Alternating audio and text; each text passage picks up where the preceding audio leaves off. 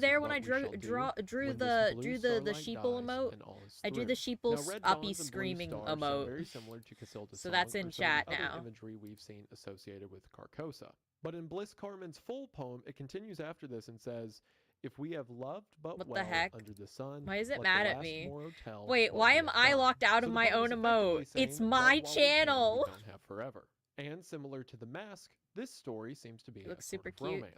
This story centers Yes. around a painter named Mr. Scott. Now, Oh, Mr. 'cause you Scott don't is have- French and okay, living you in know New what, York City around 1920. Or more explicitly, sometime after 1920, as we'll later find, this takes place in the same timeline as the first story, The Repair of Reputations. And it also seems that Mr. Scott is French. There So, you go. it's my headcanon, even though this isn't explicitly said, that Mr. Scott from this story is Jack Scott from The Mask. And In I'm the not Yellow Sun, adding Mr. time to the Scott is timer because described as an I older bought man that. who is a painter Because from I bought France. that And in sub. The Mask, set in the So, 1890s, nobody Jack add the Scott was time a for young that. painter I from gave France. myself, I do know I when some of took the more supernatural $3 from instances Twitch happen took in the $3 Yellow from me. Sign, it's odd that he never mentions, you know, his three friends that went crazy because they read The King in Yellow, and then a woman turned to stone, but then turned to human again. So while it doesn't have to be the same guy, I choose Now to you believe can this get- is Jack Scott from The Mask. Now you have a cute Mr. little Scott badge, has an and you can apartment get and the cute little studio that animated overlooks emotes. a There you church go. called Saint Cecile. And immediately, Mr. Scott takes us right to the action. When I first saw the Watchman, his back was toward me. Yeah, I you got looked the at him emotes now. indifferently until he Heck went yes. into the church. I paid no more attention to him than I Okay, had to now any we're other man who doing lounged through sheeple. Washington Now I'm drawing the Square that sheeple. Oh morning. wait, I need to And when I turn shut off my these. window Now I and can turned actually back figure out into how to my draw him. studio, I had forgotten him. I'll just make him like Late in the afternoon, the day being warm, symmetrical. I raised the window again and leaned out to get a sniff of air. A man was standing in the courtyard of the church, and I noticed him There's so many again gooby with as little drawings of interest sheeple. as I had that morning. I looked across the square to where the fountain was playing, and then, And with my I love mind you. You're filled so with vague silly. impressions of trees, asphalt I'm drives, glad. and the moving group of nursemaids and Have I holiday makers, shown you guys started who to like walk haven't back to been my here easel. long term, like the As I OG turned- sheeple art? You are 90. It's okay to be stinky because at least you are cool.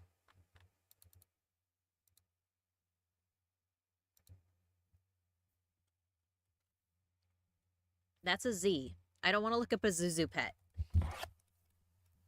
Dragon, you're gonna die in 7. You're gonna begin coughing in 7 days. Did I show you guys the OG sheeple? What is the image called? Mascot. Okay.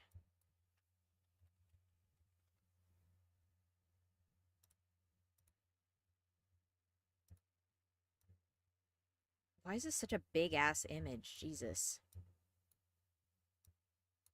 Now you have screw. It's the sheeple uppies. So whenever you're like, give me attention, you can use that one.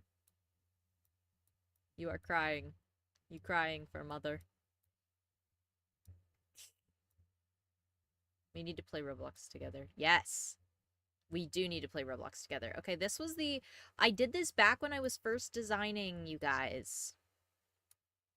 Back in the day. I'm about to put it on the screen so you can see. This. Back when I was first designing Sheeple. I was coming up with my I'll just put it over everything. I don't care. When I was coming up with the fandom name, the art tags...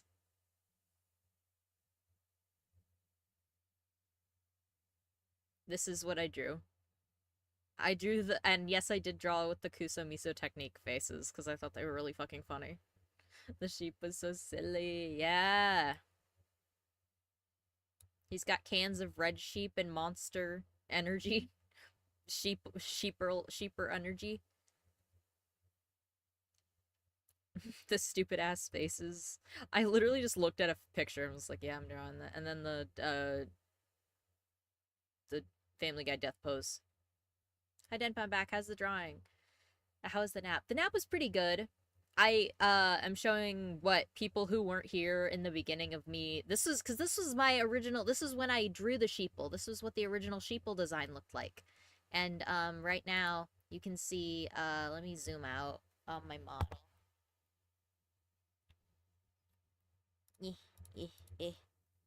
There we go.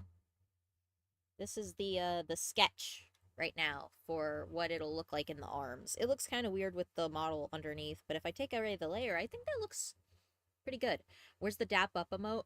The dap up emote wasn't voted. The voted on one was the uppies one. But I probably will do the dap up one, or at least commission it at some point soon because I think it's funny.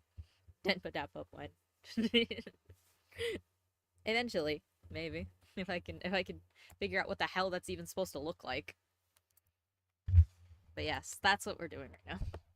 That's how everything's going. I am still sleepy. I will admit, I'm still quite tired. Oh.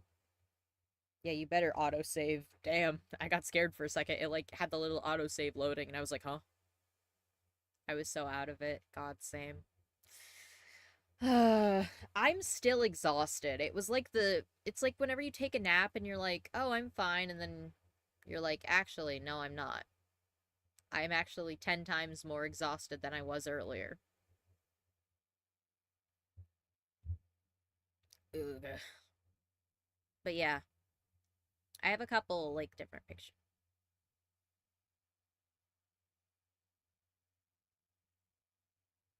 Did the lights and internet cut out, or did I just blink? Okay. Okay, nothing cut out. I think I was like, oh, everything went black for a second. I blinked. I actually got so scared.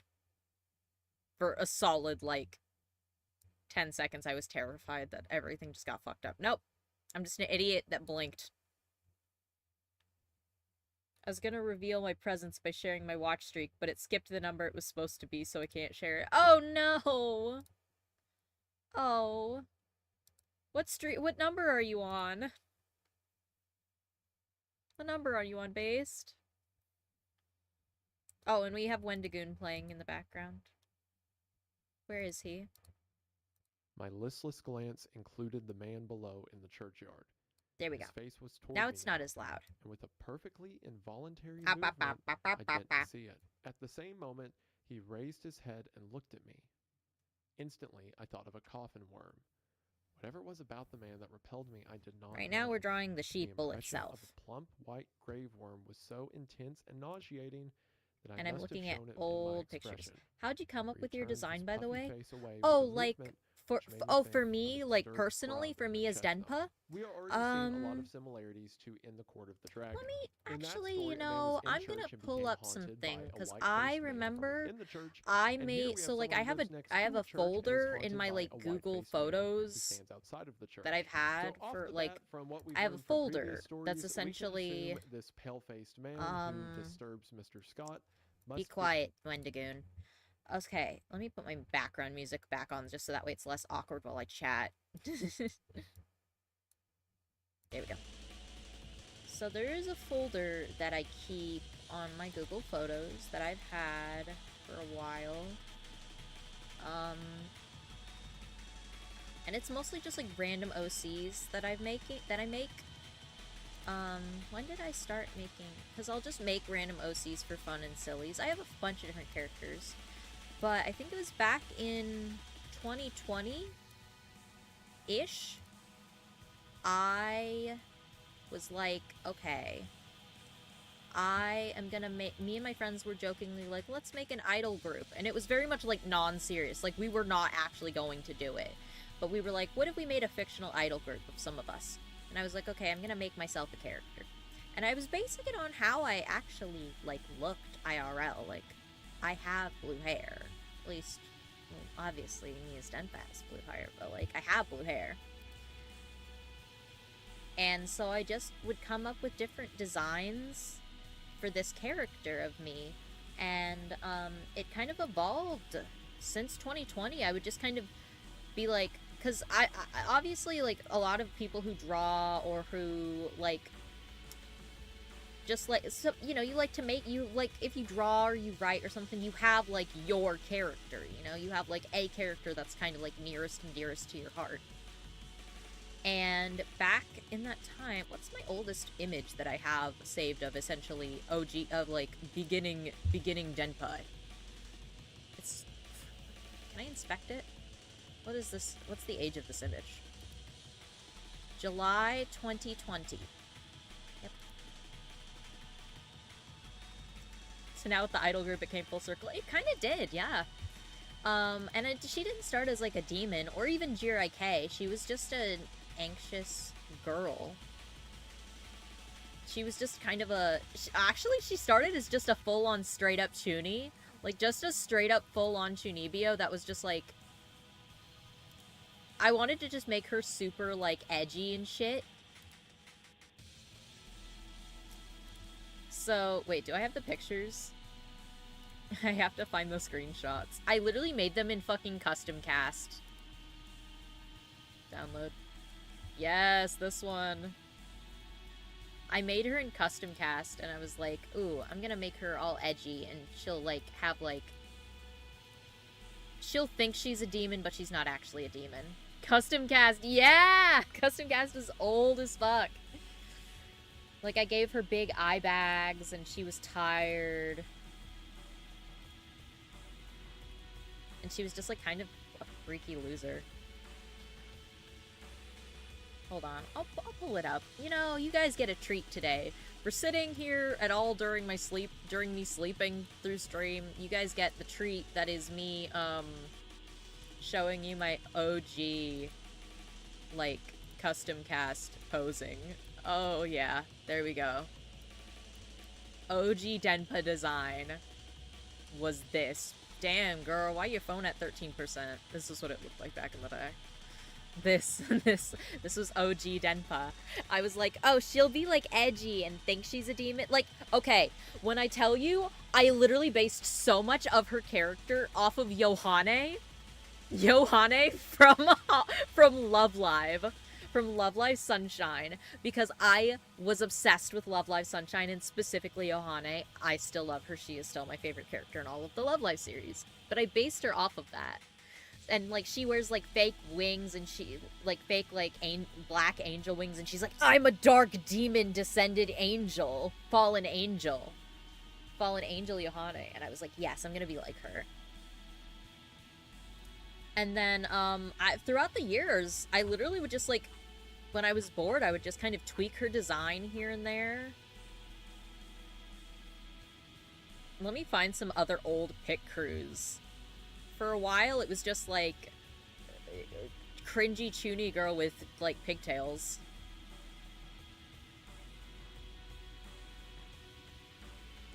What's my first pick crew? This one's from, like, November of 2025. Damn, girl, why did I do this? I love OG Genpa, so cute. Thank you.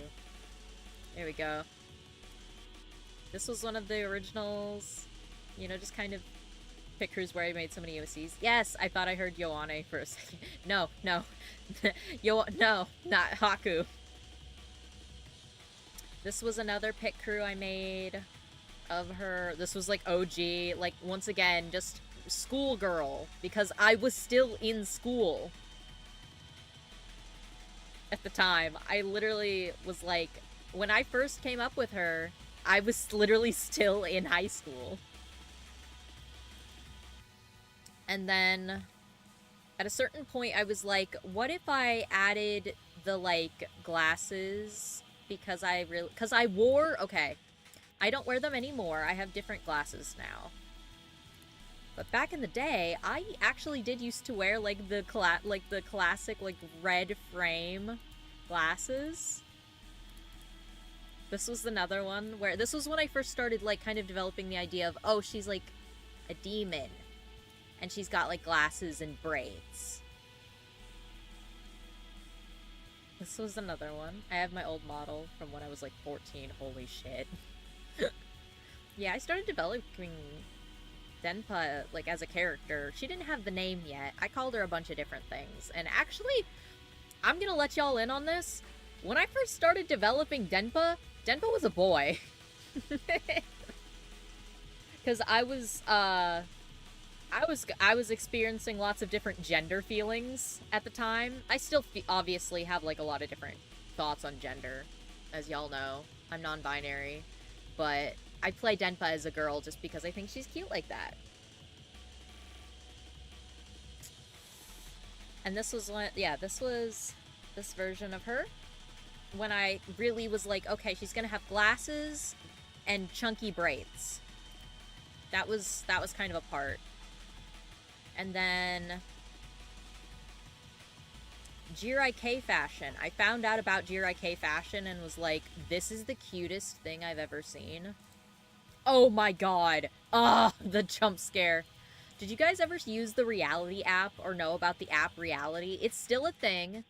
It's where you can, like, live stream, basically.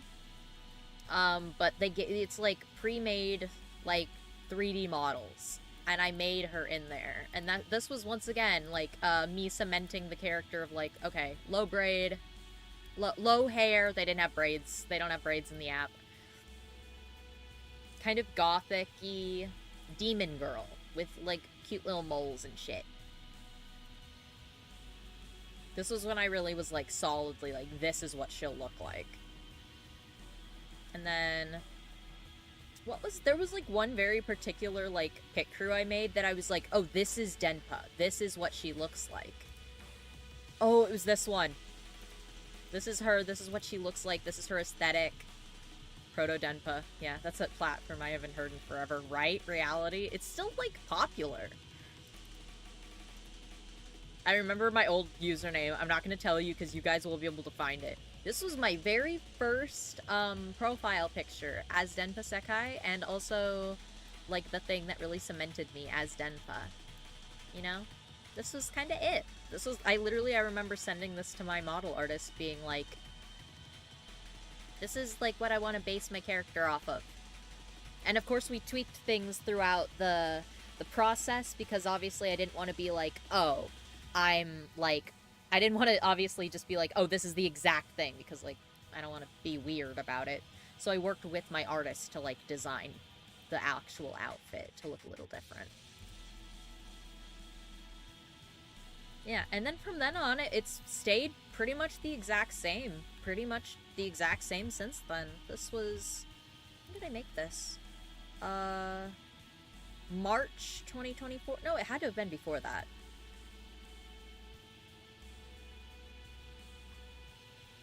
But this was, like, the first pic crew, like, where I actually... this is what I submitted to the artist. I had her otherwise, like, cemented around, like... this one is the most accurate. 2023. February of 2023. Because I debuted in, December of last year. Why are my eyes doing that? The model eyes are a little fucked up. I think I have to fix things. But yeah. This was Denpa. I will say, I did want a more petite-looking design, but the artist... it's not my current model artist, but the artist that I worked with right before that had a more mature style, so I ended up having a more mature body type.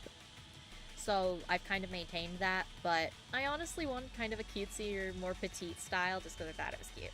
But yeah. This is where Denpa came from. This is how long I've worked. This is how I got to Denpa. It's literally because I was like, okay, Chuny girl to actually a demon to a demon, but Jirai K, because I fell in love with Jirai K fashion and also, like, the Jirai K, like, everything else. And then at a certain point I, like, came up with the backstory, of which I still haven't been able to, like, properly show you guys what my actual backstory is. Because I animated an entire, like... it's not fully it's more like I storyboarded and, like, made an animatic of my, like, origin story. But because it's, like, it was just me, like, I didn't have, like, any artists that I knew to work with other than, like, model artists you can commission. I drew my very first emotes, like... I didn't know how to do anything. I didn't know how to make... I literally used, like, sound effects and random bits of free-to-use music. I wonder if I can find screenshots from my very first, from the animatic that I made. I think I still have them. Do I still have them? That would be crazy if I did. It would be, like, from back in the day. Of, like, setting things up. Oh my god, I have the screenshot. So my friend actually drew me. I can show you guys, actually, this.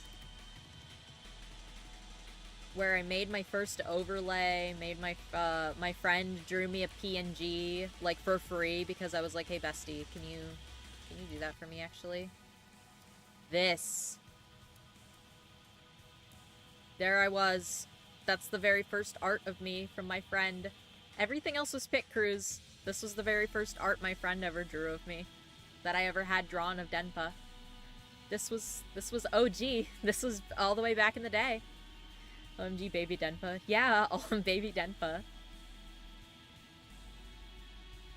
I did actually have like a couple models before this too. Like obviously I'm using a pre-made model right now to match with my friends, but I have my regular live 2D model, and then I had what was the word for it? I used 2 separate custom models, or like live 2D, like what's the word? Like pre-made models that you can customize. I had those. And also, I had a 3D model for a while, too. I wonder if I can find any screenshots of that.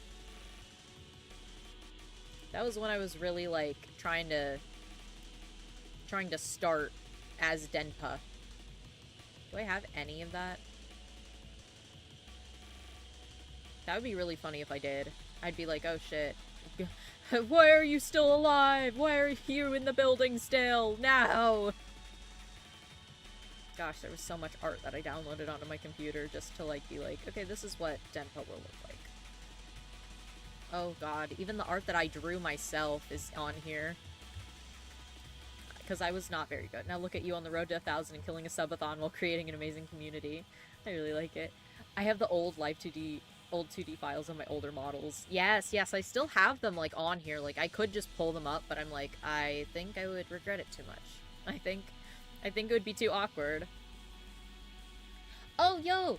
Roku Takaoka, thank you so much for the raid. Thank you. Oh my gosh. I'm, like, actively going down, I've been in the midst of going down memory lane, showing off my old models and designs and stuff. Wait, some of these are really funny, actually. Why the hell did I not, like, save these?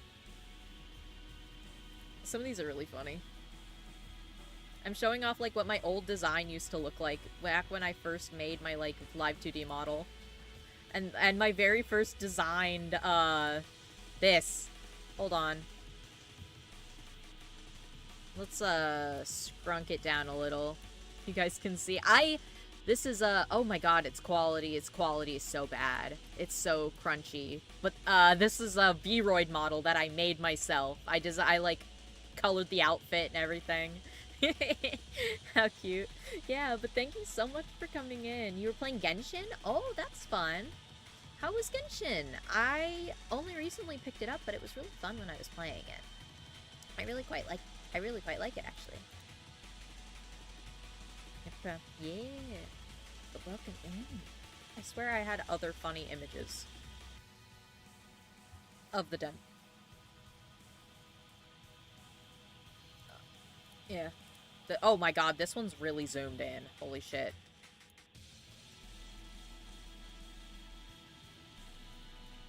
But yeah, I was really proud of myself for the shading I did to make this, little gem here on the chest look, you can see right in the middle of, like, on the ribbon, make everything look like it had, like, dimension to it, because this is all, like, a one-dimensional, like, pasted, like, thing, and then you have to, like, draw it to make it look like it has dimension to it. So I was proud of myself for that.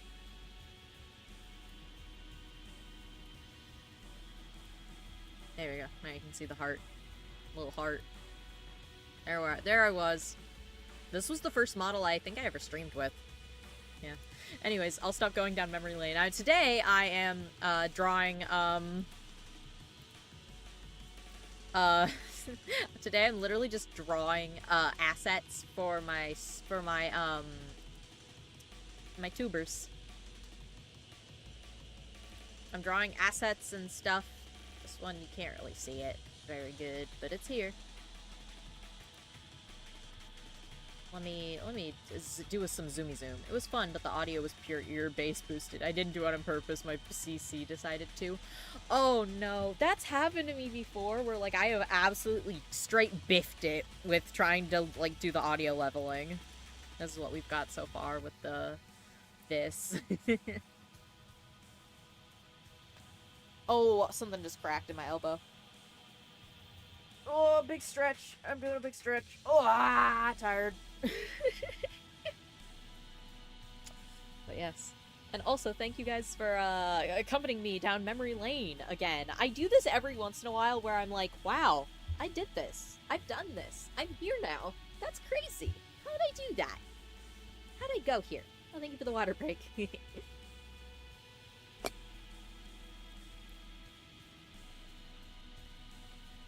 I don't know what happened. I just wanted a bass boosted for some reason. LMAO, it never happens.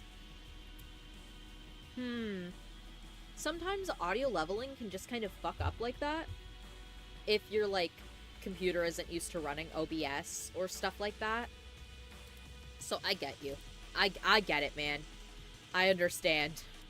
Don't worry. I've dealt with some very strange audio leveling issues before.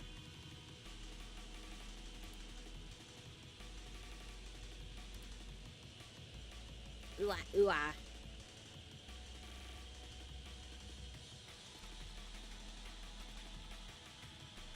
This was fun traveling through memory lane. Yeah. Hold on. Can I give you guys a real jump scare of OG custom model Denpa? It's happening. You guys are about to see her. She's back. She's back in the fucking building. I showed you guys her again recently. It's always really funny showing you guys this, because I'm just like, wow. This is what I looked like. This is how I started. Emil, you're gonna laugh at me. I started streaming with this model playing Limbus Company. This is where I got my OG fan base. I don't even know if half of them are around anymore because I don't stream Limbus Company anymore. It was over a year ago. It was literally like in early 2024. But I started my streaming career doing Limbus Company. What? Yeah, Limbus. And I had never touched it, and everyone was like, wow, you really don't know what you're doing, do you? I was like, nah, I don't. I think I did this one, and then I switched to this one, which is the same artist that had it slightly more customizable. You can see. Wow. Yet again. Little Demp. Is Limbus Company, like, infamous? It's weirdly good for getting people to getting a lot of audience randomly. It was my game capture, plus my chat wanted me to restart my stream to replay the game because my capture card didn't work, so I had to restart, and it bass boosted happened. Ah, I see. More baby Denpa, yeah. What was... Okay, this one is gonna look weird because the model is not set up correctly. This was another model that is currently not usable, specifically because I do not work with this rigging artist anymore. Where's she at?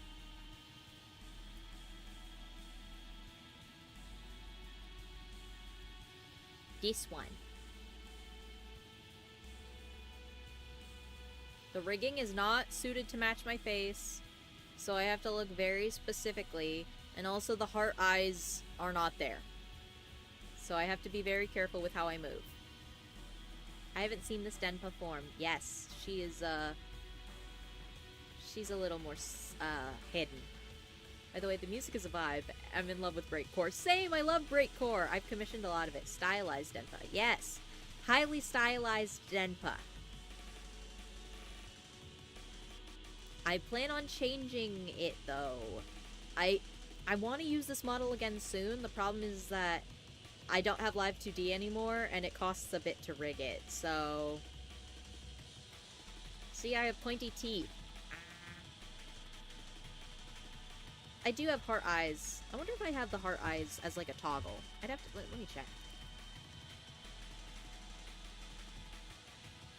Because the rigging is meant to match my old phone, it doesn't do it the same. It's the glasses, heart eyes, tab, and control. Let's see if I can do that actually. There we go. Now you can see my heart pupils.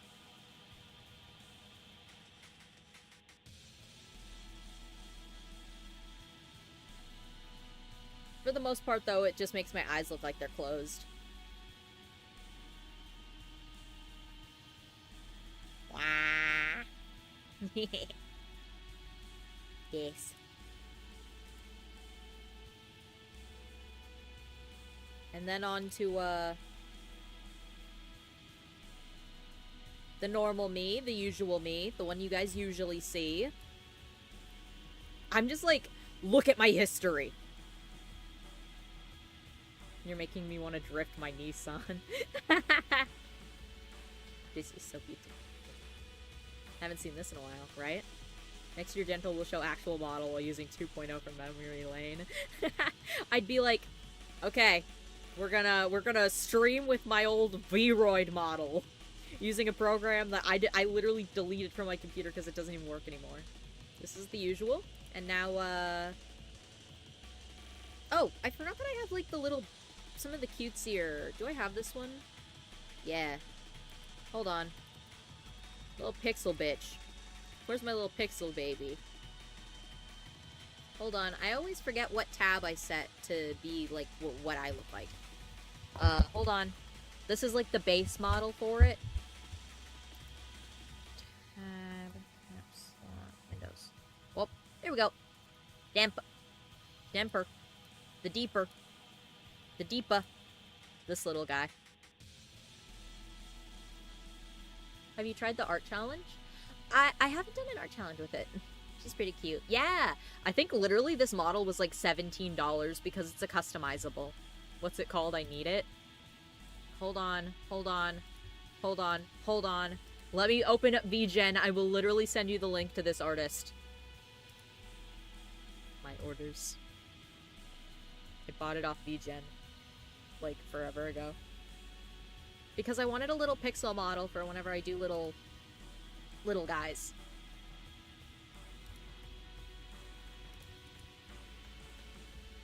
I will DM you this right now, no. Don't test me. Why did Lou message me? Aw, he's just being sappy and nice. Sweet fellow. Okay, I sent you the pixel model. No, the neck anime meme art. Oh, that! Where it's like, the like, head tilt. It's rigged so well. Yeah, it is! I love it a lot. It's so freaking funny. I love going wow, wow, wow, wow, wow, wow. What about the one that you said was supposed to match with that one? Oh, I do have the one that Kyun has. Wait, where's that one? It's by the same artist. It's just not a, it's just not a pixel version. I think it's this one? The real question is, did I set this up to be Denpa-fied? I did! Yes! It doesn't have glasses as an option, though. So I couldn't glasses me. When you move your mouth to one, does it make a pouty face?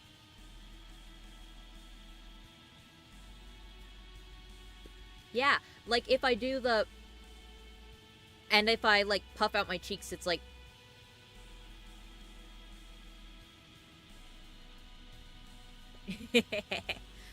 We both have, because she has bat ears on hers, so I put cat ears on mine to be silly.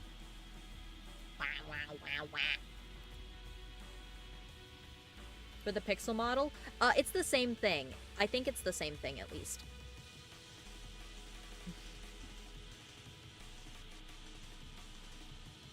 Because, wait, hold on. Fuck it, I'll just put the pixel model back on. What are we looking at today? We're just having fun, you know? We're just doing a silly.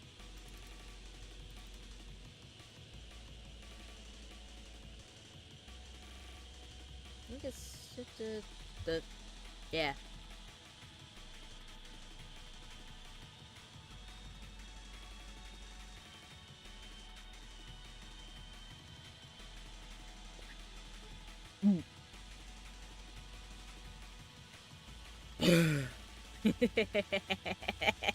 I love using this model. I use it when I play RPG Maker games because it's like, I'm just a little pixel. I'm just a little pixel sprite. Wow, wow, wow, wow, wow, wow. It's so expressive, yes. Geez, you had so many models. Yeah. I got them over the course of like 2 years, to be fair, and I think the most expensive one was like $40. Everything else was like under like 20 bucks. Like this one was like 15 bucks, the other one was like close to 15, like 17 or something. The very first one was also $15. In total on like custom models, I maybe spent a total of like not even 100. Maybe 100. Not even 100.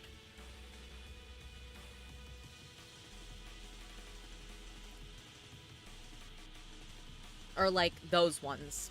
Other than my, you know, OG Live 2D model. And my friend rigged my other model for free, so it was like cheaper. And now we're under the sky. Hold on. It's gonna load up like the... Whoa! Twitch, don't get mad at me. This is like what it looks like whenever you don't like custom it. And then when you customize it, of course it gets really tiny because I gave myself the petite body type in comparison to what the model actually is meant to look like.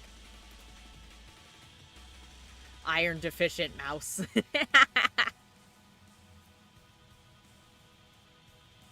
Hello, Mane-san. I don't know if you saw me fucking around with all of the different model options, but I've been doing this today. That's what I spent my time doing, was fucking around with all of the different models. And now I've got Dog Girl because me and the Katagaki girls have matching, because we're all dog. You saw the history? You were here for the history of Den? Hell yeah.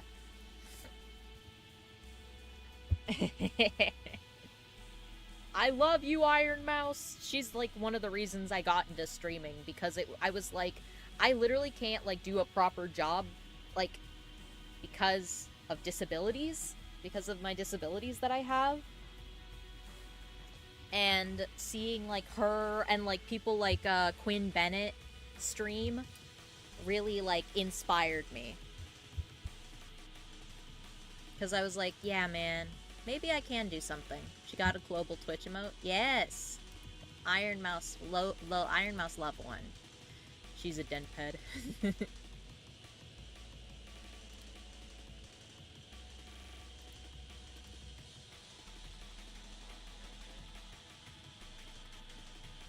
My goobies. I love my goobies. Picks them up and shakes them. Picks them up and shakes all of my silly characters and, like, everything that I love. I shake them violently in my hands like they are a can of Pringles. Thank you all for, enjoying everything that I showed you today. I'm sorry for yapping for so long and not drawing. Still can't believe y'all convinced me to be a VTuber in 7 months, mostly Lou. This is what happens whenever you're managing a bunch of VTubers. They're all just like, do it. Do it, manager man. Coward. Do it, pussy! Be a VTuber!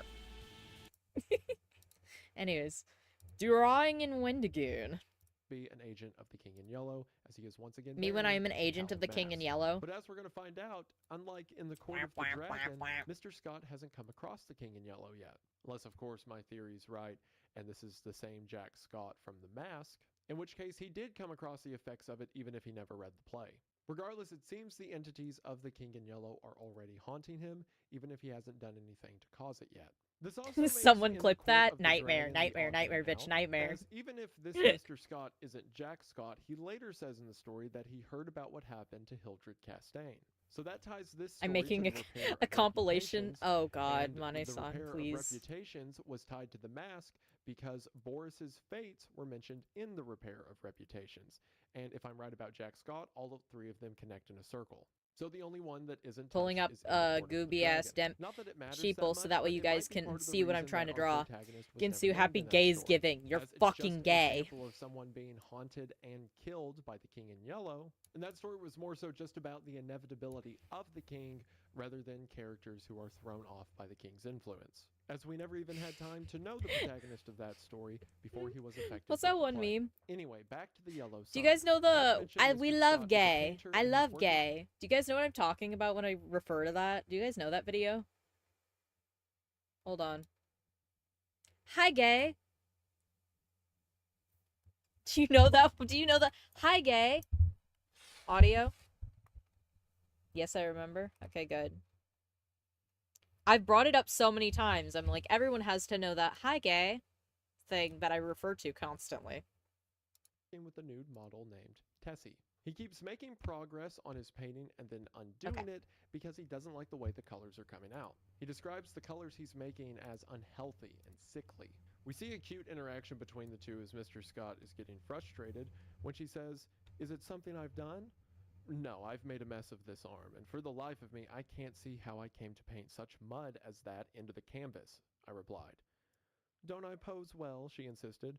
"Of course, perfectly." "Then it's not my fault?" "No, it's my own."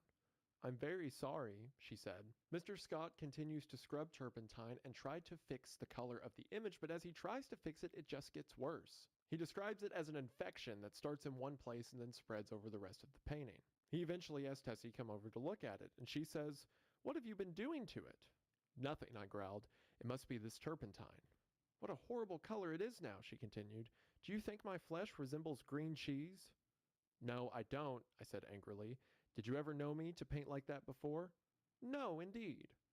"Well, then, it must be the turpentine, or something," she admitted. Mr. Scott continues to work on the painting, and it just gets worse until eventually he gets frustrated and throws In the work his server, brushes should I through make the canvas. Wendigooning cave Tessie and the scolds Doug him for Duck acting out of hole rage, hole? and then The while she's what? getting dressed, says, "Everything went wrong from the time you came back from the window and talked about that horrid-looking man you saw in the churchyard." So after observing the pale-faced man in the courtyard, the painting itself became infected with a The sickly color. Doug Duck hole Mr. Scott hole is looks a out new the one for window me. and sees the man standing outside still. Tessie comes to look and says that he reminds her of the man she saw in her dream. Mr. Scott pokes fun at The her what, for this huh, before she Mane-san? says that Mr. Scott was in that dream as well. Tessie leaned back on the open windowsill and began very seriously.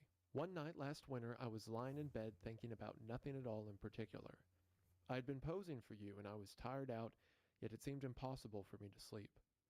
I heard the bells in the city ring, 10, 11, and midnight. I must have fallen asleep about midnight because I don't remember hearing the bells after that. It seemed to me that I had scarcely closed my eyes when I dreamed that something impelled me to go to the window. I rose and, raising the sash, leaned out. 25th Street was deserted as far as I could see. I began to be afraid. Everything outside seemed so black and uncomfortable. Then the sound of wheels in the distance came to my ears, and it seemed to me as though that was what I must wait for. Very slowly the wheels approached, and finally I could make out a vehicle moving along the street. It came nearer and nearer, and when it passed beneath my window, I saw it was a hearse. Then, as I trembled with fear, the driver turned and looked straight at me. When I awoke, I was standing by the open window, shivering with cold, but the black-plumed hearse and the driver were gone. I dreamed this dream again in March last, and again awoke beside the open window. Last night the dream came again. You remember how it was raining? When I awoke, standing at the open window, my night dress was soaked. But where did I come into the dream? I asked. You were in the coffin, but you were not dead. In the coffin? Yes. How did you know? Could you see me? No, I only knew you were there. Had you been eating Welsh rarebits or lobster salad? I began laughing, but the girl interrupted me with a frightened cry. Hello? What's up? I said as she shrank into the embrasure by the window. The man below in the churchyard. He drove the hearse. Nonsense, I said. But Tessie's eyes were wide with terror. I went to the window and looked out. The man was gone. Come, Tessie, I urged. Don't be foolish. You have posed too long. You are nervous. Do you think I could forget that face? She murmured. 3 times I saw the hearse pass below my window, and every time the driver turned and looked up at me. Oh, his face was so white and soft. It looked dead. It looked as if it had been dead a long time. I induced the girl to sit down and swallow a glass of marsala. Then I sat down beside her, tried to give her some advice. So Tessie has this recurring nightmare of a hearse passing beneath her window being driven by the watchman in front of the church with Mr. Scott lying alive in the back of it. She's had this dream 3 times, and it seems each time she is sleepwalking to the window and leaning out.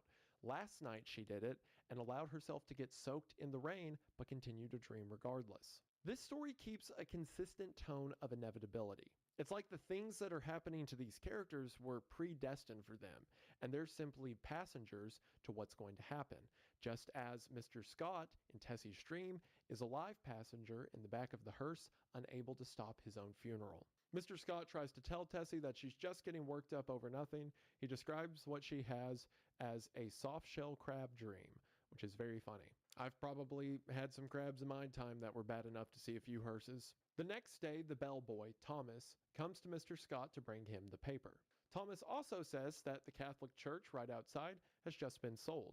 Mr. Scott is grateful for this, not because he doesn't like the church, he just didn't like the people in this specific church. His reasonings for not liking the people in the church are kind of funny.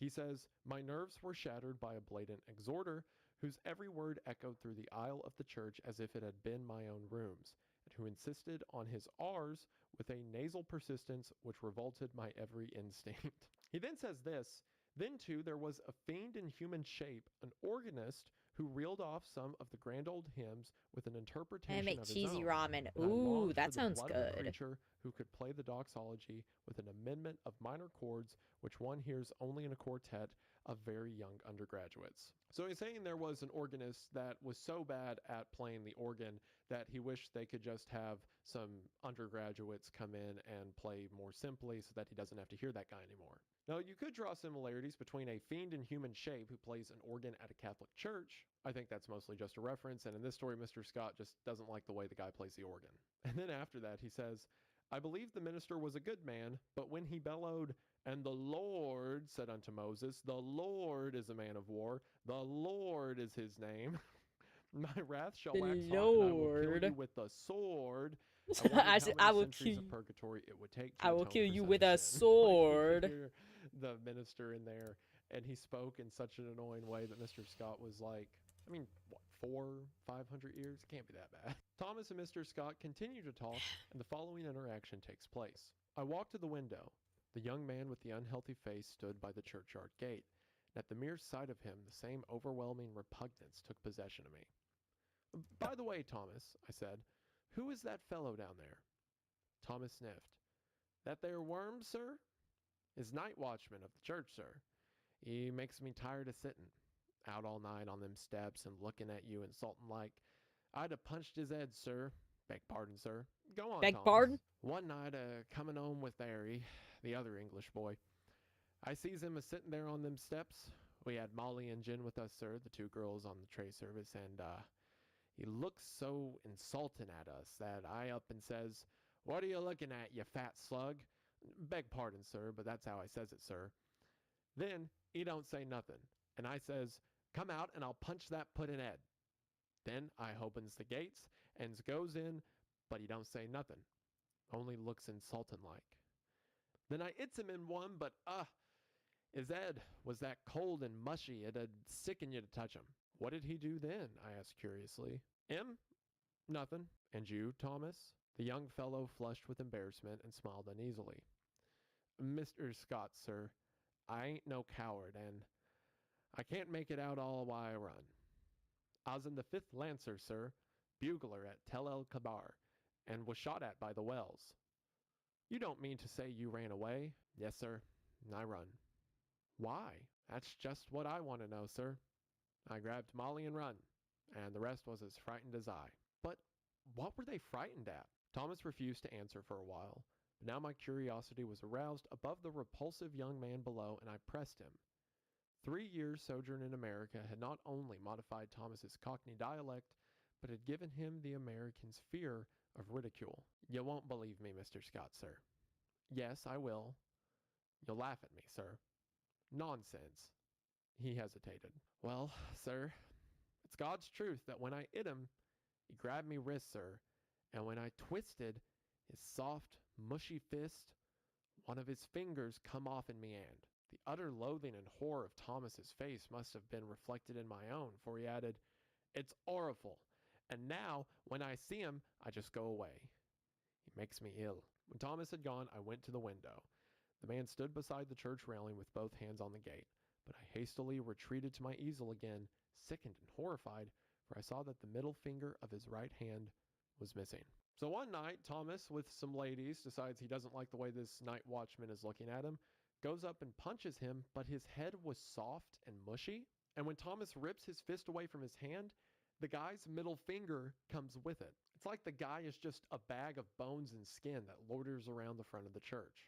Now, thankfully, unlike the organ player in the last story, it seems that more people than just Mr. Scott and Tessie can see him. But that doesn't exactly quell the fear of the decomposing person who is standing in front of the now vacant church. Tessie comes over and Mr. Scott... Yeah, I'd begins be a little painting concerned new if I was picture. dealing with And that as too. Tessie is describing the night after she left Mr. Scott's yesterday, she says her and her friends went out on the town, and that she made a mash. That is old school slang for flirted with a guy or went out on a date. In some circles, it means a hookup, but I really don't think that's what it's implying here. Mr. Scott shows that he cares for Tessie and tries to give her some advice to be safe whenever she is flirting or talking to new guys, and Tessie assures him that this guy is a gentleman. Things seem to be growing great, and Mr. Scott and Tessie remark that today's painting looks much better. While speaking about Tessie, Mr. Scott says, "She and I never discussed morals at all, and I had no intention of doing so. Partly because I had none myself, and partly That's because I probably knew better. she would do what she liked in spite of me. Still, I did hope she would steer clear of complications, because I wished her well. Wah! Also, I had a selfish desire You know how you to just retain the sometimes have to best model I scream? had. It's one of those days where you just I have knew to that mashing, scream. as she termed it, had no significance with girls like Tessie, and that Ugh. such things in America did not resemble in the least the same things in Paris. Potentially a reference to the dating and flirting versus hookup meaning of the Just term. one of those Yet, days. It's just having one of lived those with my days eyes where you open, don't want to I wake also up. knew that somebody would Everything's take Tessie away fucked. someday, Everybody in one sucks. manner or another. You don't really Although know I why, professed but you want to myself that marriage was justify nonsense, ripping I someone's head sincerely off. hoped that, in this case, there would be a priest at the end of the vista. Priest at the end of the vista. Keep that in mind for later. So it seems that Mr. Scott has feelings for Tessie. Oh, but actually, Deb, perhaps are you because confused? he's older I than was her, at first, and perhaps then I like because he scrolled up a just bit and was like, assumes oh, that okay, I she can has tell what you different guys way are of singing life, now. that she's interested I in guys wanna that aren't scream him. and He shout doesn't say and anything. light it He even up. later goes on I to say that wanna he just sing wants her to be and happy, shout whatever that and means. out. But then We while thanking singing, Mr. oh, himself, he begins to speak to way, Tessie and says this. Do you know that I also had a dream And last so, based, night? you actually I observed. continued the song. I was What right to about have you that as my man? She Oshi. laughed. Oh Exactly. shit, I didn't even A dream realize. similar to yours. I didn't realize that was the song. Wait, hold on. I need to scroll up now. I have to know. Because I saw lyrics, but then I stopped paying it. Oh, I can't scroll up that high. Whoops. Whatever. It's fine. Only much worse. It was foolish and thoughtless of me I to just say love this, singing but that you know song. how Every time little I go to tact the average karaoke, that's my parent has. karaoke I must song have is fallen asleep singing. about 10 o'clock. Just one of I those continued. days. And after a while, I dreamt that I awoke. Just one of So those plainly did I hear the days. midnight Where you bells, gotta the sound wind like in the tree Fred branches, Durst. and the whistle of steamers Did over the somebody bay. say Even meatloaf? now, I can scarcely believe I was not awake. I seemed to be lying in a box which had a glass cover. Dimly, I saw the street lamps as I passed, for I must tell you, Tessie, the box in which I reclined appeared to lie in a cushioned wagon which jolted me over a stony pavement. After a while, I became impatient and tried to move, but the box was too narrow. My hands were crossed on my breast, so I could not raise them to help myself. I listened and then tried to call. My voice was gone. I could hear the trample of the horses attached to the wagon, and Limp even the Bizkit breathing break of the stuff. driver. Right, that's what it is. Then I always another forget sound the broke name of upon it. my ears like the raising of a window sash. I managed to turn my head a little. It's just and one of found I those could look days where you not don't only want to through the wake up. glass cover of my Everything's box, but fucked. also Everybody through the glass sucks. panes in the side You of the don't covered really know vehicle. why, I saw but you want to houses, justify empty and silent, ripping someone's neither head off. light nor life No about human any of them, contact. excepting one. In that house, And if you window interact, was your life open is on the on first floor. contract. So your A best figure bet all is in to white stay stood away, looking down into the motherfucker. street. It It's was just you. one of those Tessie had turned her days. face away from It's me all and about the leaned on he the said, table she with her says elbow. bullshit. I could see your face, I resumed, and it seemed Think you to better me to be quit very spitting that sorrowful. shit, huh? You Then be we leaving with a passed on fat and lip. turned into a narrow It's all black about the he lane. says, she says Presently the horses bullshit. stopped. I waited and waited, closing my eyes with fear and impatience, but all was silent as the grave. After what seemed to me Huh. hours, So come I and get began it. to feel uncomfortable. A sense that somebody was close to me made me unclose my eyes. Then I saw the white face of the hearse driver looking at me through the coffin lid. A sob from Tessie interrupted Hearing me. Denpa rap She with was this model is so trembling like peak a in Moe. I saw I had made You an know ass what's of myself funny? and attempted to Melody, repair the who is damage. another member of Why, my Tess, group, I said, I was only told you doing this like to a show you what really influence your story beautiful might have on singing, another like person's dream. singing You don't karaoke suppose I'd yesterday. really lay in a Like she coffin, has do the you? most beautiful What are you fucking trembling singing for? voice ever, Don't dog. you see that your dream and And mine here are I reasonable am, dislike for that same like inexpensive type of watchman the model, church and I'm just simply set my fucking brain working rapping. as I'm soon just as I fell singing asleep? fucking Limp So it is Bizkit. the same dream that Tessie had, only from the perspective of Mr. Scott lying in the coffin. It seems that whatever path Tessie was previously on, by speaking it aloud, she has dragged Mr. Scott into his place within the story. Tessie continues to cry, and Mr. Scott comforts her. Creature! Eventually, he asks what she's so afraid of, assuring her that these dreams are simply Queen! dreams. My queen is Tessie here, says that she everyone. worries Hold for on, we Mr. gotta Scott. pause Then Wendigoon. it says she murmured in a voice almost Gotta turn on the inaudible, BGM. "I Gotta pause can't Mr. see you." Wendy At Woon. first I started to laugh. Hi, Raiders! Welcome in! Hello, hello, hello! My name is Denpa Sekai. I'm a Jirai Demon Hikikomori YouTuber, and I today am drawing a little holding my mascot asset for stream today. That's today's thing. I drew an emote earlier. Oh, you were playing No Players Online? That's so cool. Oh my god. I have that in my inventory on Steam. I want to play it so bad. It looks so freaking cool, dog. How was it? Did you have fun? Was it good? I've heard mixed reviews because I remember back when it was a demo and it looked really promising. But then I heard some people say, "Oh, it's not as good now that it's not a demo, but it looks really cool." Oh, love. 2 Wendigoons. This party's getting crazy. Yeah, man. But the ending. Oh. I've heard it might be weird. Like, I made sure to not get myself into any spoilers. But I still want to play it. It sounds so cool. But welcome into Funky Mango. The journey is worth it? Oh, okay. So it's worth it. It's a worth it ending. How's the drawing going? Pretty good. You can see here, I kind of have my model. So I'm using a pre-made model right now for the cozy little outfit for the sillies because it matches the people in my VTuber group. I forgot to say, I'm a part of a VTuber idol group called Ketagaki. So we all match with this model. But on my main model, I'm drawing the little sheeple uppies. Whoop, I didn't mean to draw that. There we go. You can see I have like the little arms that like cross over the shape here. Oh, and I drew the little emote in chat that the edgiest grunt there, Marky, is using. The little sheeple uppies screaming emote. I drew my emote earlier. Wait, can I open that file? Open recent. I can show you guys it. There we go. This. I drew this earlier, the little screaming uppies emote. I thought it was so silly. But yes, today is a day of drawing things for my drawing things as thanks to my viewers because of I'm doing my subathon right now. So that's what the timer is up there for. Wah. And this is as thanks. Blessed. Yeah. Yay. 86 hours. Yeah, we're up to 86 hours of time. So far, I've already streamed 180 hours-ish. Maybe give or take. Maybe add no, because that was at, like, the 3-hour mark. It's about 7 hours now. 184-ish hours? 183-ish hours? Your endurance is admirable. Thank you. So, I stream 10 hours every day. Roughly. I've had to miss a couple here and there. Just due to, like, feeling not well. So that's why we're on day 24. Yep. I'm 7 hours in right now. Today's just been a really chill drawing stream today. Also, earlier I was showing off, like, my journey through VTubing via my old, designs. And how I got to here. How I got to this version of me. Which was quite the journey. Journey to the west, if you will. And, oh.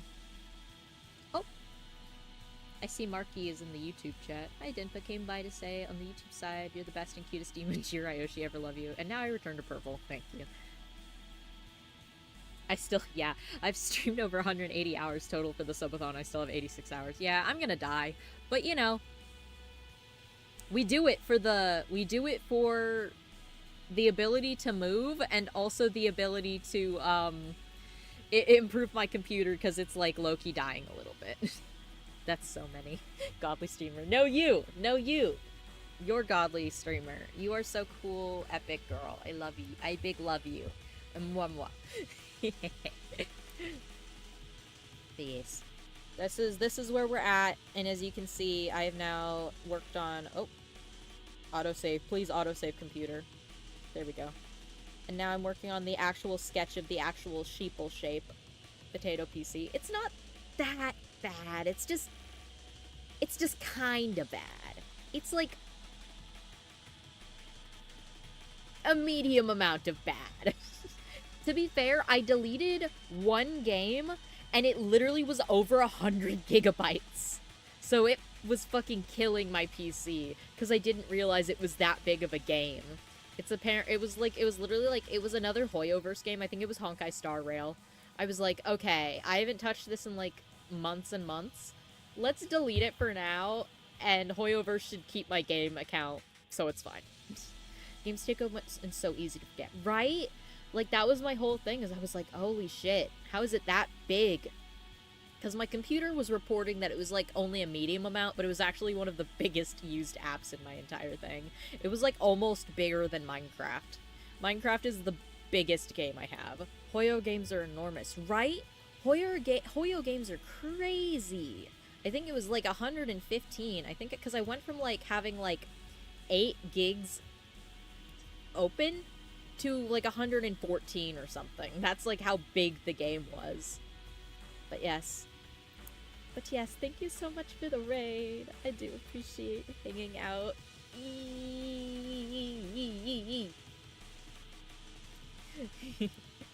I love seeing my friends. It's so fun. It is such a good time.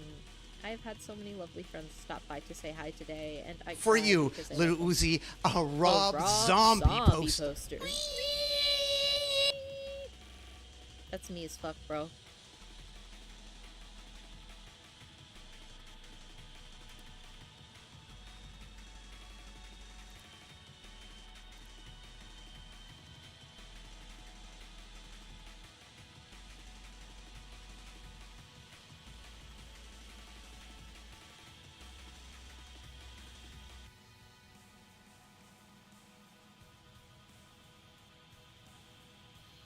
If you're thinking of upgrading your PC, do you know what upgrades you want to make?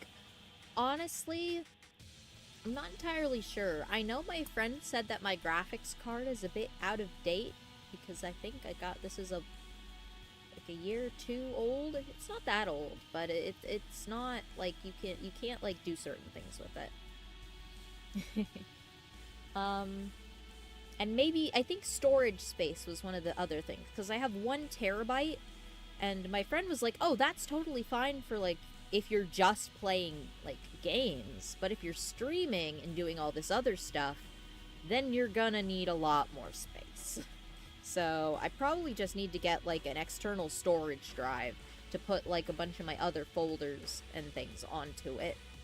Something like that. It's really not too, like, I don't think I need to be doing too much just yet, but, yeah. That's another reason I'm doing my subathon. Originally, it was just for moving costs, but then moving actually got pushed back, like, a whole, like, you know, 4 or 5 months out, instead of being in, like, you know, a month. So, it'd probably be better to fix up my computer first, because then I can just save up again for moving. Because I'm sure fixing up my computer won't cost as much as literally moving. But yes, we're getting through it. We're striking out. We're doing okay. I hope. But yes. Wah, wah, wah, wah, wah. Cost depends on what GPU you get. Very true. Very true. I forgot that I have a little energy drink, like, asset. Oh, you can't even see it. Can you see it? Where? I can make it smaller, though. Let me make it smaller. There we go. Now it matches, like, the hand better. It's so cute. If it's buying a new motherboard, might as well build a new PC. It's not that.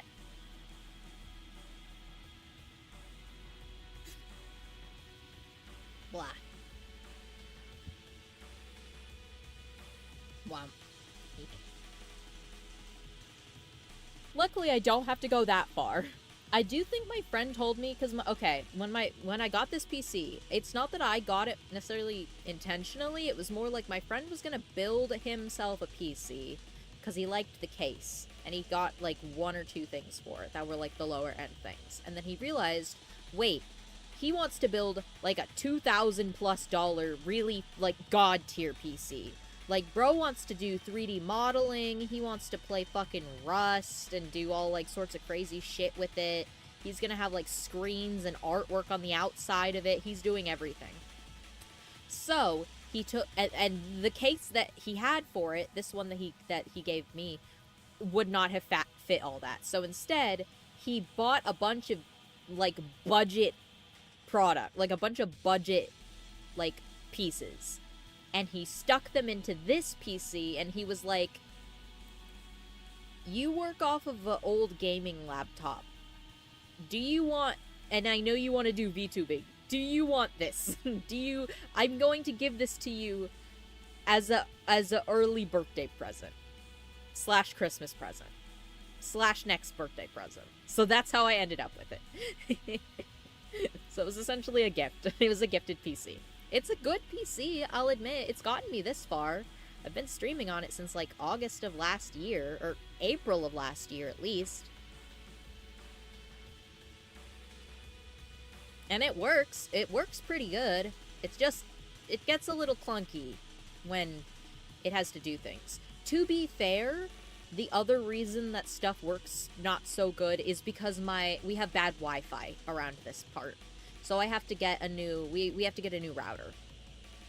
So that's one of the issues, is that the router just doesn't work. But we're fixing that soon. We're fixing that, I think, next month, start of the new year. Not sure. Not entirely sure. I got the apartment to myself this weekend since it's, or at least weekend, I say, as it's Wednesday. It keeps auto-saving on me, but I don't have it, like, labeled yet. Let me save this. That would probably... Hiccup. Hiccup. Hiccup. Holy hiccup. Sorry. Breathing. Ugh. Oh. Okay. No more hiccups. Denpa... Hold...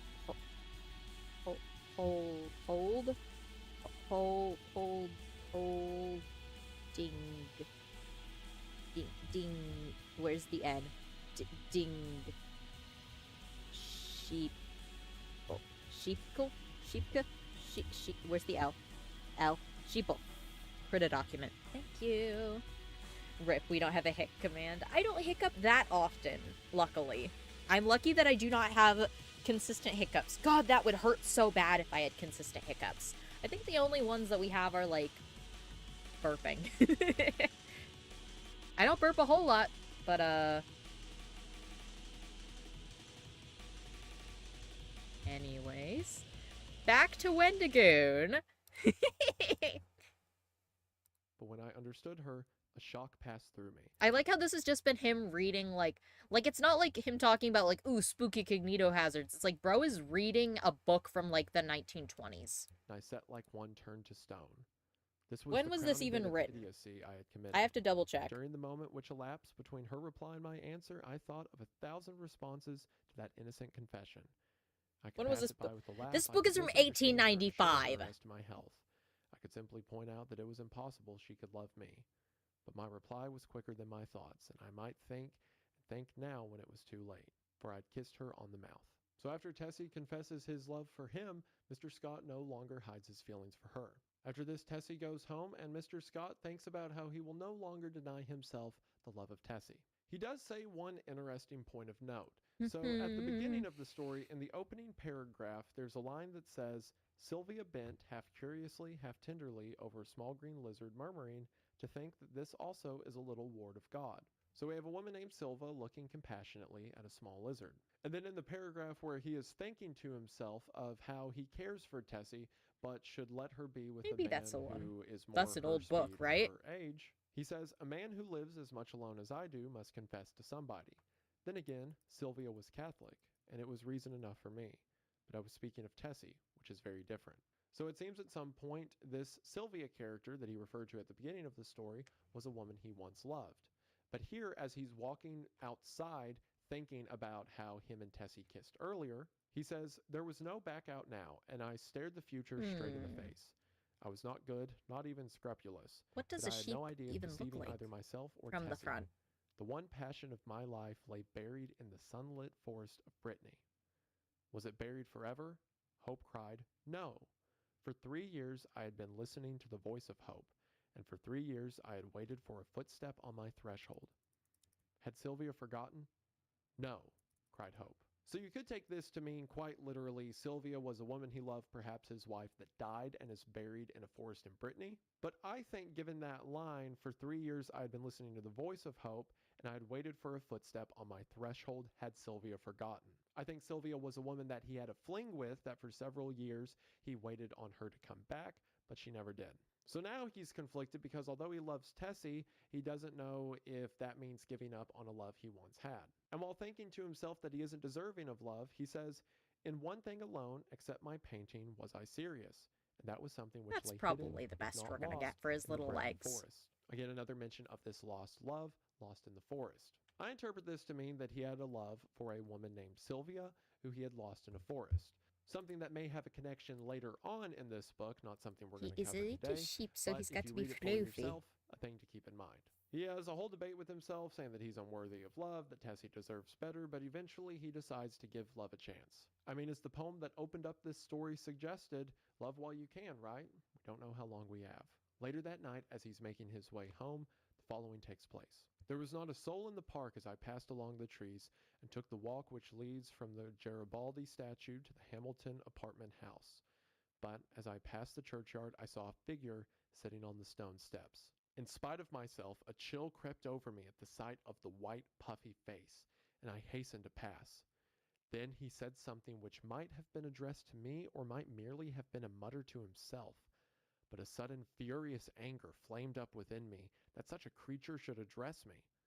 For an instant I felt like wheeling about and smashing my stick over his head, but I walked on, and entering the Hamilton, went to my apartment. For some time I tossed about the bed, trying to get the sound of his voice out of my ears, but could not. It filled my head, that muttering sound, like thick oily smoke from a fat-rendering vat or an odor of noisome decay. And as I lay and tossed about, the voice in my ears seemed more distinct, and I began to understand the words he had muttered. They came to me slowly, as if I had forgotten them. And at last I could make some sense of the sounds. It was this. Have you found the yellow sign? Have you found the yellow sign? Have you found the yellow sign? I was furious. What did he mean by that? Then with a curse upon him and his, I rolled over and went to sleep. But when I awoke later, I looked pale and haggard, for I had dreamed the dream of the night before, and it troubled me more than I cared to think. So as Mr. Scott passed the night watchman, he heard the watchman say, have you found the yellow sign? The yellow sign gives us another tie back to the repair of reputations. Again, the yellow sign was the symbol on the cape that Hildred wore. We can assume the yellow sign to be a symbol that denotes the king in yellow. Quite literally, the king's visage or seal. But Mr. Scott hasn't seen the yellow sign yet. He hasn't even come across the book, The King in Yellow. Again, my theory is that he's Jack Scott from The Mask, but in that story, if I am right, he never even read The King in Yellow. But in spite of that, he is being haunted by the pale-faced man, the pallid mask, and being told to find the yellow sign. And of course, the dreams he keeps having, and the dream he had that night of him lying in the back of a hearse. Again, even though he hasn't touched Maybe the if I plane do yet, it more like it seems the softer. King in Yellow knows he will. The next day, Tessie comes in and she's super affectionate. She gives Mr. Scott a kiss and he gives her one back. But when she goes to take her clothes off to pose nude, as she always does, she freezes. "What's the matter?" I asked. "Don't you feel well?" "Yes." "Then hurry." "Do you want me to pose as I've always posed?" Then I understood. Here was a new complication. I had lost, of course, the best nude model I had ever seen. I looked at Tessie. Her face was scarlet. Alas, alas, we had eaten of the tree of knowledge, and Eden and native innocence were dreams of the past. I mean, for her. I suppose she noticed the disappointment on my face, for she said, "I will pose if you wish. The study is behind the screen here where I put it." "No," I said, "we will begin something new." And I went into my wardrobe and picked out a Moorish costume, which fairly blazed with tinsel. It's kind of funny that earlier in the story, he spoke of how eventually he's going to lose Tessie as a new model because she's going to marry a man and they'll probably move off, or she just won't want to pose naked anymore. But now, funny enough, in Mr. Scott being the man who has stolen her away, he has now, in a sense, lost his nude model. Because before it was purely transactional. It was like a doctor's appointment. Take your clothes off so I can paint the end. But now that they have feelings for each other, it's like, oh, you want me to be naked? Also, that brief little mention of Eden Just and hearing- eating of the tree and innocence and stuff like that are themes that will show It's up gotta in be a later clip short stories somewhere we read about. of just It's also fucking cute Wendigoon going, "Oh, that you want me she to didn't be want to naked?" outright say that she didn't want to pose naked, but she hid the painting he was working on so that hopefully she would have time to change his mind. So she puts on clothes and they go about painting as normal and everything's great. Two lovebirds in love. I'm sure nothing bad will happen to them in this horror story. At a break in their painting, Mr. Scott reaches into his pocket and pulls out a gold necklace he's bought for her. She then runs into another room and shows that she bought a gift for him as well. Aw, Aw. they are so disgustingly cute. Let's see what she got him. Please I don't be opened the King in box. Yellow. Please don't be On the King in pink Yellow. cotton inside lay a clasp of black onyx, on which was inlaid a curious symbol or letter in gold. Dang it. Immediately, as soon as it's like happy and, there's rainbows and there's birds chirping and stuff like that, boom, yellow sign. It was neither Arabic nor Chinese, nor, as I found afterwards, did it belong to any human script. Mr. Scott says that this piece of onyx with the yellow symbol looks That definitely is beautiful. a sound In clip. fact, It he's better annoyed be. that she That's would so spend that good. much money on him. How foolish, Tess, to go and buy me such a beautiful thing as this, I said. I did not buy it, she laughed. Where did you get it? Then she told me how she found it one day while coming home from the aquarium in the Battery, how she had advertised it and watched the papers, but at last gave up all hopes of finding the owner. That was last winter, she said, the very day I had the first horrid dream about the hearse. And now this starts to make sense. The reason she started having those dreams and the reason she eventually looped Mr. Scott into it is because she was the first to come across the yellow sign, even though she had no idea what it meant. And perhaps that set into the series of events that caused the night watchman to set outside of the church and last night tell Mr. Scott, "Have you seen the yellow sign?" A sign he would see the next day. The next day, Mr. That's Scott kinda says cute. he was moving a painting in the morning when he fell and sprained his wrist. He sprained it to such a degree that he wasn't able to paint, so Tessie just decided to stay in the studio with him. It was also raining heavily outside, so there was no way for either of them to go out for a walk or go to a restaurant, so they're simply sitting inside of the studio, bored. I had read all the papers and all the books in the library, but for the sake of something to do, I went to the bookcases and shoved them open with my elbow. I knew every volume by its color and examined them all, passing slowly around the library and whistling to keep up my spirits. I was turning to go into the dining room when my eye fell upon a book bound in serpent skin, standing in a corner of the top shelf of the last bookcase. Full I in did my not lap. remember it. From the floor could not Everything onto decipher my the lap. pale lettering on the back. So I went to the smoking room and called Tessie. She came in from the studio, climbed up to reach the book. What is it? I asked. The King in Yellow. They were so cute. Again, he knew every book in that bookcase. How did the King in Yellow get there? Maybe the watchman broke in at night and put it in there. Maybe supernaturally at some point in the past it worked its way into a stack of books that he bought and he simply didn't recognize it until now, until it was time for him to recognize it. I was dumbfounded. Who had placed it there? How came it in my rooms? I had long ago decided that I should never open that book, and nothing on earth could have persuaded me to buy it. Fearful lest curiosity might tempt me to open it, I had never even looked at it in bookstores. If I ever had any curiosity to read it, the awful tragedy of young Castaigne, whom I knew, prevented me from exploring its wicked pages. I'd always refused to listen to any description of it, and indeed, nobody ever ventured to discuss the second part aloud, so I had absolutely no knowledge of what those leaves might reveal. I stared at the poisonous, mottled binding as I would at a snake. So again, this is our confirmation that Mr. Scott knows about Castaigne's story from the Repair of Reputations. I guess after what happened to Castaigne, it became a big story around the area, or at least big enough for people like Hawberk and Lewis to tell others. And this gives more credibility to what Hildred said in the Repair of Reputations, that the book had become infamous for the effects it has on people's minds. However, it seems Tessie hasn't heard these stories, because when Mr. Scott Poor tells Tessie. her to put the book down, it says, "Of course my admonition was enough to arouse her curiosity. Before I could prevent it, she took the book and, laughing, danced off into the studio with it. No, I called to her, but she slipped Tessie. away with a tormenting smile at my helpless hands, and I followed her with some impatience. Tessie, I cried, entering the library. Listen, I am serious. Put the book away. I do not wish you to open it. The library was empty. I went into both drawing rooms, then into the bedrooms, laundry, kitchen, and finally returned to the library and began a systematic search. She had hidden herself so well that it was half an hour later when I discovered her crouching white and silent by the lattice window in the storeroom above. At first glance, I saw she had been punished for her foolishness. The King in Yellow lay at her feet, but the book was open at the second part. I looked at Tessie and saw it was too late. She had opened The King in Yellow. Then I took her by the hand and led her into the studio. She seemed dazed, and when I told her to lie down on the sofa, she obeyed me without a word. So Tessie, not knowing this cosmic game she had taken part in, the same game she had taken part in when she found the onyx with the yellow sign, read The King in Yellow for half an hour, and when he finds her, just as everyone else who becomes affected by the book, she has a scared white face. And then taking her to the sofa, she seems to be in a trance. Now, what I like here is a little bit of symbolism within the story.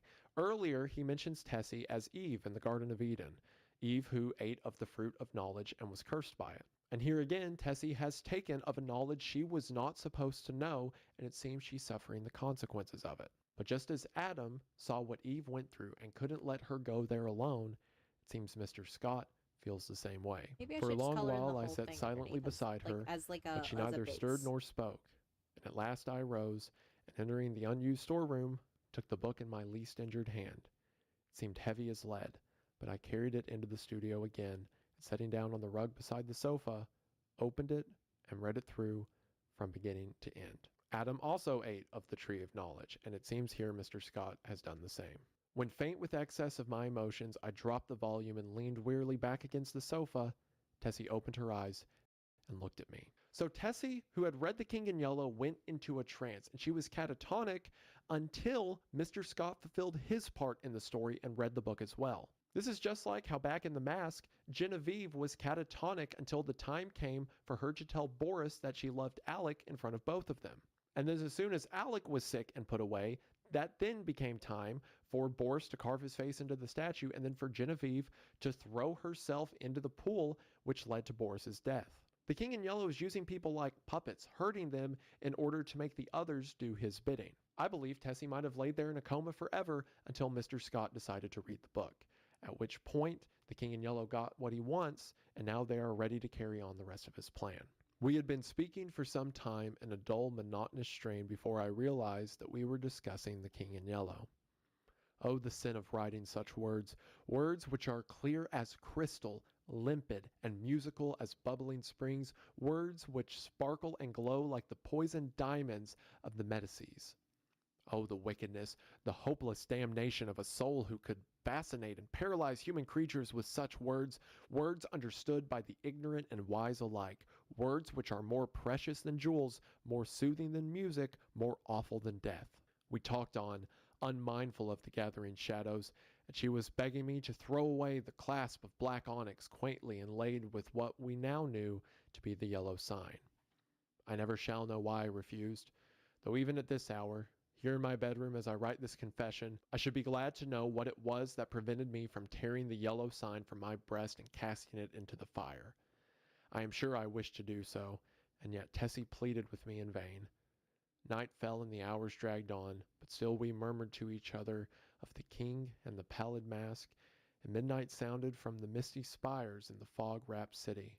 We spoke of Hastur and of Casilda, while outside the fog Tessie, rolled against the why? black window panes as the cloud waves roll and break on the shores of Hali. Tessie might be breaking through to some degree. Maybe her love for Mr. Scott is convincing her to tell him to throw away the yellow sign. But Mr. Scott hasn't broke through yet. He's still under the king's trance. I mean, everything he's saying, he's describing the fog outside and comparing it to the shores of Hali. It seems that he is truly, firmly under the king's grasp. The house was very silent now. Hey Not a guys, sound new came up from stream the misty idea. We streets. read The King in Yellow, Tessie the lay original among the story. cushions, her We face read a gray blot in the gloom, poem of The but King her in hands Yellow. were clasped in mine, and I knew that she knew and read my thoughts as I read hers, for we had understood the mystery of the Hyades, and the phantom of truth was laid. Then, as we answered each other, swiftly, silently, thought on thought, the shadows stirred in the gloom about us, and far in the distant streets we heard a sound. Nearer and nearer it came, the dull crunching of wheels, nearer and yet nearer, and now outside before the door it ceased, and I dragged myself to the window and saw a black-plumed hearse. The gate below opened and shut, and I crept shaking to my door and bolted Bet it, we can also but read I the knew Call no of Cthulhu. bolts, no Let's just read a locks bunch could of keep the cognito creature out who hazards. was Let's coming just for read the a bunch of yellow sign. cognito hazards, And now guys. I heard him We moving have a very stream softly along the where hall. we just read a bunch Now of he was at SCPs the and door, cognito the hazards bolts and try to like rotted at summon his demons touch. and shit. Now he I think had that would be really entered fun. with eyes starting from my head, and I peered into the darkness. But when he came into the room, I did not see him. It was only when I felt him envelop me in his cold, I'm soft down. grasp that I cried out and struggled with deadly fury, but my hands were useless, and he tore the onyx this clasp pin? from my coat and struck me full in the face. Then, as I fell, I heard Tessie's soft cry, and her spirit fled. And even while falling, I longed to follow her, for I knew that the King in Yellow had opened his tattered mantle, and there was only God to cry to now. It had been several months Trying to since she match found this the yellow pen. sign, and Sheeple only through a Topa. love which the King in Yellow manipulated did she give that sign to Mr. Scott, dooming both of them. And all it took was for them to read the book, and their fate had been sealed, and that night in the fog, the hearse came for them. In those last couple sentences, Tessie died. Mr. Scott was struck by the Watchman, but it says that Tessie's spirit left her. Both of them were set on this path from the time this story began. It was just a matter of time before they found the serpent-skinned book hiding in the library. The yellow sign ends with these words: I could tell more, but I cannot see what help it will be to the world. As for me, I am past human help or hope. As I lie already have here, one tulpa. writing, I don't know if I can have careless another. even whether or not I die before We're I summoning finish, tulpas, bitch. I can see the doctor gathering up hop his powders on and stream, phials bitch. We're with a summoning vague tulpas. gesture to the good priest beside me, which I understand. They will be very curious to know the tragedy. They of the outside world who write books and print millions of newspapers, but I shall write no more. And the Father Confessor will seal my last words with the seal of sanctity when his holy office is done. They of the outside world may send their creatures into wrecked homes and death-smitten firesides, and their newspapers will batten on blood and tears, but with me their spies must halt before the confessional. They know that Tessie is dead, and that I am dying. They know how the people in the house, aroused by an infernal scream, rushed into my room and found one living and two dead. But they do not know what I shall tell them now. They do not know that the doctor said, as he pointed to the horrible decomposed heap on the floor, the livid corpse of the watchman from the church, I have no theory, no explanation. That man must have been dead for months. I think I am dying. I wish the priest would, and the story ends. Oh my god, So are the we reason watching the Watchman Wendigoon? looked Yeah, like a we giant are. We grub, are the watching reason his head Wendigoon. was soft I and mushy, and the often reason put Thomas Wendigoon ripped on off when one of I his like fingers by do pulling his art fist back streams is because I'm the like, Watchman was okay, well, I effectively want a like rotting corpse. this Dead is for months, actually the doctor genuinely said. what I do Perhaps dead regularly from the listen to when moment I do that art Tessie found streams. the yellow sign. It's very possible that the rest of the world thinks that Mr. Scott was responsible for the murder of the Watchman and the murder of Tessie. But regardless, it seems he dies in the final pages of the story as well. Earlier in the story, he said that he wished his tenure with Tessie would end with a priest, and he was right. There was a priest by his bedside when he died. Again, he was calling out his own inevitabilities, even if he didn't know it, just as Tessie did when she picked up the onyx stone she found on the street outside. This story has a particular nihilistic tone to it, doesn't it?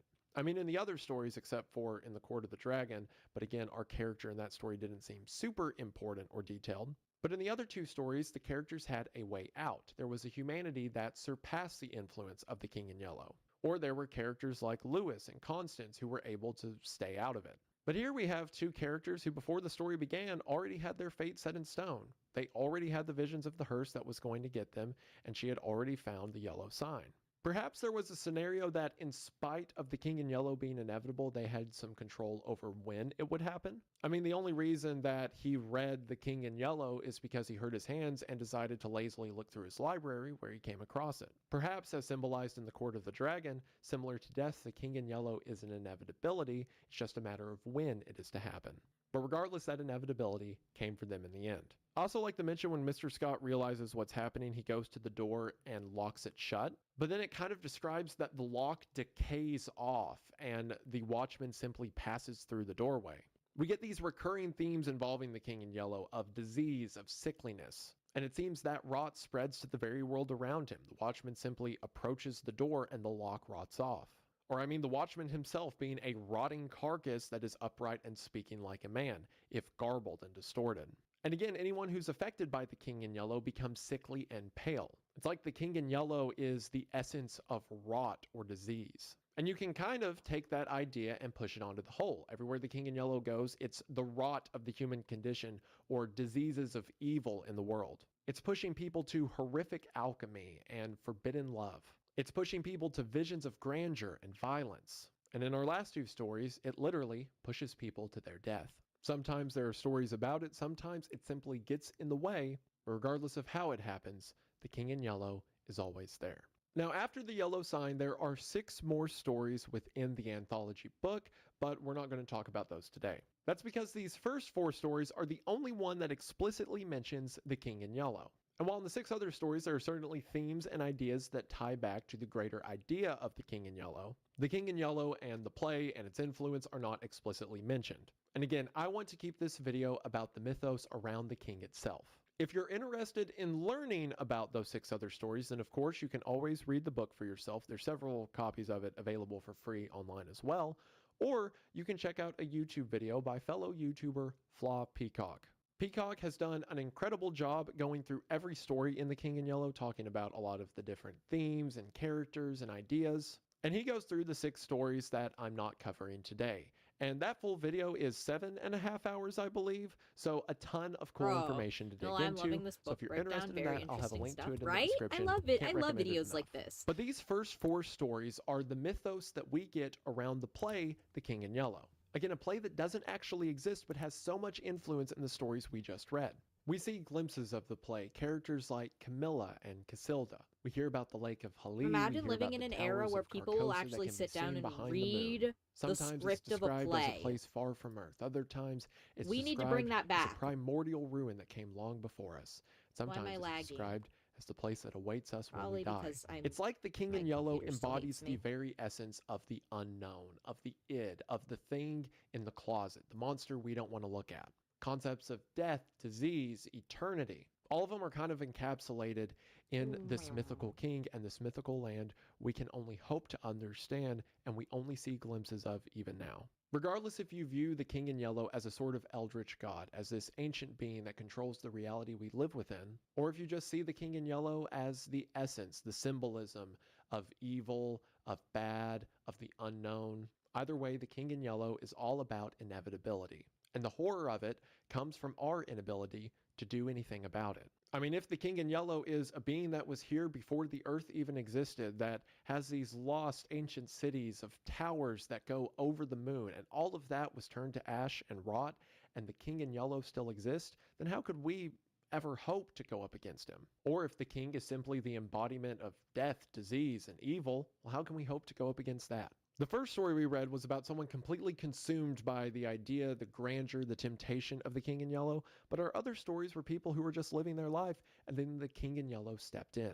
And in every case, especially the last one, it seems that everything that happened to them was predetermined. The symbolism of the fate statues coming up again and again is reference of that.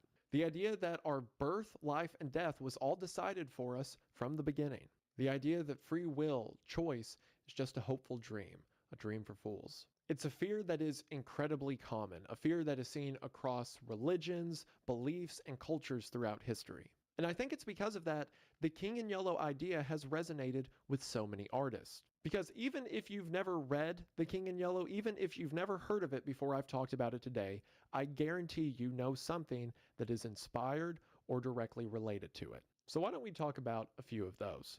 Now, it wouldn't be right to talk about things that took influence from The King in Yellow without talking about where the influence from The King in Yellow itself came from. Ambrose Bierce was an early American horror writer who wrote most of his famous stories beginning around the 1880s. One of these stories is called An Inhabitant of Carcosa. It's a short little 3-page story, but the gist of it is that someone is exploring a long-forgotten city known as Carcosa. We get a lot of other name drops in An Inhabitant in Carcosa as well, as Ambrose also mentions things like Hali, and he mentions seeing Aldebaran and the Hyades, formations in the night sky. And the short story ends with the protagonist finding his own gravestone in the remnants of Carcosa, only to realize he's a ghost that didn't yet realize he was dead.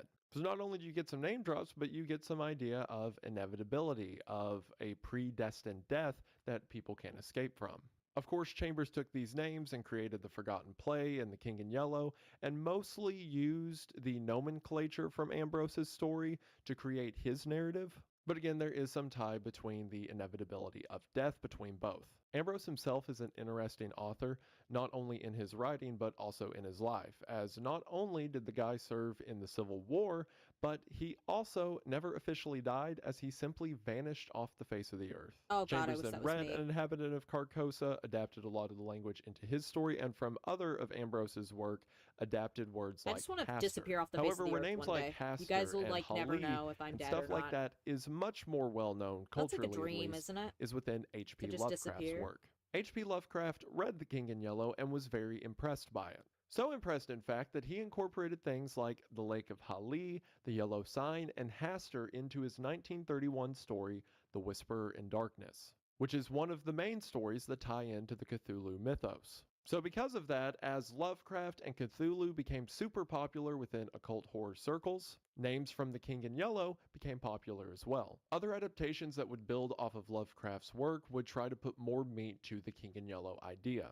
Most would kind of blend the idea of Hastur as either being the name of the King in Yellow or being a figure that the King in Yellow inhabits. Because of that, in a lot of Lovecraft-related stories, the King in Yellow is an explicitly eldritch being that existed before the Earth was formed, similar to Cthulhu. And while I think that adaptation is certainly interesting Relatable? and there's a lot of Yeah, meat you get there, it. I feel like the King in Yellow loses something when you pin it down. I think the concept is much more terrifying if the King in Yellow inhabits sickness or death or the essence of evil in the world. I feel like if you get too hung up on what the figure looks like or what the figure can do, it loses a bit of its value. But at the same time, it's pretty cool, and a lot of people have done cool things with it, incorporating characters like the King in Yellow into a lot of the Call of Cthulhu, like RPG tabletop games. Or when talking about the old gods of Lovecraft mythos, Hastur or the King will often show up. And because of its relation to Lovecraft, the names began to spread everywhere. There are too many examples to name here, but just to throw a few out.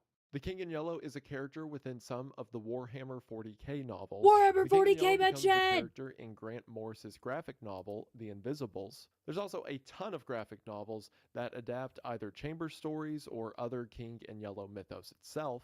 The King is also a huge inspiration for Alan Moore's Providence. As a sort of Easter egg, in Stephen King's novel Thinner, the King in Yellow is the name of a head shop that a character purchases something from. Furthermore, in King's short story Grandma, the name of the demonic entity in that story is Hastur. In one of the Doctor Who spin-off novels called The Virgin New Adventures, which is a crazy name for a spin-off novel, a name of one of the great old ones is Hastur the Unspeakable. In George R.R. Martin's A Song of Ice and Fire, which is part of the Game of Thrones universe, on the map there's a city to the east known as Carcosa. And in Carcosa there is said to be a sorcerer lord that lives there known as the Yellow Emperor. This is just Easter eggs in other media. There are dozens of short stories that have taken characters from it or adapted The King in Yellow itself into different versions. There's one by Brian King called The King in Yellow, and it's set in the modern age and is about a couple who goes to witness the King in Yellow play as it's being performed, but all of the characters within the play look like famous deceased musicians. So the people on stage look like Janis Joplin and Jimi Hendrix, with the king himself being Elvis. But the King in Yellow influence doesn't just stop at graphic novels and short stories. It's made its way into music as well. The King in Yellow is the name of the 9th album from the band The Dead Milkmen. There's a deathcore band out of Canada called Carcosa. And there are a ton of different artists that have Carcosa as the name of a song or make reference to it in their lyrics. One place where the King in Yellow shows up a ton is video games. In Mass Effect 3, there's a planet called Carcosa. In Dark Souls, there's a boss called Xanthos King Jeremiah, or Yellow King Jeremiah. In the first edition of the Dungeons & Dragons Advanced books, one of the deities is named Hastur. I know Dungeons & Dragons isn't a video game, but tabletop game, whatever. The video game Signalis has a ton of references to the King in Yellow, not only directly mentioning it by name as well as Hastur, but incorporating a lot of the themes from the story into the game's lore. My first encounter with the King in Yellow came when I was like 13 or 14 years old, reading SCP entries. Within the SCP Foundation, SCP-701, also known as the Hanged King, is a forbidden play that if anyone acts it out, it summons the Hanged King and causes everyone to, go crazy and kill each other. And I didn't even know that was based off the Yellow King until like a decade later. There are so many more adaptations that incorporate the King in Yellow I could go into, but I guarantee you've heard of at least one of those things. And what's so interesting about that to me is that the story doesn't even exist. Like, yes, obviously Chambers' book exists, but no one's referencing characters from the story like Hildred Castaigne or Alec or Boris. They're all referencing characters from the play that is forbidden to mention. And in all the adaptations that have come since, except of course the people that adapt or make new versions of the play The King in Yellow, in every version that's come since, they are still referencing a forbidden story that we've never heard. Just as in Chambers' book, The King in Yellow is a story kept at the fringes of society that bleeds its way into the stories that are created, in the real world, this same story is bleeding into ours, and that story never existed. And especially considering Chambers took the name from Ambrose, and it's even argued that maybe Ambrose got the idea for names like Carcosa from other stories and poetry that he read, then you could look at it in a meta way and say perhaps there is some forgotten tale out there of this King in Yellow that is influencing our world and art from the shadows. And if you want to say the King in Yellow is just the personification of death, disease, and evil, well, we've certainly got a lot of that. It's as if so much of the culture around us is committed to the verse that the King in Yellow is important but should never be spoken. But there is one piece of media that adapts the King in Yellow in a way, at least to my knowledge, nothing else has. Not only does it mention a lot of the characters and ideas from Chambers' original stories, but in my opinion, it embodies the themes and terror of Chambers' book as well. And that piece of media is, of course, True Detective. If you haven't seen season 1 of True Detective, I'm going to spoil parts of it now. But as a short review, True Detective season 1 is probably the greatest season of television I've ever seen. It is about two detectives played by Matthew McConaughey and Woody Harrelson as they investigate a string of murders in southern Louisiana. They eventually find that the murders are connected to a cult that has committed conspiracies to kidnap children and perform ritual sacrifices, both human and animal. As they investigate, they find that these murders are part of a grand conspiracy involving criminals, politicians, church leaders, all involved with a cult that ultimately turns out to be the worshippers of the King in Yellow. Now, there are so many things True Detective does right. I could talk for hours about that season of television. From the writing, to the characters, to the themes and arcs that are played out through that season. Before this video, I'm going to keep it to just the lore surrounding the King itself. I also want to talk about this season because I think it's interesting to see the ways that stories can be adapted over time or the way that they can change with new writers and new voices speaking through them. And I think it's so interesting how True Detective takes a lot of the themes Chambers made in 1895 and transports them to the modern day and how they translate so well. One of the reasons I feel True Detective really gets The King in Yellow is because, similar to a lot of the stories within the anthology, it is not so much a story about the King in Yellow as much as it is another story that the King in Yellow interrupts. Just like how a lot of the short stories we've talked about today, it seemed to be a romance or someone who was looking forward to the rest of their life only to be quickly halted by the King's appearance. Much the same in True Detective, it's a murder investigation that comes across a worship of some ancient forgotten god. As they investigate and interview people who are connected to the cult, we hear the same names like Carcosa and the King show up time and time again. I'll tell you about the Yellow King. Talking about she met a king. I closed my eyes and saw the King in Yellow moving through the forest. Something about some place called Carcosa and the Yellow King. You know Carcosa. The story, however, never loses its footing. It never goes from a detective series into a series about fighting supernatural gods. It is always this investigation that the King in Yellow is in the background of. Similar to a lot of the short stories we had in Chambers' book, it's not a question of if the characters in the story can beat God, if they can destroy the King in Yellow. I mean, the way Chambers frames it, that would be the same as beating death. No, instead, it's a question of if they can overcome the temptation of the King in Yellow, if they can persevere and live their life or see their way through the King's influence. There's no defeating the King, there's simply abstaining from him. And much the same in True Detective, it's always a matter of solving the murders. But where True Detective really hits the mark... I'm gonna pause this really quick. I'll be RB, okay? I need to use the restroom. Burb, burb, burb, burb, everyone.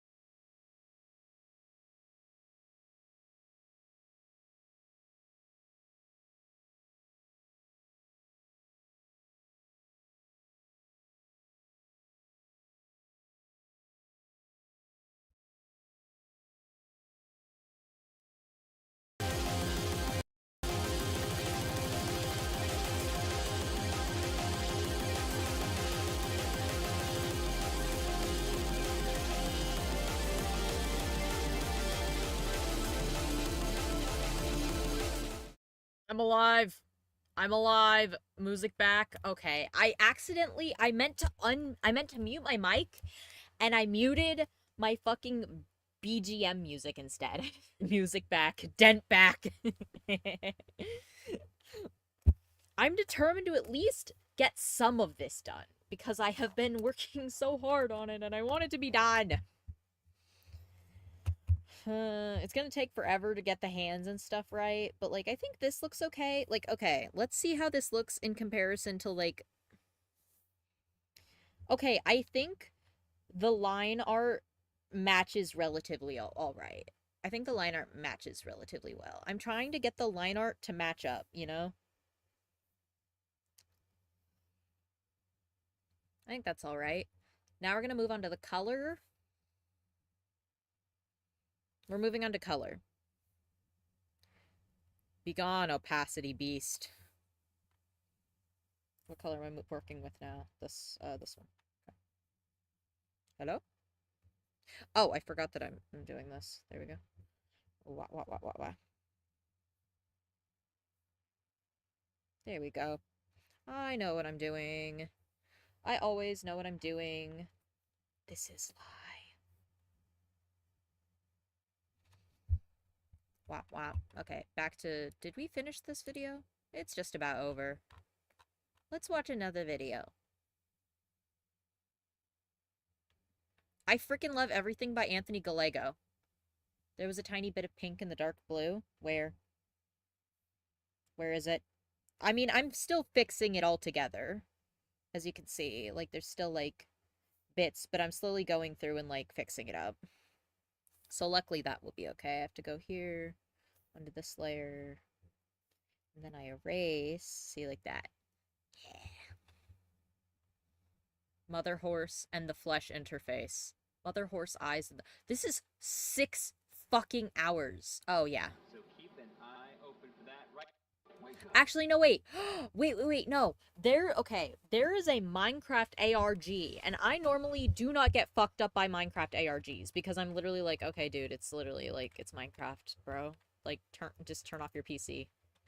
Literally just turn it off, dude. But there's one that fucked me up. It's like the moon. How Minecraft Theory drove him insane. This is my favorite one. This has gotta be, like, this has, like, this, other than the one that's literally the king in yellow, it's gotta be this one. I just wanted to get my life in order. Reasoning.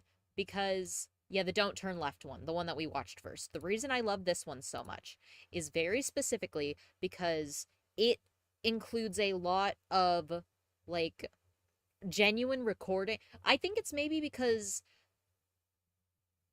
the other one is very much like, oh, spooky game, but, like, it does the energy of it really good.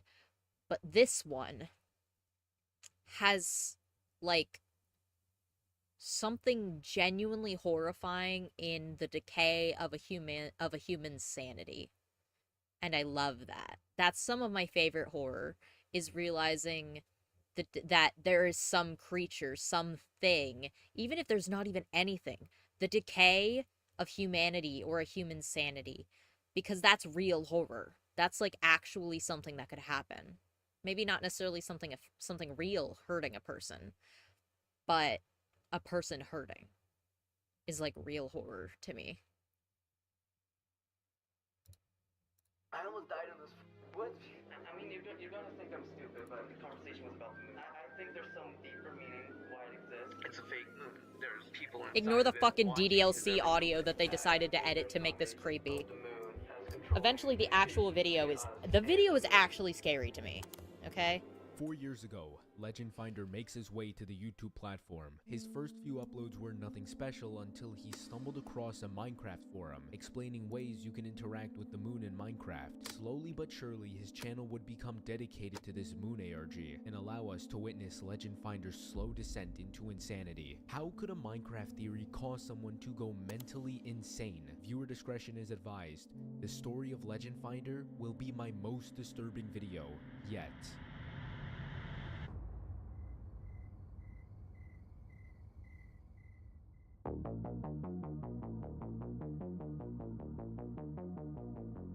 In order to understand what started Legend Finder's obsession of the moon, we have to go back to July 30th of 2020. Yo, got into another project today. Spent a few hours literally working on a Minecraft iceberg. Why? Just cause the only Minecraft iceberg right now is freaking terrible. At first, Legend Finder planned on creating a document that listed a bunch of obscure mysteries or glitches in the game. So he was searching for weird Minecraft rumors, so he decides to let his friends know about what he was working on. Hey guys, I'm making a Minecraft iceberg. Oh, wait, reminds me of this one weird post I found. You could probably call it "Don't Look at the Moon" or whatever. What? Okay, hang on, let me DM this to you. Okay, look at this. Wall of text. It's interesting, trust me. Yeah, I know, let me read it. I mean, most of these just sound like BS people made up on the spot. True, but it's at least something for the iceberg. Mayflower sends Legend Finder a post he found, listing 8 different ways you can interact with the moon in Minecraft, with rumors like if you jump into an end portal at exactly midnight, the end asteroids won't spawn and you'll be left in the dark. It's also clear Legend and Mayflower don't believe in the stuff listed in the screenshot. Nonetheless, Legend adds it to his chart, and some time goes by before 2 months later, a Reddit post is made by the user Probot748. After countless hours of researching, I present to you the Minecraft iceberg, and all the way at the very bottom of the list is "Don't look at the moon," so I think you can figure out who Probot is. But the post ends up doing really well. In fact, a lot of icebergs were made using his chart.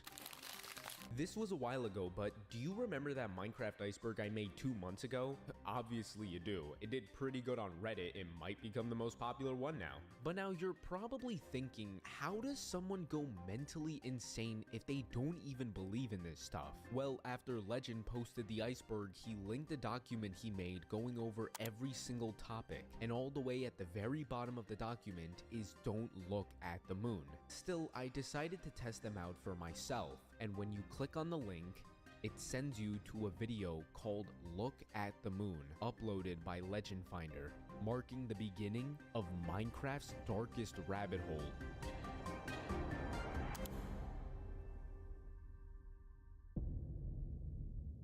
Legend Finder would begin testing the moon rumors to confirm whether they're real or not, with the first video of the series going over the first rumor. If a clock is in your hand, it'll go haywire if you stare at the moon and go behind the wall. Rumor 1 done, I think. Nice. You won't believe what happened. What? Did something actually happen? Nothing. Bruh. The hell were you expecting? Nothing, That was bruh. like the most unbelievable one on Another the list. Minecraft video. Hold on, I'm hold normal on. about Saying, to be Minecraft. honest. I It just seems really Legend like it. and I only Mayflower started still playing don't this year, but believe it's in so these moon fun, rumors. man. Nonetheless, a few days go by before Legend uploads his second video going over the second rumor, which says if you stand at the entrance of a cave while staring at the moon will glitch out the game and double the speed the moon travels. And so the next minute and 30 seconds is Legend showing us what happens. Yo! Wait, why the phone camera now? I mean, think about it. If this was actually true, it could probably crash my computer. If my computer crashes, I probably Then lose I have my a Minecraft recording. video that you would Oh, love. fair. Yeah. Legend also happens to be sick. He wrote about it in his journal a few days ago, saying, "Writing Show this me. with the worst headache of my life. I'm gonna die." So Mayflower tells him to go see a doctor, but Legend says I need to he's get a gonna job get so I some can get pills. Minecraft. I And wanna play with fast friends forward so a few bad. days, That's so Legend real. says he got pills, the cheapest one. He never really explains what pills he got, and Mayflower doesn't bother to ask what pills mean exactly. And he also got the cheapest ones. I Lil don't know. Uzi. Me personally, if I'm buying medicine, I wouldn't want to get the cheapest one. Just remember this information because I will get back to it. On that same day, Legend uploads 2 new videos to the list. Apparently, if you jump into the end at exactly midnight, the end asteroids don't spawn, meaning the end would just be completely gone. And when Legend goes through,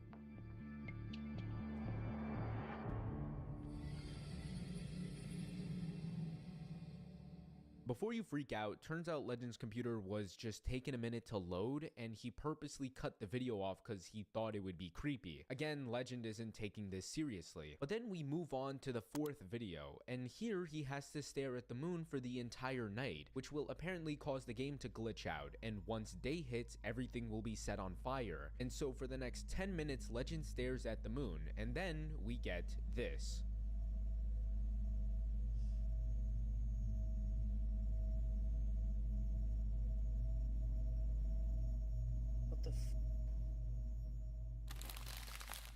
So computer crashed right after the moon dipped below the horizon too. Might just be my computer though. Only way to know for sure is if my world gets set on fire like the rumor said. No fire equals not true. He goes on Discord to tell Mayflower what happened.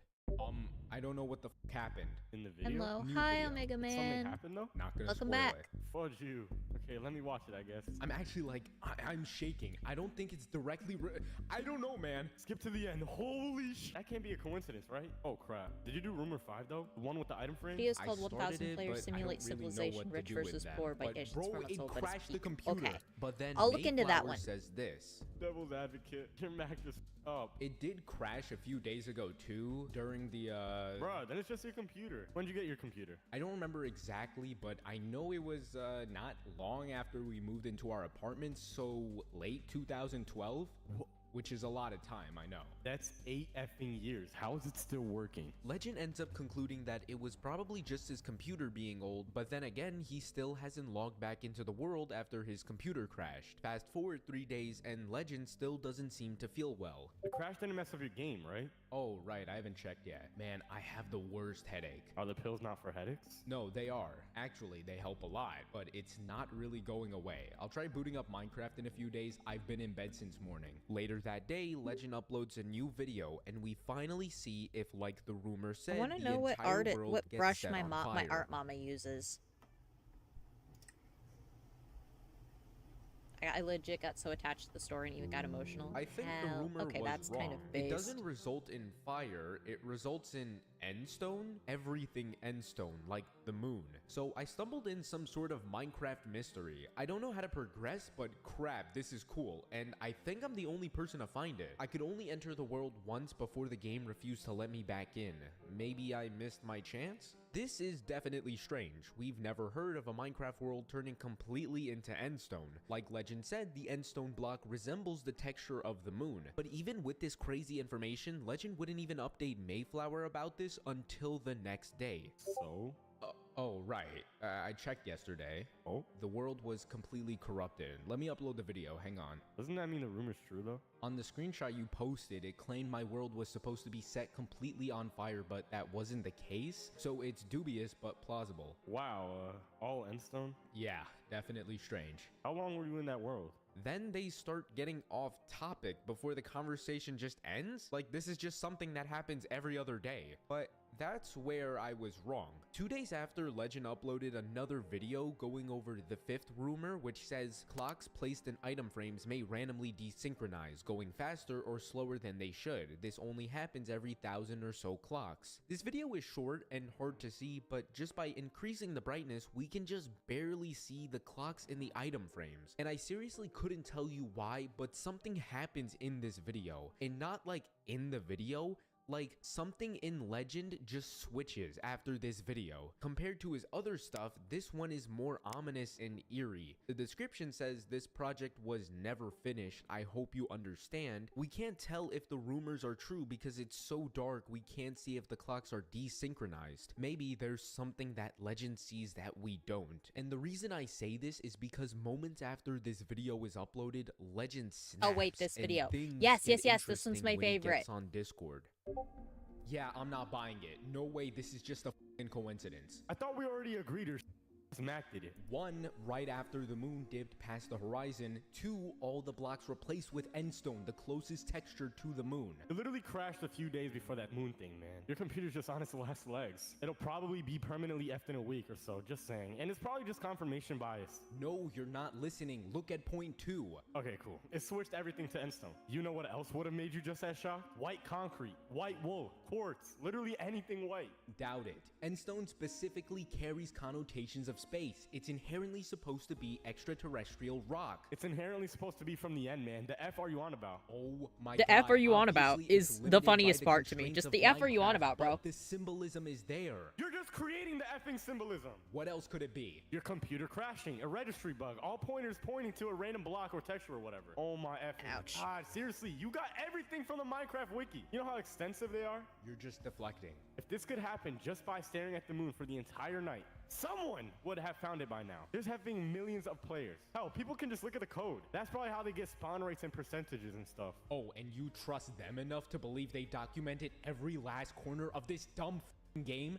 You're getting way too heated. I love What seeing happened to these you, man? dudes just Take a break argue. or a nap or whatever. Listen, I'll do it too, all right? I got nothing to do tonight anyway. If nothing happens, then we know it's just your computer shitting itself. Or you just didn't do it correctly. And you just happened to do it correctly on the first try? It's statistics. Such a scenario is possible to happen on the first try.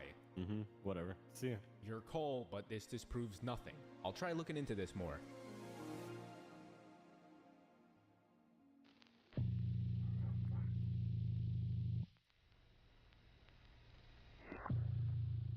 Hi, Great Iceberg. I love your Google Doc of explanations. It's really helpful. Do you mind if I make a video on your iceberg?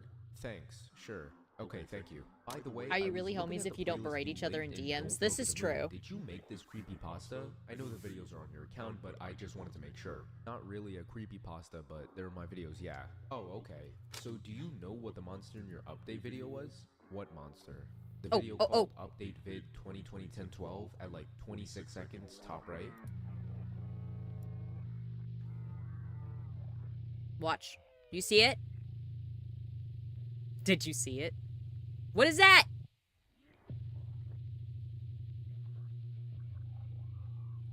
Important. Importante.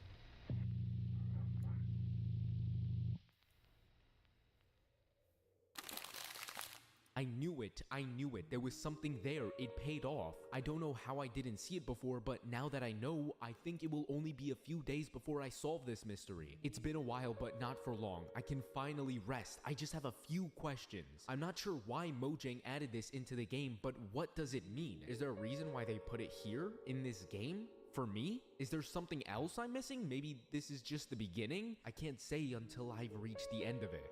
With Legend's newfound information, I he think that goes kind to of looks tell cute. Mayflower. Like, I'm There's an trying to entity match in it to the how End my Story art. world. Okay, That's what every I'm talking time his about. Discord Where? DMs Check go off, 26 like in seconds, the top video, right by I the literally door am like, kill. You'll see huh? a pale figure Who's move talking for to a me? split Who's second. DMing me? Dude, And then I check it that's again, slight and I don't have reflection. anything. That's not in the game. It I'm moves just insane. exactly like a mob, to the point of following the terrain exactly. I'm going frame by frame. Seems like it's moving based on the camera. It only Discord moves down ping and to baiting the me. left when your Yeah, phone moves down and to the exactly. right. There's also some more flickers of light a few frames behind the main one. The camera movement is a stretch. Ah! I don't see how you see that. Oh, and by the way, No, I no, think no, that's a no, reflection of you holding no. the Oh, camera. I don't really no. remember where I was with Aw, respect to the man. screen. You're deflecting. I took a sip of my look, energy man, drink, as but much it as I want to splashed find out back in my creepypasta is real, face. it doesn't actually work out that way, Oh, okay? There is no fruit reason punch for all over Mojang my to put this in face. Minecraft. Think about the customer reports when they find out their worlds are corrupted permanently. They ain't gonna risk their reputation for a It's in silly my Easter egg hair. allegedly no one could find. The reason is that Ah. there was an intense need to show something. Ah. This isn't the end, it's a signal to something greater. I think the end I hate monster being represents alive. an agent of some This kind, sucks. related to the moon. There's probably something more with this agent. This is a good lead.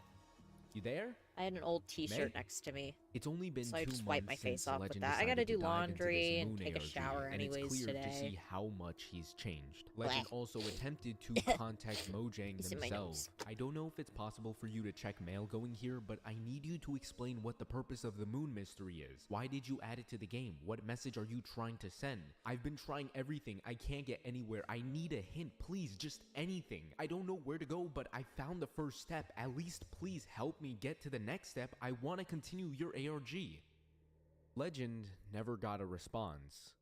But let's take a step back for a moment and analyze everything so far and try to figure out what's really going on. First, we need to look at both perspectives. On one hand, we can see why Mayflower is constantly denying the rumors, but it also makes sense why Legend would believe it. The first 3 rumors Legend goes through, nothing seems to happen. But then for some reason, on the 4th rumor, his computer crashes right as the moon sets. And when he logs back on, not only is the entire entire world replaced with endstone, but after the recording, in the description he wrote, I uploaded the videos and decided to check on the game. The world was gone, but I made a backup beforehand just in case something like this happened. The backup was also corrupted. Like, what are the chances of that? Not to mention this entity that happened to be in that same corrupted world. You really can't blame Legend for acting the way he is. But then we also have Mayflower's perspective. Imagine being the one to send your friend some Minecraft rumors just for him to laugh about it and call it BS. And now all of a sudden he's convinced it's real? While yes, it's odd the computer turned off, Legend's computer is 8 years old, so it's likely to have some technical issues. And this entity that's in the video could very well be light reflecting off the screen. Even when I was editing that part where I highlighted the entity, it started to make sense that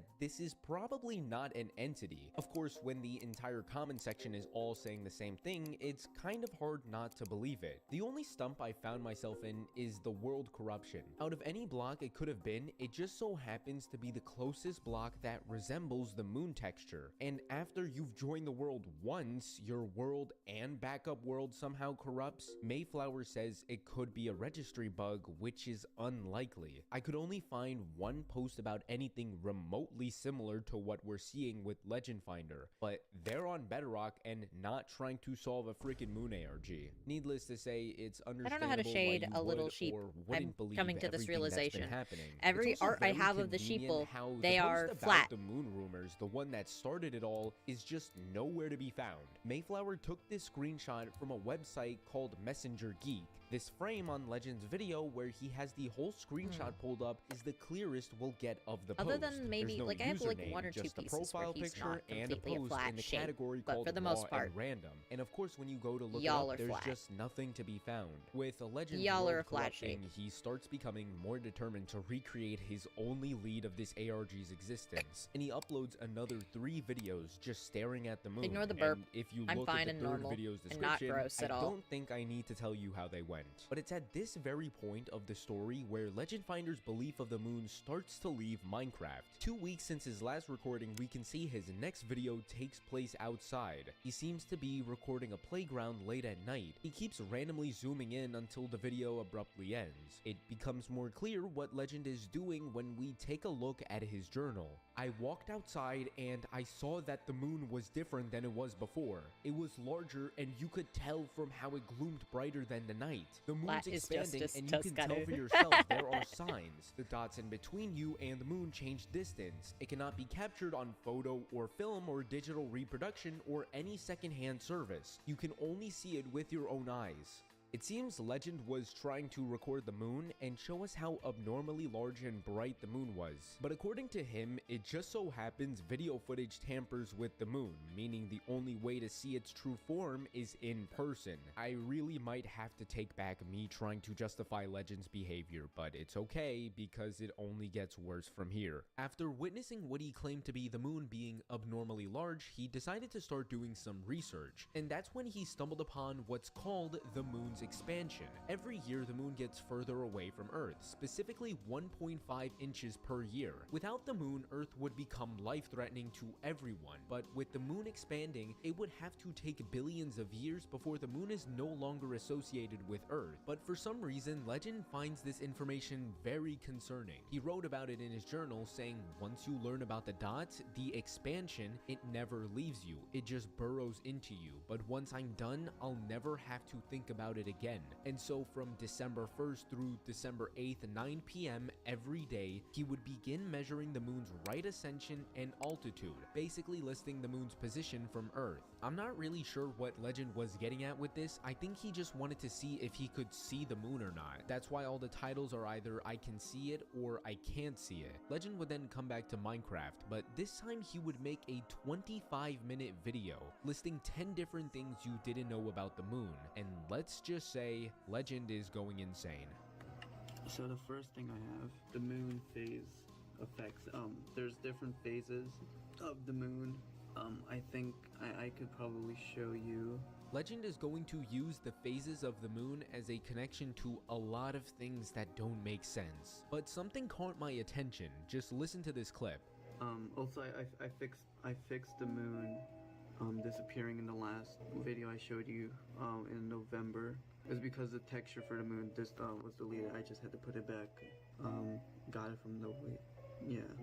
To give you context, a few days before this video, Legend would upload a video of him in Minecraft walking around the world. When he looks up, he freaks out because the moon is gone. But now in this clip, he's saying he fixed the moon disappearing by removing a texture pack that specifically removes the moon. Some people might say Legend is admitting that the video was scripted, but if it really was, no one would just blatantly say they removed the texture pack. They would just keep it private. This will be important, so remember this. But moving forward, Legend would find himself stumbling his words, and he gets stressed out throughout the video. From what I can gather, in swamp biomes, slimes spawn depending on how full the moon is. Okay, so if it was a full moon, they'd spawn the most. If it was a new moon, I don't think they spawn at all. Not many people know about this. Mojang has kept secret about the way the moon functions, the code about the moon. Another thing that the moon phases changes the spawn rate for us alongside slimes in swamps, skeletons, and zombies. Since it was a full moon, I should be seeing a lot of zombies.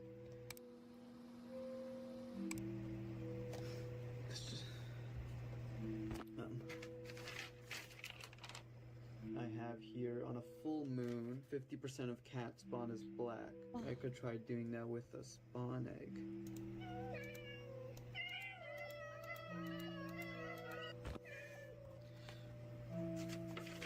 Okay, number 2. So as the theory suggests, it's called the dead star theory. He does a lot of yapping trying to explain the theory, but to summarize, his theory is that Minecraft players used to live on the sun, which was originally Earth, and that the Earth was originally the sun, and the moon isn't actually a moon, it's just another planet orbiting the sun, and our original sun died out, and so we move out of our original Earth to our original sun? You know what? Take back everything I said trying to justify Legend's behavior. He has completely lost it. There's a lot of other points he claims that he believes Minecraft is trying to make a connection with, but all in all, I think after the world incident, he's just been using anything as evidence, and because of that, I think we'll start to see Legend losing it more and more, connecting pieces that never made sense to begin with. The subconscious mind 3 days later, Legend would upload another in-depth analysis going over everything he knows about the moon, and this time I won't commentate on the footage about to be shown, because this is where Legend truly descends into madness.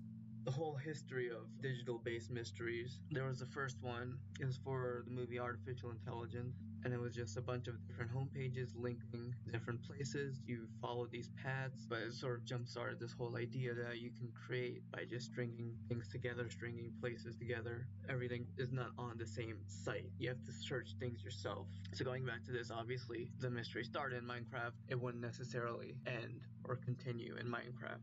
And there was one very popular creepypasta, which I don't think coincidentally was about the moon. And you know, the idea of the moon not being what it seems has spread to even movies and TV shows. This from Doctor Who. This is a creature that hatched from the moon. It was an egg of some sort housing a creature. Each of these 3 things that I listed right here each have different interpretations of what the moon is. One says it's alive, one says there's cult members acting as representatives of the moon. And what is that? The moon itself is not alive, but there's something within it. In the movie The Truman Show, Truman, his life is a lie. And one of the first ways he realizes this is seeing that the moon is not even real. It's a fake moon. There's people inside of it watching his every movement. So every time there's some sort of commentary on the moon, it's about something acting as a representative of the moon. Acting, you know, as a means of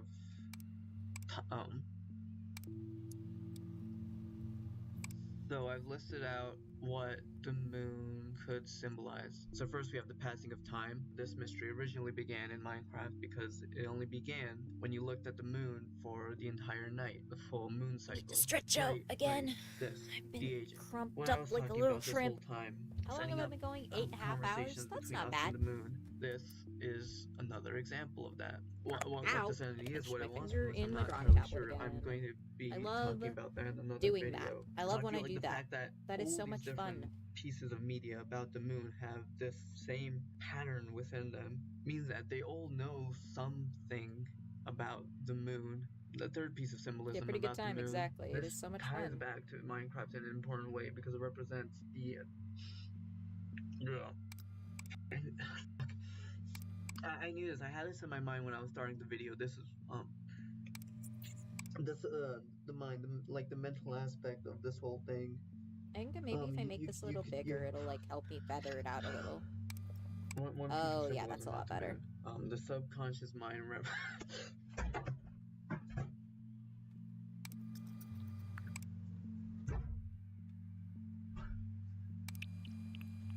7 hours of drawing and 1 eat. Unless the eat portion went longer because I had to take a nap. I think it was like 7.5-ish hours of eat. We also have, or no, like it was like 1.5-ish hours of coming eat. impossibilities, such as when we put a man on the moon. It's up to the person who found this. So it's like a little bit longer. Feeling of peace and tranquility. If you play Minecraft, you think the moon, my hands are numb. You think that'll keep you guys 7 hours of eat. It was not 7 hours of eat. It was 1.5 hours of eat in the middle of stream. 7 hours of eat would be amazing. Oh my god, I think I would cry if I could sleep that long. Over. And right after, we hear him open the drawer and drop something on the table, which sounded like pills being dropped. Of course, we can't actually see what happened, but after he returned, he was more calm. He was still stumbling his words, but whatever happened definitely calmed him down. But it seems that ever since he'd noticed this entity in his Minecraft world, he claims it's supposed to represent the idea that there's something living on our moon that is communicating to people on Earth. And 6 days later, he would upload another 33-minute video going over that idea. This time, he's recording himself in person as he's using a piece of paper to explain his new findings. And in this video, a lot of our old questions will get answered. I think they're so amazing of the moon as controlling communication between us and the moon. My sleep has been horrible lately. I want to sleep all day. I wish my laptop still works so I can sit on my bed and be online. I feel that. I'm literally on my phone constantly when I'm in bed. Just like in the sense that I put it on like, I'll put on a video and be like, okay, fall asleep, self, come on. And it takes like hours to fall asleep, and then I sleep for like 3 hours at a time usually. Away from the Earth at a rate of 3-ish centimeters per year, which means there has to have been something controlling the moon in this way. I've gone outside myself and I've checked for myself. This isn't written at all on Google, but the moon itself is expanding very, very slowly. If you spend enough time going out into the woods like I have, you eventually figure out the patterns. I've been going out every day this month, and it has been getting brighter and then brighter. You know, maybe there's something strange about the moon. Maybe that's what they're talking about with what I'm guessing this is what they're talking about, the expansion of the moon. And I don't know why no one's talking about this, but you know, it's probably, if it keeps going and keeps going and it keeps going and it keeps going, it's probably going to kill it. And in astronomy, celestial objects have 2 different stats. So right ascension goes around. It just takes me hours, but no video. I turn my fan on all lights off and try to sleep. My fan is kind of broken. Oh, sorry. Write it down so you can see as well what I found. As he writes down his data, it's at this point he starts getting frustrated. Also, keep in mind this item on the table. 12 hours, 14 minutes.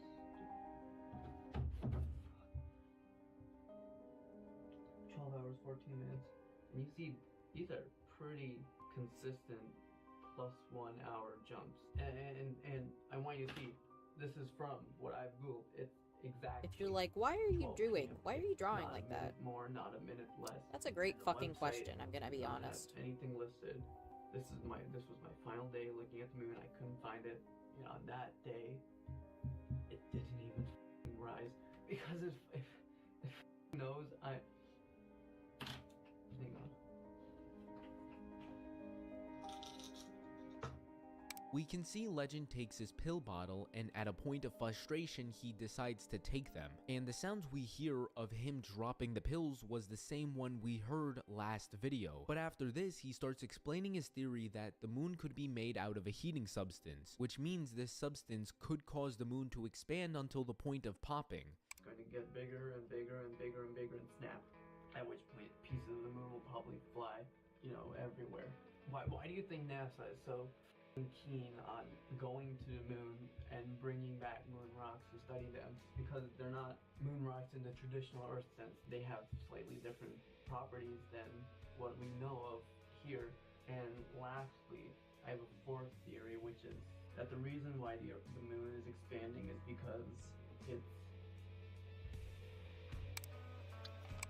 Never mind, I just have these three theories. I think the agent takes on the form of a rabbit.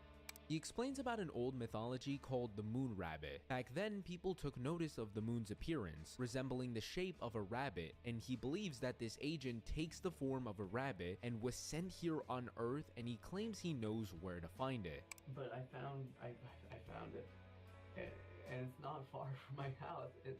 I just realized I've made the sheeple look like the fucking I Show Speed face, you know, the... Is perfectly in the center of this entire thing. The goal I have, now that I know wherever the agent is to go into that patch of you woods guys that know I what I'm talking found about. and talk to it. The aim is to appease the agent, be friendly with it, because I need to figure out exactly what it wants from Earth, why the moon is expanding, why it's keeping the moon in a spot around the Earth, and I think I'm just going to go there tomorrow. This is the only way to continue the mystery.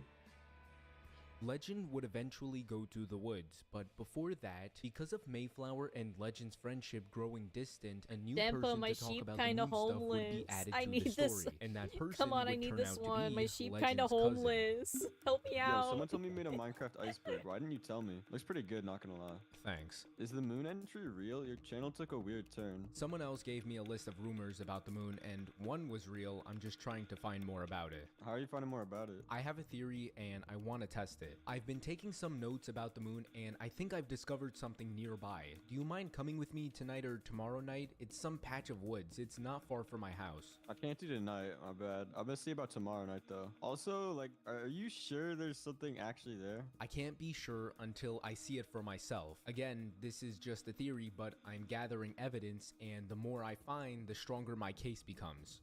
Alright. I have a rough estimate of a location. Not a very large area, but visibility and overgrowth may complicate things. We'll spend half an hour at least scouting around, likely starting at 9. I don't know about you, but I feel like it'll be easier to scout around if I actually know what to scout around for. Most likely a white rabbit, that's what I can figure out. I don't think there's any rabbits in this area. Yes, exactly. If we spot a rabbit, we know it won't be of natural origin for this very reason. You're free tonight, right? Snowed real hard today. I didn't think that was gonna happen. I'm gonna stay inside. Alright, I'll try scouting on my own. No, what the f? Don't. Just wait a few days. Sure. I'm going. What? Snow's still there. I said wait a few days. Bro, is your phone on silent? Pick up. Yo, I'm calling you. Pick up. What did you want to discuss with me? Be convinced that things are fine, I guess. I didn't leave this place. I don't know how I didn't figure this out. I just get away from this place.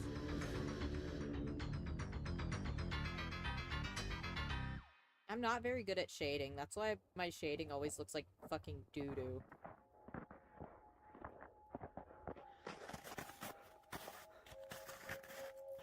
Legend would provide 7 videos documenting his search for the white rabbit in the woods. The videos are short and hard to see, but we can hear Legend as he sounds like he's struggling to catch his breath.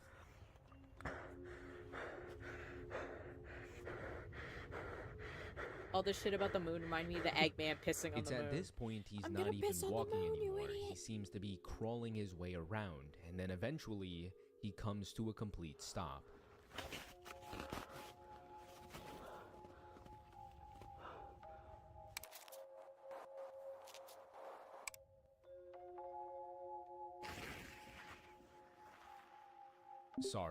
Just Stop with the wood stuff now. I was fine doing this with you, but you really just want to get Shading is yourself so killed, hard. huh? I How don't, but the faster I do this, the faster I can be done with it. Well, that won't matter if you die.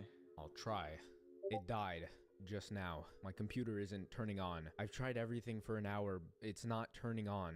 Well, told you, I guess. How have you been this month? I lost everything I've been working on. I've been searching the skies this month, looking for... Effing hell, are you kidding me? But the fact it happened so close to my first agent contact attempt means they probably knew that I made it. Agent? Like Men in Black? The hell kind of shit have you been taking? A representative of the moon. I've brought this up with you already. All the evidence lines up to the point where it's impossible for it not to exist. You need to believe me, please. There's something in the woods. I can feel it when I enter. Happy holidays, I guess. Hope you feel better. It's tomorrow? I didn't realize. I'm more focusing on your hope you get better comment. You're assuming I need to get better, but that's not how it works.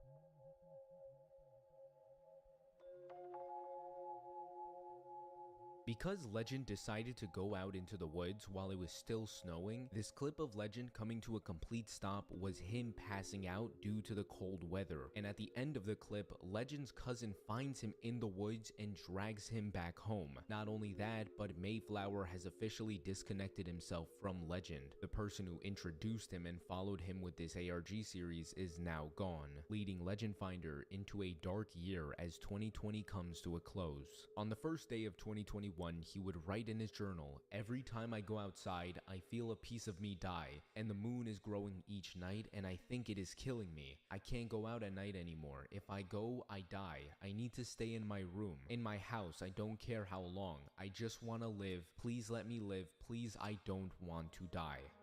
Legend found himself in a constant state of panic, and it's because of this that he would once again go MIA, but this time for a whole 8 months. The only thing provided throughout this time was just 7 journals, but by the 7th journal,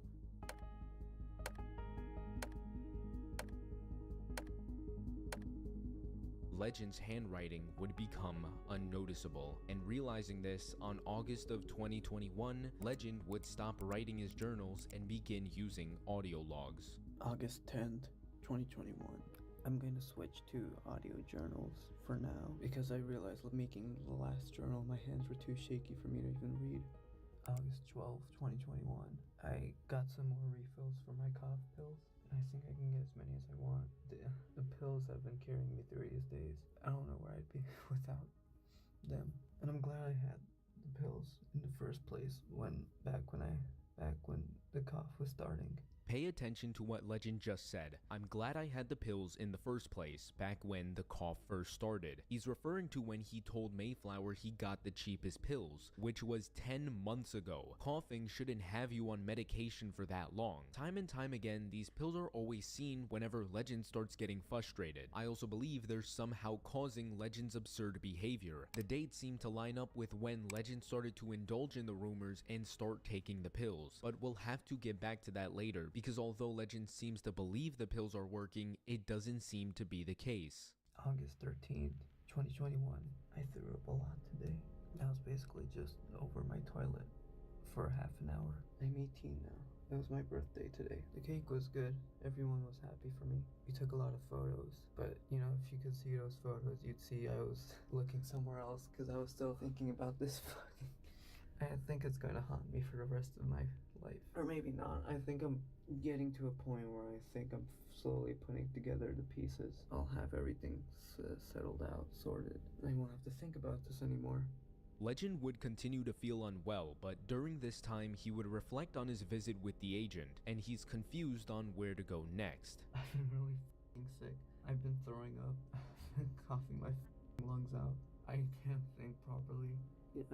I hope they're still willing to, talk to me and that this was just an accident that happened that shouldn't have happened, and I really was onto something. But then he makes a realization, one that will dramatically change things. August 22nd, 2021. They don't like me. I just realized they don't like me. I just realized why this happened. I don't know why I didn't realize it. I almost died in those woods. If I realized this earlier, months earlier, I probably would have been in a better spot right now. I don't know how far they are. I don't know how much they've seen about me. I don't know how safe I am. Oh God, they probably know where I am. Yeah, they've probably seen me get from being dragged back from the woods back to my place. I need to leave now. I'm gonna try something. I don't know how many days I have left. I need to leave this city. Are you there? What? Why? I almost died in the woods because the agent was hostile to me. They weren't planning on you being there, but they won't be as careless next time. What? You almost died because it was freezing cold and you didn't prepare at all. Yes, but the cause is of the agent. Also agent? What do you mean? I need to move as far as reasonable from New York City. I really don't think there's anything actually there, but whatever. Maybe I just don't know anything. What are you planning on doing? Well, it's September. I'm faking a college acceptance letter. So are you just gonna do like MIT or something? I was considering it, but I don't want my parents to spend their money on flight tickets just for this. I don't want to burden them. Bruh, says the guy that wants to trick his parents with a fake college letter. This is purely my problem, not theirs. Why don't you just go back to Maryland? Feels more ethical. No, my first encounter with the moon's expansion was in Maryland. They already know my ties with that location. What? There's so much you're not telling me. I'll be fine, don't worry. I'll make sure I'm fine. I've learned a lot. Hope you're right. Good luck. When Legend first passed out, he didn't think much of it, but somehow he's now come to the conclusion that the severe cold weather wasn't what caused him fainting in the woods. It was caused by the moon agent with malicious intent, but he barely got out, and because he believes they're after him, Legend would begin his escape. I spent the last 3 days. I mean, to be honest, what is happening the day we're listening to? I zoned out when I heard Minecraft takes place on the sun. It's a guy basically losing himself to some sort of something. And I showed them the letter. They think I'm actually going to He's Cornell, just which is completely good. Told them I'm going to be lost there, it. doing my And classes. You that's know, why I just really gotta like get this in ARG, there. because it's They literally gave like me 3 guy months of rent, having which isn't enough. psychosis. I'll probably need to get a job And or I don't know, something to something pay that's off the truly rent that's after like a those first truly few months. horrifying Let's concept say to me. I can't come for winter break or summer Is break. like being They'll be completely doing fine, and then our suddenly it's like, internships over boom, there. you are But no, don't worry about experiencing me, I'll be symptoms. fine. I just need to get the f away from this place. Legend has successfully Like, that's tricked horrifying. his I feel bad parents for him, into right? believing he's been accepted into a college hours away from his home. But in reality, Legend is doing all of this because of the moon. It's been almost a Maybe it's year because that now actually since does Legend happen to was a lot of people. introduced to what Because did you know that initially was a schizophrenia rumor to doesn't scare actually people, and it has successfully taken typically over his life. It's show ruined if his it's friendships, his hereditary in mental your state, family. he's It almost typically died, and it now doesn't he's show in going to be symptoms ruining his in you life. That same until day, around the Legend got time a that it text did in from your his cousin. family. He asked Legend So like what if the your name of the parent pills or he's been dad or taking are something called. started He showing tells him symptoms when they're you were called 20 when they were 20 Psychrosilvan, years cough old, you won't medicine show mainly, symptoms but until you're helps with 20. anxiety, Not that you puts things won't, but into it's scale, it's and his more cousin likely that you'll show responds with symptoms nothing around on that Google time. popping up when you search up Psychrosilvan. The conversation ended at that, but now fast forward 1 week and it seems Legend really did move out. September 6th, 2021. Took me a few days to get settled in the apartment. Yeah, I was lucky to even find Interesting, one, right? and the price Like, isn't that good. horrifying, And I guess but I was kind interesting. of looking forward to being able to live on my own anyway. Although I guess not really in this way. I'm still gonna take the next few days to find a decent enough job just to get the money to pay rent. I don't know. I don't know.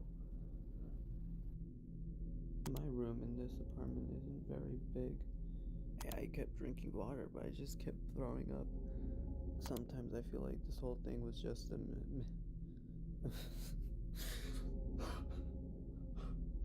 I still call my parents. You know, sometimes I wish I could go back there. I can't go back there anymore. I can't, because if I do, I think they're just waiting for me. My parents say it's almost Thanksgiving. I mean, and anything should that deals come with home. is both And interesting. I feel so Exactly. bad That's how I lying feel to about it. them. I could just tell them what's good. I wake up and I don't do anything. I just keep thinking back to maybe there's something I missed. Maybe there's still something for me to find. And I might have to go back. I have it in my family history, and I'm low-key scared I'll start showing symptoms one day. They're just waiting I have for me many friends to who come have dealt back with to that, and December luckily, 1st, if you are able to, you know, 2021. navigate I don't know what the symptoms in relation to that, even if you do show told my symptoms, I aced like, my finals, and luckily, it's not like they cried for for me. It's They- not like they a death cried and they sentence, said- you know? But and it they is told me a very scary how thing to good I have to was, deal with, and you know? They told me they loved me. Suddenly your life changing in They- such a they- way. That's what happened with me. I don't have psychosis, but I do have other symptoms that didn't show up until I was a bit older. I think And that's why, you know, I'm sick the last one with a I'll lot of the do. things that I have. Legend decided to drop audio journals entirely, and this time there would be no more updates coming from him. That's because in the story we have just entered into the Yeah, my year past 2022, isotopics are and crazy. I all was these generally videos that I've tweaking. shown you guys were never imagine. uploaded online. Every video, every in-depth analysis, audio journals, written journals, Legend kept to himself for up to 2 years, up until now, because he would spend a good majority of 2022 posting all of his information to the public, which got the attention of many people. More notably, Legend's cousin would notice the full severity of what's been going on, so he sends him a message and says, Hey, should have said this a long time ago, but I really think you need therapy. I feel like you just threw your life away for no reason. I didn't want to say anything before because I didn't know exactly what was happening, but I mean, a therapist would be able to navigate your thoughts easily. Just an idea, you don't have to do it. and after 9 months, Legend would finally give an update video answering his cousin's concern. A friend asked me if I should go to therapy. I never thought about it. Why would I go to therapy? The thing about this series is that I genuinely cannot tell if it's like actually And a 2 full-on months later, ARG Legend would upload a video called "I Did It," or showcasing if this an appointment is he booked with the just therapist. some insanely good acting. I hope I get better. And 3 weeks later, That another like video would broken. be uploaded I hope where I get Legend better. would Like finally holy get some shit, help. dude.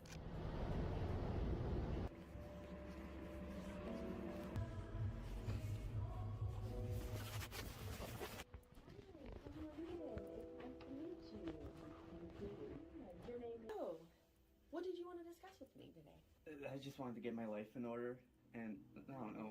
Be Well, convinced like that things obviously are this fine, part I doesn't guess. seem like it can be real because you Sounds like can't already like started the process of getting record in things order by therapy. coming to therapy. Are you content with? Like you are not legally allowed to like. I'm fairly certain you're not legally allowed to record and share your own therapy, at least as far as I'm aware. You can use those reflections to set up some reasonable goals that you can look at. On the schedule, I put like wake up, brush teeth, get ready for work. I mean, I've already built up habits for those. Anyway, I don't think I need a schedule. You could consider setting up goals about your health, maybe relationships. But like then the therapist is really good too. I'm like, okay, either they got an actual person who knows they shit, or oh my god, have I been drawing all this on the wrong layer? Oh, I have. I hate being live, do it, bro. Someone I used to call my friend years ago. They refuse to see things in a different way.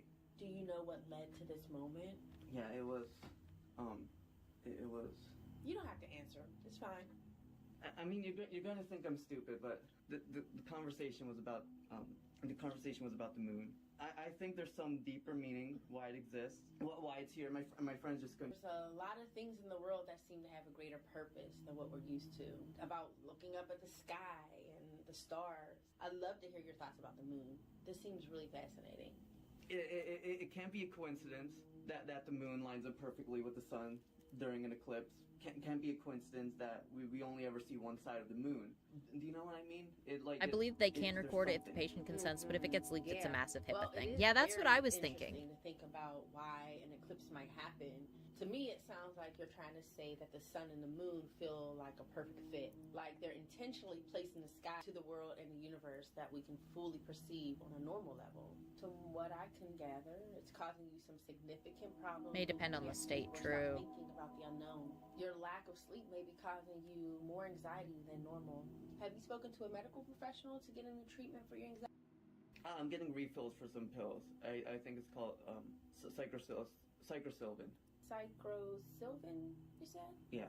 Interesting. What does it help with? It just keeps you from spiraling further, I think. I feel like I should be finding something. A lot of stuff in here in the States depends on the state. For me to Yeah. find, but I'm too like just blind. I'm blind to see them.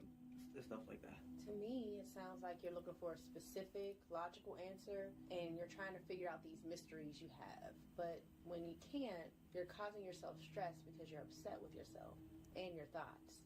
Have I got this right? Yeah. I feel like I'm not doing what I should be doing. It sounds like your thoughts are taking up a large portion of your life, and is there anything you can do to interrupt these thoughts? I don't know if I should interrupt these thoughts. You know, I feel like if I stop thinking about these things, about all of these things, and let my guard down, something out there will find. Do you have a reason to believe that there is something out there that will find you? Yeah. There's something I saw in a video. Hang on, let me pull it up. It would take another month before Legend would finally post what would be his final update message, called Moving On. I've been to a couple therapy sessions by now. I've taken some time to look back at these past 2 years of my life that I've spent. I put them in a spot where I can look at them more clearly. I think I'm getting better. I really do feel happier. I'm gonna keep going to my sessions. All I want is... He mentions he compiled all of his evidence into one big document, which he would provide in the description of the video. This is where I found all the screenshots, all the journals, all the videos, all provided in these 3 folders. But I've never showed the 4th folder. Inside contains a single PDF file made by Legend Finder called The Expansion of the Moon. It's a 14-page document where Legend planned on making a Wikipedia page about the moon's expansion. In it contains the journey Legend went through to compile evidence about the moon and the agent living on it. But it seems that Legend made certain revisions to it. There's certain statements he makes that are cut out to show he doesn't believe in these stuff, like the agent takes the form of a rabbit and its location is buried somewhere deep in a patch of woods. But then there was something else that caught my attention. This data chart he provides, he claims if the altitude is negative, it's impossible to see the moon. But then he says below that, it's difficult sometimes to realize that some things are not your fault.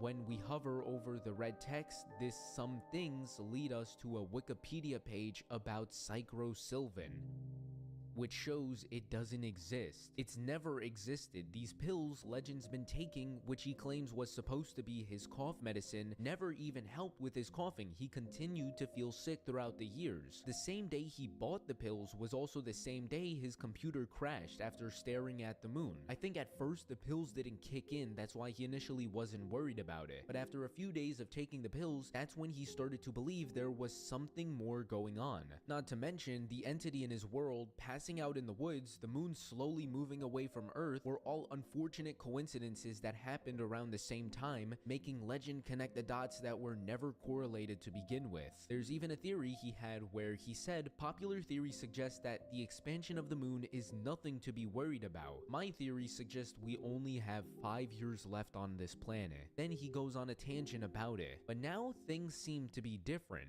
because this conclusion was scrapped and he ends up coming up with a new conclusion at the very last page. And he says, popular theory suggests that the expansion of the moon is nothing to be worried about. My theory, after reviewing with the evidence, agrees with this. In fact, embrace it. Finally putting an end to Legend's 2-year journey about the moon. This seems to have been Legend's final message. With his belief that there's nothing wrong with the moon, him going to his therapy sessions, it's safe to say Legend is getting better. But although there's no signs of him to be seen, his YouTube's inactive, his Reddit's inactive, we can't be 100% certain that he's doing okay like he claims to be. I mean, you heard how unconfident he sounded when he said he's getting better. What if he's gone insane again and just not documenting it? What if he revealed too much information online and the moon agents captured him? That's why he's been inactive. Unfortunately, there's just no way to know. But if there's something you and I have learned today, it's to stay away from that Psychrosylvan. But also, the next time you're outside at night and you see the moon, be sure you don't look at it for too long. I mean, you never know. Maybe one day, it might change your life.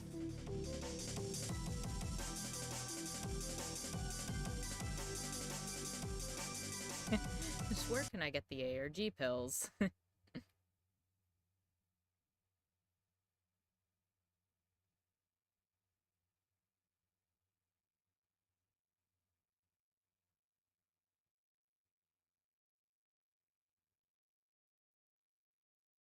I love how tired the ram looks. Yeah.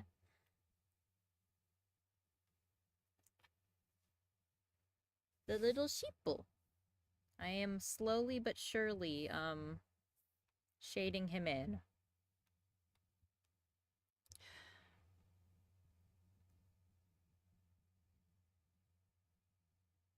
Sheeple so comfy and cozy in Denpa's arms. Yeah, we've only got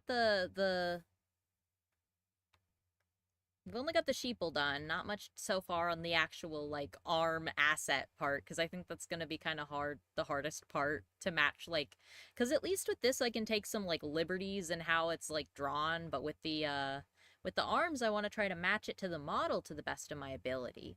So this I can take, like, you know, like I said, like, take some liberties. I just have to kind of vaguely match it. I'm just not too good at that, but we're getting somewhere, which I think is pretty good.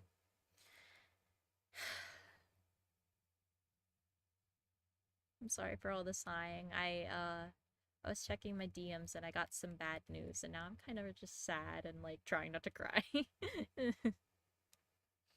Stuff happens, though. Life moves on. It is what it is. It is what it is. You just gotta live and, you know, exist, and everything is fine.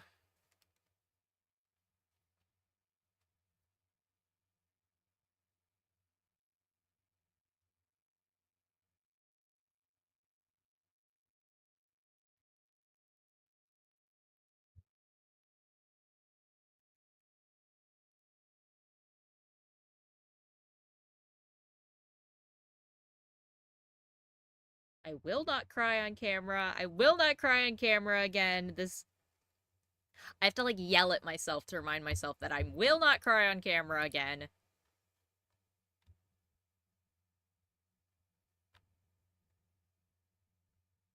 Today. I try my best to not cry on camera because I always feel bad when I do it. I'm always like, no, no, no, I'm not gonna do it. I'm not gonna cry and get all sad again on stream.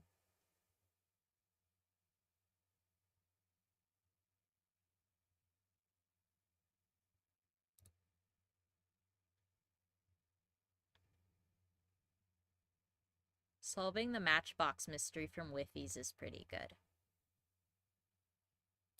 I discovered the... You don't have to say poor Denpa. No, no, no. It's okay. I'm okay.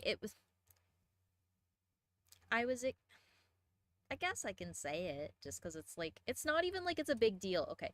I was gonna go to a friend's house for Thanksgiving because this is the first year I don't have anyone to spend Thanksgiving. I didn't really have, like, family or friends that are specific to spend Thanksgiving with.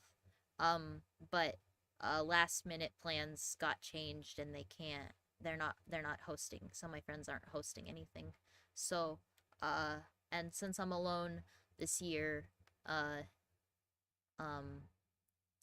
my friends went, like, my roommates went to their families this year. I'm alone this year, and I guess it just made me sad. I'm okay though. I guess I just got sad because I'm like, damn it, man, this year kind of sucks. It's the first year that I'm not gonna have anyone to spend holidays in general with. I got to do stuff not on my birthday other than streaming, but I got to go the next day. Usually I get to do things, like, on holidays, but like, I don't live I don't have any family, and so I was always spending it with certain friends, but I'm not around the friends I don't have those friends, that specific set of friends anymore that I would normally hang out with, just because stuff happened and now I'm not around them anymore. I had kind of a falling out with one of them, and now I'm not around we don't have that kind of bond anymore. So I'm kind of just by myself now, and it makes me sad. But I'm okay. Like I said, I'm not gonna cry. I will not cry. There will be no crying. There's no crying in baseball. There's no crying on stream today. I gotta be happy. I gotta be happy. Ugh. Cannot think about it. I can't think about it. I cannot think about it.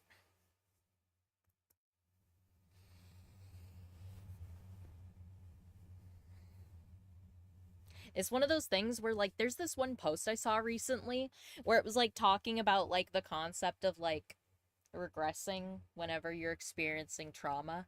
Or, like, not whenever you're experiencing trauma, but specifically whenever you're, like, experiencing, like, what's the word?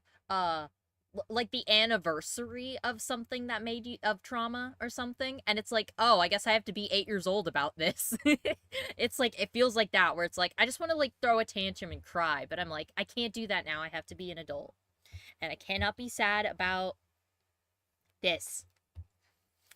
I must be like age regression. Yeah, it's kind of like the concept of, you know, like whenever you like just like, you know, your brain kind of reverts to that feeling of when you're really like, of when you were young, because your brain's just like, I am so upset about this thing.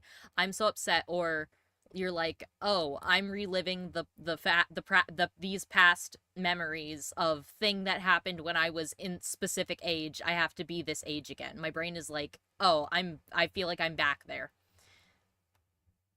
Just, it's like, oh no, I actually have to be an adult this time though, because this year I don't have anybody for it in the same way I did before. Yeah, that's pretty common. Yeah.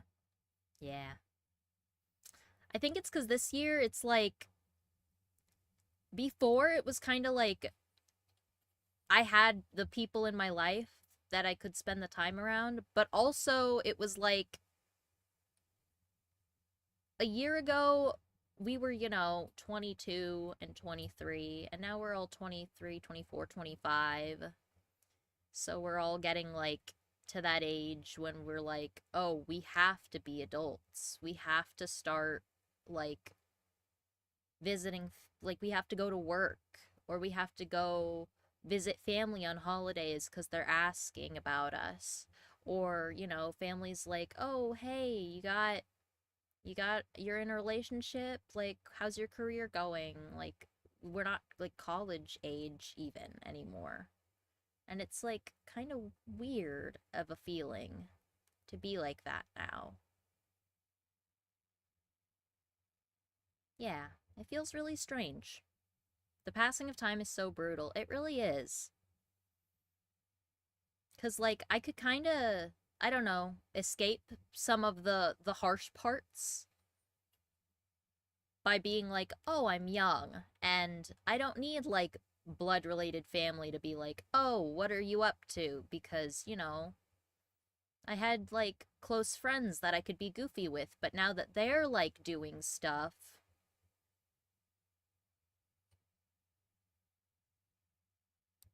you know, now that they're like having to be adults, kind of hurts. Because now I'm alone. Because I'm like the only one that couldn't grow up the same way. I guess. Why do I keep saying things that make me sound like that make me feel like I'm gonna cry?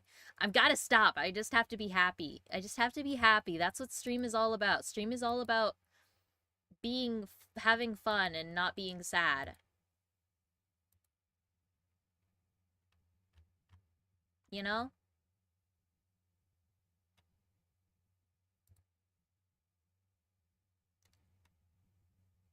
Hi, Yiska. Oh, DMs. Yes, they are happening. I check them now. Yeah. Oh, that could be fun. I would like that if you guys were okay with that. I don't want to put you out, of course. Okay, but after stream, definitely process your emotions. It's okay to cry. I probably will. I'll probably just do my usual cry myself to sleep thinking about memories and then, like, disassociate for an hour and then, like, be fine. Denparoid rage time. Rah! Chug the rest of this energy drink. Wake up. No more sad. I want to remind Silly to, yeah, I don't want to become more adult. Yeah. Energy drink. We're happy. Happy, happy, happy. It's like, plus I know like some of you guys like literally don't even live in America, so you're like, what is the big deal about Thanksgiving? It's like, totally I get that. I guess it's just because it's like, oh, it's a holiday, I guess. So it feels feeling full, you know? It's like, oh, there are feelings attached to this season.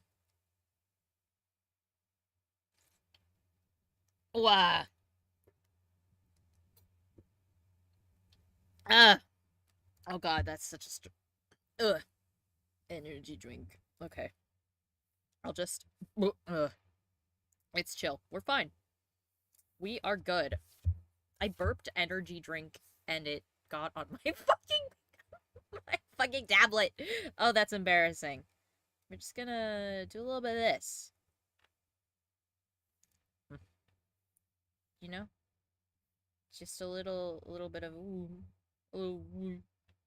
You know? Ooh. Just a little. You know? Kind of give it that soft, fluffy look. The energy drinks are fighting me today. They literally are. Also, my PC is, like, kind of lagging out right now. Do I have too many things out? He's so fluffy. I'm trying to make him look really soft. Let me deselect and see how it's looking. Layer, select, deselect. Yeah. I think he's pretty cute.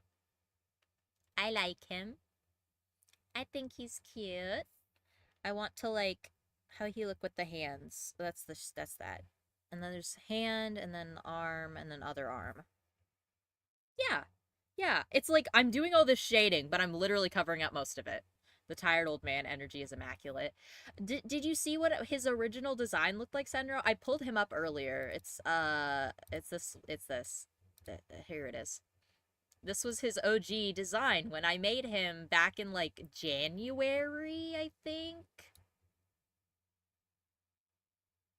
January. Oh. I think it's maybe because my thing. Original. Yeah. The meme face is iconic. Thank you. I worked hard on them.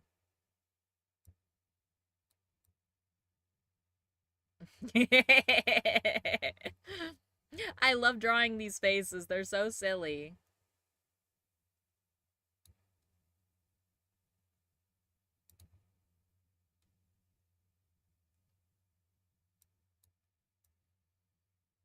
Sheeple, blue wool, pink horns, heart ahoge, sleepy eyes, energy drinks, wool, TM, living meme, and pink glasses. Minecraft ARG. Meh. I keep forgetting that this model has tongue out, so I'm just like, bleh. Bleh. This is also where I came up with the fandom name and also my, my little, like, art tag. Wow.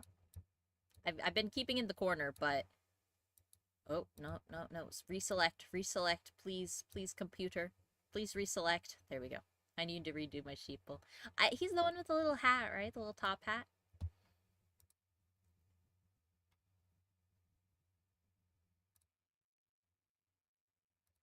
I don't know why. I really like the Matchbox Mystery by Whiffies. I think I just like Whiffies videos. It's like I like Whiffies videos, and then I go and I watch, like, the fucking videos that Whiffies and... What's his name? What's her name? It's not Jumper Who. It's the other one. It's like, I'm like, the other girl from Lifesteal SMP. With the glasses. I literally can't even remember her name right now. But, like, her and Whiffies do, like, shitty Minecraft modded videos, and they are so goofy. Like, they are actually terrible. Like, not in a, like, necessarily in a bad way, but it's, like, one of those, like, oh my god, these are definitely made for, like, a younger audience of, oh my god, this is so scary, guys! Oh my god, guys, this is so scary! And it's really funny just seeing them be like that when he has, like, these intricate, like, dark mystery videos of, obviously it's still Minecraft, but it's like, it's really good. And then you just have, oh my god, Whiffies, don't look up at the scary spider in the sky! Oh my god, Whiffies, don't look at the scary spider in the sky! She's British, by the way. What is her name? I can't even remember her name. I discovered the Matchbox a few weeks ago. I love the Matchbox mystery video. While searching YouTube for strange channels, I came across one with Yes. 6 videos. Yes, you guys 5 get of sheeple which were sonas. essentially Literally, just like, this is the unedited base gameplay sheeple, files. I and then usually just focus add on anything more to him that you cryptic want and to make ciphered him videos, your but something about this sheepleness. channel caught my interest. Usually and I draw after him with a taking little look, with the I little can tell gay you that earring, hidden with the little inside sheeple this earring. seemingly I don't know, did I boring draw that on the footage is OG? one of the strangest and most interesting puzzles I've ever seen. Yeah, Just you can waiting barely see it. to be I'm solved. zooming in a lot. Clicking on the first If you look, video he just titled barely Matchbox has the gay Round little 1 earring that takes us matches my into a earrings. dining Not on this room of model, but like sorts. on my We see a regular model. strange set of items in the hotbar, and our player walks around, seemingly exploring the room for the first time. They cross into another room filled with pots, and then turn the corner to see another player running right at them. Our player takes a step back before turning to place a sign saying hello, but by the time they look up again, the other player is gone. I'm still just Confused, thinking this about, oh my person god, looks Whiffies, don't around look at the into big a scary nearby spider. graveyard, but is Don't, unable to whatever find you do, the other Whiffies, don't player. look They up. turn It's back so down the scary. corridor into Don't a look at the giant scary spider, room with a Whiffies. tree in the center, where they encounter someone else. They try saying hello again, and this time the new player doesn't run, introducing herself as Flute. Our protagonist reciprocates, introducing himself as Oak, and Flute asks, almost jokingly, if he's the spark, to which Oak replies no. But wait, okay, what is all of this? Well, this is the Matchbox.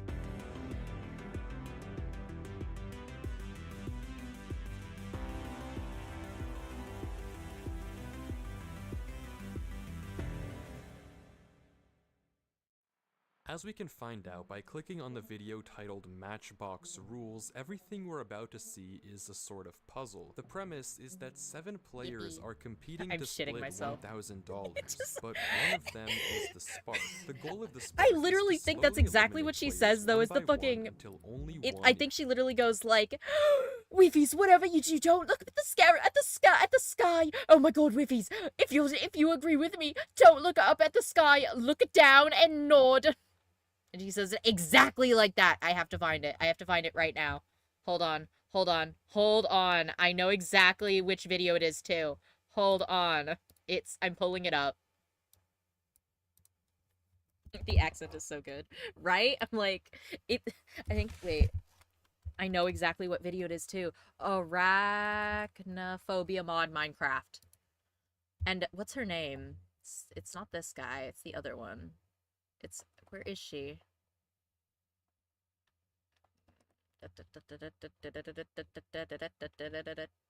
Squiddo! I think she starts the video doing it. I think she literally starts the video doing it. It's this one. Do not look up at the sky is literally the title. It's by Squiddo. There's a giant spider that's like 1 trillion feet tall. Do not look in the sky, Whiffies. Do not look up at the sky, okay? We're gonna do the rest of this Let's Play not looking at the sky, okay? Okay, not if you understand. Should I? Not lowly if you understand. Okay, do not look at the sky, bro. Do not look. Holy. Me and Whiffies are It's literally that exact fucking video. Do not look at the sky, Whiffies.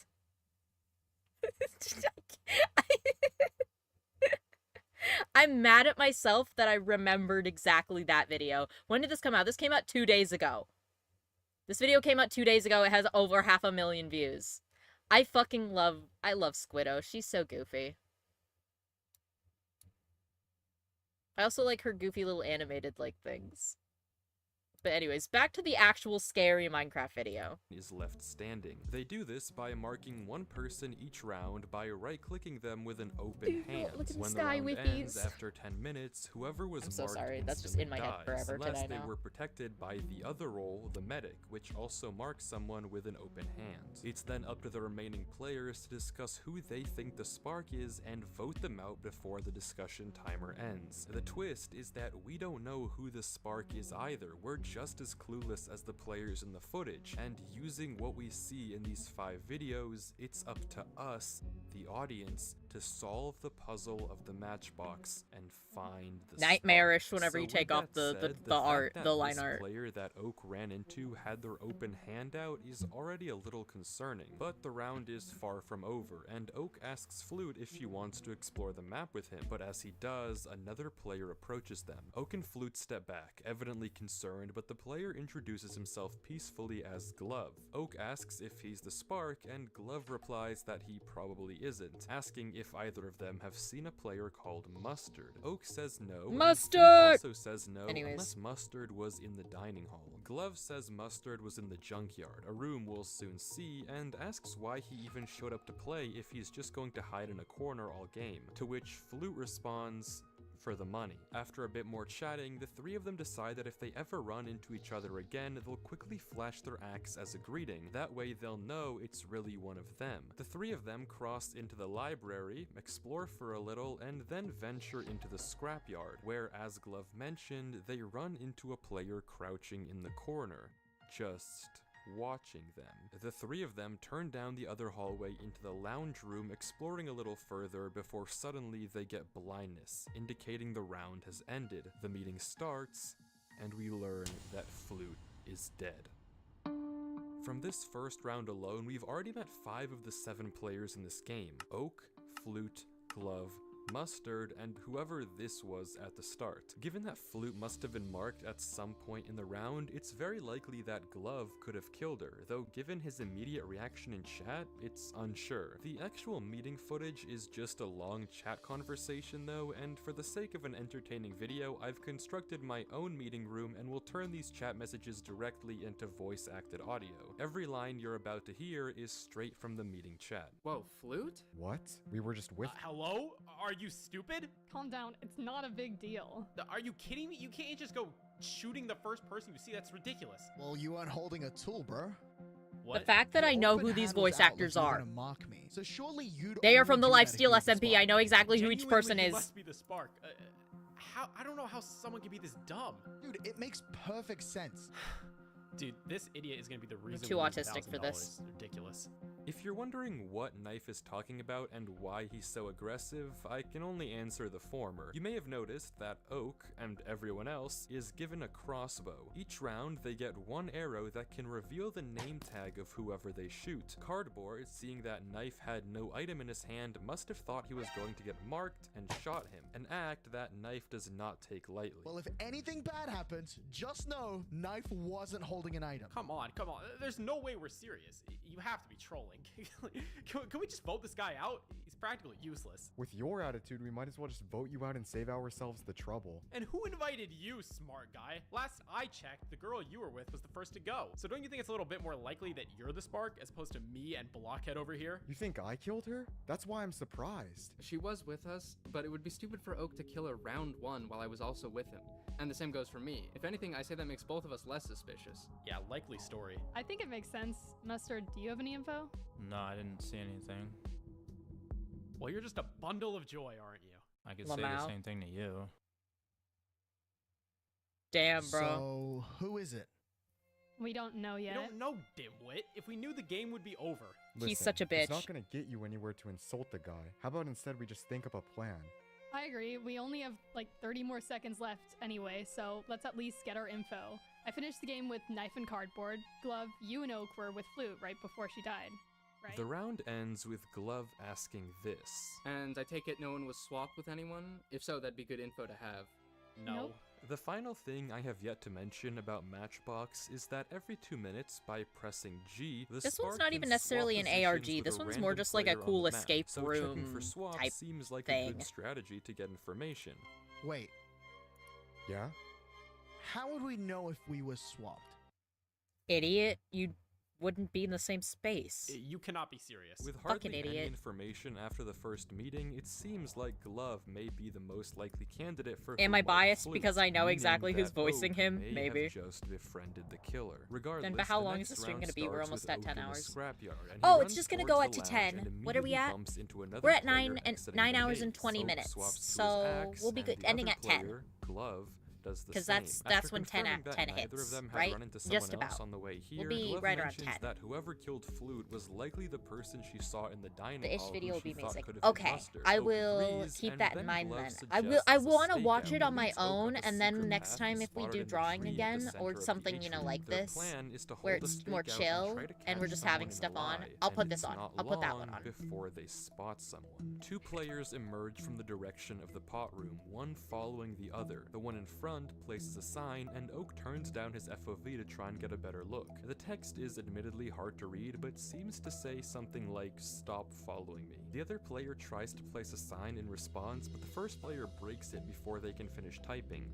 and then this happens again. The first player places another sign before walking away, but quickly runs into someone else emerging from the lounge. Oak watches as the two stare each other down. Before the first player writes something on a sign we can't read, the player on the lounge stares at it and then walks away. The first player then leaves towards the library with the second following close behind. Oak and Glove immediately get to talking, speculating that what we just watched was knife and cardboard, for which the behavior lines up with what we know about both characters. Who they ran into is a bit more ambiguous though, with Oak thinking that it could be Mustard. The round keeps going with no more player sightings, and before it ends, Oak tells Glove to meet him in the viewing lobby next round. When the meeting comes, it's Cardboard who's found dead. Good riddance. As if you didn't kill him. Excuse me? I mean, Knife, it's obvious to everyone here that he pissed you off in the first round. And since he kept following you around, you couldn't mark anyone without him knowing. So you pretty much had to kill him. That's way too obvious. Only a wormwit would have killed him in my position. Why would I kill the person following me around and essentially incriminate myself? Because you're low-key kind of stupid. That is the funniest, like, line in this entire yeah, fucking you're one thing. to talk. Just because you're kind of fucking stupid, dog. Only as much as Oak does. And then Knife no one definitely talks. ate him with cardboard, right? And if I did? I How think would you if know? someone said, Well, like, did if that shit you're to not the me spark, in a then this Minecraft is how we clear Minecraft you. video, I'd have to Setup end is my not life. clear. Yeah, we came in a little bit after the round started. Did you see anyone else in that time? Not beforehand. I ran into Cardboard first, and the kid just, like, latched onto me like a parasite. Afterwards, he ran into someone coming from the lounge before I left. And you met Cardboard where? The pottery room by the dining hall. Okay, and who was the player you ran into in the atrium? You tell me, genius. I have no idea. Was it Mustard? It was me. Well, there you go. Mustard. This essentially confirms Bruh. that Oak No, and Glove real. were right. This interaction Like, if was someone read me to knife, filth like cardboard, that in a mustard fucking with Minecraft Venus YouTube video, unaccounted for. oh, I'd be And done. Venus, where were you? The maze, just looking around for anything interesting. Seems like it's probably Knife then. Well, the maze is on the far left, and given Mustard came from the lounge, and Venus didn't mention running into him, I take it Venus was closer to the left side than the right. Okay, and? And he thinks I could have interacted with Cardboard and marked him before he met Knife. Exactly. Not bad logic, but I didn't see anyone that game. I was just trying to learn the layout of the maze. Fair enough, but you know, all we have is your word. Bro. No, like, you You can't know, read me knowing to if the filth medic in a is still alive fucking would be good Minecraft Who do you video. think is just gonna outright say that they're the medic? I don't know. Someone like maybe Venus? Mustard? That's a clear right there if no one contests it. Yeah, a clear and a target on their back. You're just fishing for your next kill, aren't you? That or you're helping out your girl here find her next victim. You're so unpleasant, you know? Yo, I hope the spark That's- marks you next. Oh, That's I'm another so one, is like- scared. Come mark me yourself then, Oak. Show me how to do it. Dude. Listen, if I was the spark, you would already be out of this game by now.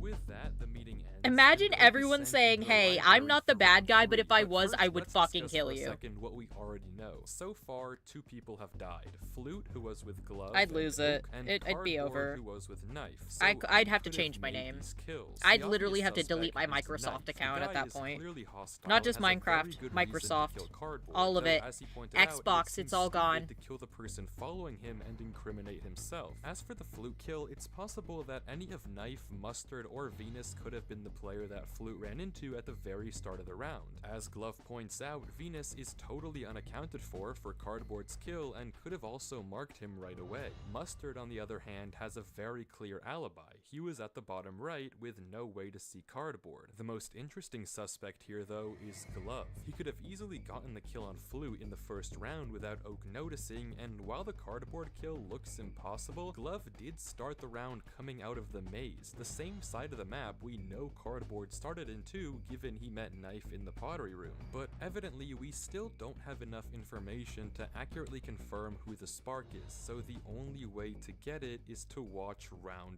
3, where Oak, as promised in the last round, runs from the library through the atrium and to the viewing lobby where Glove is already waiting for him. Glove mentions that he ran into a player in the atrium on his way here, and Oak once again suggests a stakeout, to which Glove of course agrees, suggesting that this time they keep watch on opposite corners of the tree to cover more ground. After making their way up, the two watch for any other players, and a few minutes later, they see someone coming up from the lounge. The player looks around and as Oak watches, runs into the left wing of the map. Oak runs to tell Glove Where's and the then backspace returns key? to his post. A few minutes go by and another player runs out of the library. According to Glove, they ran into the viewing lobby right after. The round then continues silently.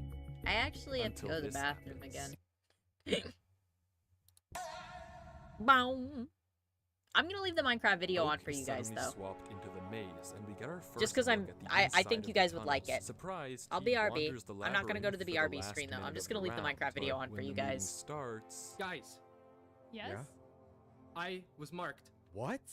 How? And the medic saved you? Yeah, they must have. So looks like the medic's alive after all. Oak, you're the only one who knew where I was hiding, and the only person who could have reached me. Wait, what? The entire game, I've only interacted with 2 people, you and Hold on. whoever I Where's saw my- at the start. I'm actually No one like else could get tweaking up out that trying to tree without find me like or the you window seeing. capture You think for that it. it There was we go. me who marked you? I want to trust you, but there's no one else it could be. What a surprise. Oh, is he telling the truth? No, what? How could I have marked you? It had to have been the other person you ran into. Well, that's just it. It couldn't have been because someone else must have protected me. Meaning, unless you're the medic and you're telling me that right now that you saved my life, which it doesn't sound like you are, then you must be the spark. This is a big accusation, but not an unfounded one. Glove being marked but saved by the medic means that of the 2 people he interacted with, the mystery man in the atrium and Oak, one is the medic and one is the spark, which doesn't look too good for Oak here, but Knife brings up an interesting point. He could be lying, you know. I already told you I'm not lying. Not you, genius. Glove. He might not have been marked. It could be that the spark just didn't kill. The chat messages literally stop for a small while as everyone realizes that Glove could have been lying about being marked and saved. And if that is the case, and he is actually the spark, then he's just made the boldest play of the game. Well, if anyone hears the medic and you didn't protect someone, then speak up now and we know that Glove is the killer. Okay, so this clearly proves that Glove is innocent. And that makes you the killer. No, it doesn't. And I can prove it too. Yo, Glove, where did you run into the other players earlier? Atrium, heading south. Did anyone run into someone else in the atrium? Are you stupid? Owning up to that would be admitting you're either the killer or the medic. Although we already know the former is you. You're not helping here, Knife. And I don't see you doing anything, Princess. Unfortunate that your only friend here has turned out to be the spark. There's no proof that it's Oak. Come on, you can see it just as well as I can. Glove, did I ever walk up to you during our stakeout on the tree? Yes. You told me someone came from the lounge. Did I ever after that, though? With a minute left or anything? You asked for more signs.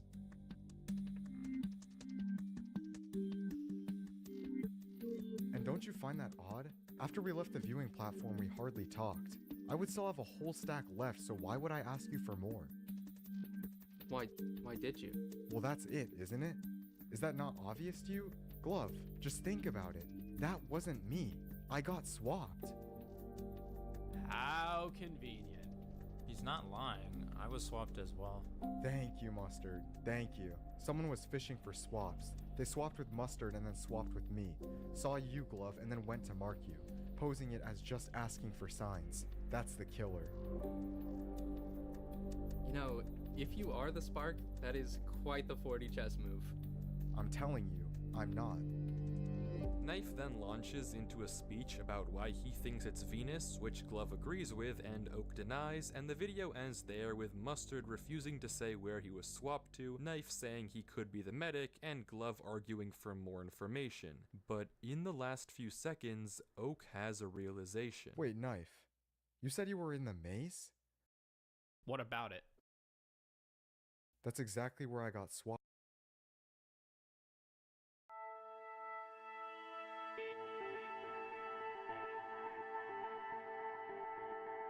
Oak's alibi does check out with what we've seen. It's clear that he was confused when he got swapped into the maze, and as he pointed out, this also makes Glove essentially 100% not the Spark. That leaves 3 suspects, with one of them, or maybe even Oak, being the medic. If the medic is Oak, the reason he didn't admit to it could have been to set a trap in case anyone else tried to claim it, in which case Oak would know for sure that it's them. But nobody does claim medics, so we don't know. Mustard is a question mark here because he gave no information besides the fact he was also swapped at some point. Knife said he was in the maze, but no one can prove that, and Venus said she was in the top left all game, which would line up with the behavior of the player we saw in the beginning, but all we have is her word. My best guess on the Spark so far would actually be Knife here. His left side location makes sense for the fluke kill in round 1, and it seems like he actually could be double bluffing about both killing Cardboard and admitting to being in the maze when he knows Oak was swapped there, doing the obvious thing both times to avoid suspicion. But once again, we're left largely in the dark without a match. The only way forward is to watch the second to last round,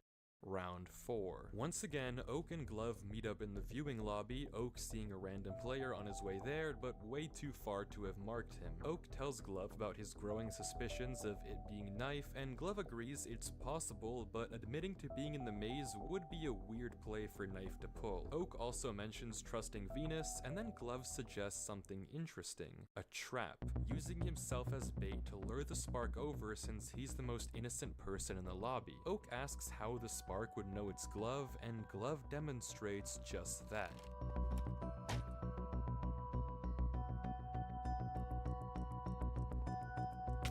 Shooting himself with the crossbow. With Glove's name tag revealed and the plan in motion, they post up right inside the lava room, Oak hiding in the corner ready to shoot whoever tries to kill Glove the second Glove flashes him the axe signal. The trap is set. The two wait around for a few minutes, until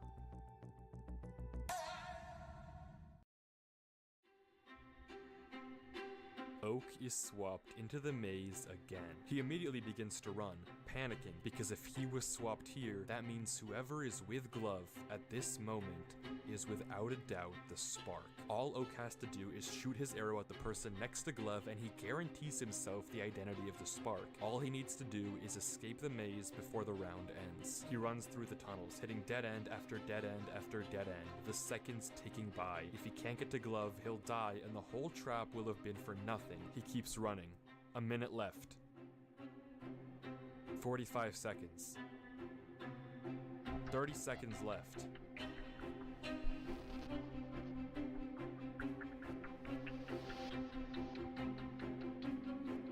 He's out. All he has to do is make it to Glove. He rounds the bend through the lounge, into the atrium, and there he is. Glove. And the Spark.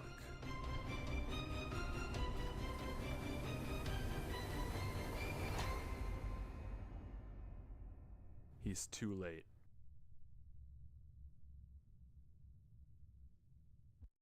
Oak goes hard at Knife, now certain and wanting to avenge his dead friend. All he has to do is convince Mustard to vote with him and Venus. Guys, I know it's Knife for a fact. He tried to kill Glove in the previous round, failed, and now he's just finishing the job. That's the most ridiculous thing I've ever heard. I haven't seen Glove the entire game. Bro, please, as if you expect me to believe that for a second. I don't expect you to believe anything, dimwit. Though unlike Cardboard, I wouldn't put it past you being the Spark. I have a hard time believing even you would be this stupid to accuse me here. So then what were you doing all game then? Nothing. I was just exploring out the labyrinth again. I even ran into someone in the lounge. They can verify I was there. That was me. I also ran into someone in the lounge, so that doesn't mean much. I could have ran into Mustard, you could have ran into me, there's no way of knowing who's who. Oak, were you with Glove the entire round? Yes, I was, in the volcano room, and he told me specifically no one else had interacted with him all game, so it had to have been Knife. You have no grounds to even think it's me. Did you even see anyone else? And you know what I was going to say before you accused me for literally no reason. I got swapped. Tell me one good reason right now that Mustard and Venus should even humor your argument. Oh, you got swapped? Well, so did I. I got swapped away from Glove, and that person must have marked him after the swap. I just wasn't fast enough to find out it was you. Bullshit! I got swapped into the library, not a soul was there.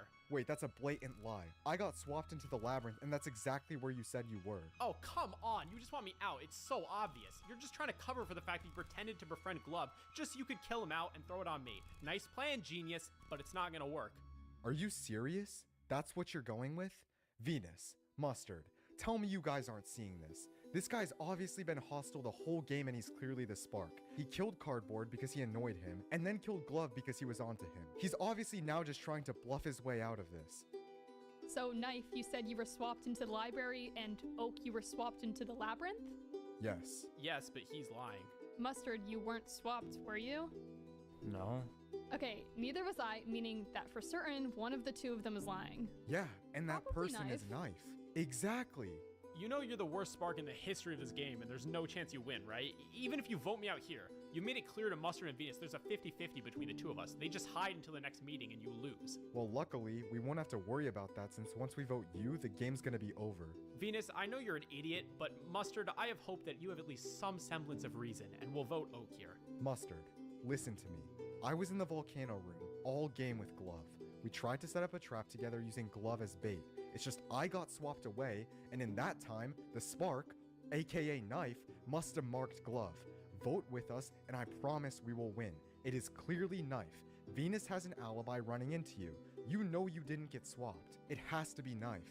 I think he's right, Mustard. I'm pretty sure it's Knife. Mustard, I was in the labyrinth all game, got swapped into the library, and then met you afterwards in the lounge. What happened? All Sorry, I did just was got back. return Oh my to the god, I maze. just You saw a fucking me, raid! you voted, and the game ended here. The voting phase comes. What happened? Oh my god, I'm sorry. I'm so sorry. Hello, Raiders. Knife Oh my god, is I'm sorry. I had to go to the bathroom. Oh my god, idiots. I literally got I got a DM But from as we my can friend. see, I was in the the bathroom. game I got a is DM and they were like, "Hey, you just got raided." I'm like, Knife "I'm was right in back. the I'll be right there." Oak spawns Thank you, in, Satisiri, for immediately resubscribing knows for one 9 months thing at for tier 1. sure. Oh my god. Oh my, I know. Thank you so much for the fucking The for killer the raid. Oh my is god, still hi. alive.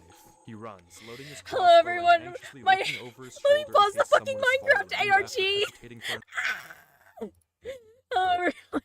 I'm so sorry. Hi. My name's Tempasekai. I'm a Jirai. I'm a fuck. Who am I? I'm a Jirai demon, Kikomori VTuber. I do art, and I'm drawing my mascot. Me holding my mascot. Everyone follow Ume. I know.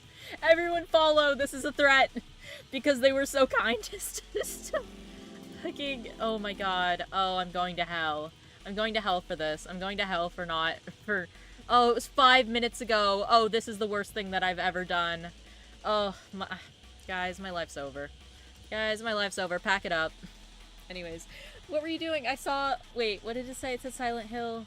Silent Hill 3. Oh, that's so epic. I've never played a Silent Hill game. Oh my god. We got raided, Omega Man. Everyone celebrate, we got raided. 5 minutes ago. Yes. Bonk. I was really locked in. I was in the bathroom. I got raided. Oh, this is so sad. Oh, I feel so bad for everyone who raided. Oh, I'm so sorry. Hello, everyone. Oh my god, there's so many messages from that. Bonk. Ume raid. Welcome in, Soy Boy Bento. Welcome in, Ekimara. Hi King. Basic Editor, Invisible Man 101, Jocks, Fox Gaming, Borrow Mirror 420, Meme Digit, Archer, We Being Loud, Rosebert. I think she's pissed. I just realized I think she's missing. Oh, I'm going to hell. SW Terror's Den. Oh my god. Bug Ladies for Life is real. Hi, Denpo, when you come back. I'm going to bed, but I hope you have good stream and subathon. Thank you, Ume. Thank you, thank you. I am so sorry that happened. Welcome in, Benny Gold. Why are you guys yelling at about the raid messages? That's so fucking funny. Oh my god. Bonk! Oh, hi, welcome back. Everyone's like, bonk, bonk, bonk. Welcome back, Denpa. Thank you. Bonk. I put on Minecraft ARG videos to distract chat while I was in the bathroom. Oh my god. Why does this happen? Why does this keep happening to me? I blame the weird sandwich I ate when I woke up from my nap earlier. That's what I'll blame. How is there energy drink on my monitor? What on my tablet? Every day I wake up against my will. Bonk. Bonk. Never trust a weird sandwich. Exactly. Woke up from my nap. My roommate had made me I think he bought me like it was a prepackaged sandwich from like the store, and then he dipped to like go to visit family for the holiday. And I was like, oh, yay, sandwich. And I'm pretty sure he literally just bought it at the store today, because he was like, this idiot is not gonna eat today. Which was true. I probably would have forgotten to, had I not eaten that sandwich. Oh. It's fine. We're fine. Gas station sandwich problems. Honestly, yeah. Probably. That was honestly probably the issue. It was like vegan or something like that. Bonk. Bonk. But yeah. How was the ARG video going, guys, while I was gone? What was I even... What am I drawing right now? What layer am I on? I can't even tell anymore. Oh, I'm on the blend layer. We're getting rid of that. Oh, yeah, I didn't need that shit. Look, I'm drawing sheeple. I'm drawing the sheeple. New people. New people. My mascot is called a sheeple. And so I'm drawing a little mascot of me hugging y'all. This is, right now I'm using a model that's like a cozy one. I got a raid. Axel, I got a raid. Hi, new people! That one, there's like Chaewon from, fucking, what's her name? From Le Seraphim, and she just goes, so many people! That's every time I get a raid, I'm like, whoa, so many people! I'm the sheepa. I'm a dead finite.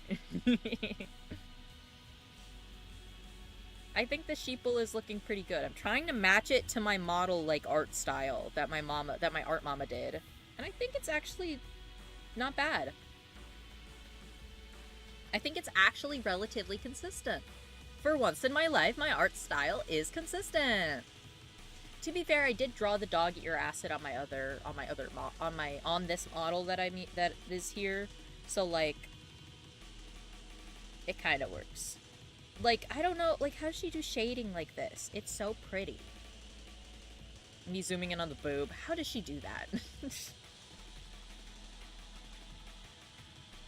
He's so cute, right? And the kitty ears. Oh, I did also draw the cat ears on my other model. It's like I drew the cat ears and I drew the dog ears. We love improvement. We love improvement! But yes, my art mama is so goated at this. Like, I feel like this shading looks... Oh my god, I made him invisible! Don't disappear, little man. Ugh. Oh, Sniffles. I got the Sniffles today. It's cold today. Oh, baby, it's cold outside.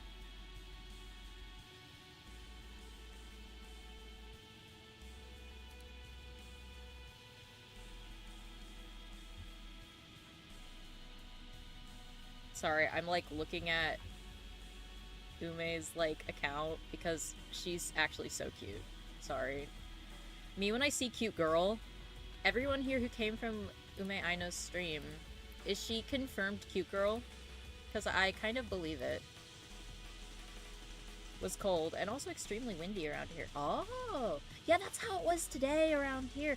It's like pouring rain out where I am. And it always is around this time of year, and I hate it.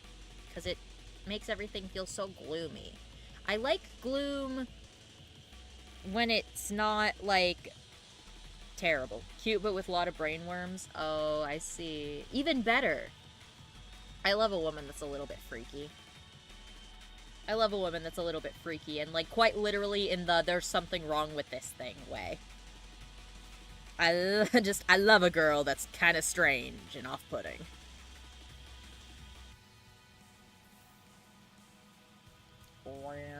What? Hello?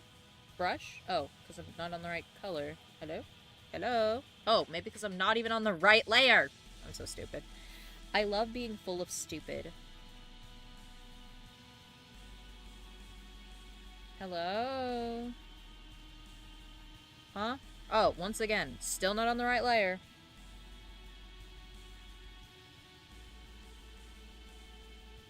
10,000 years later.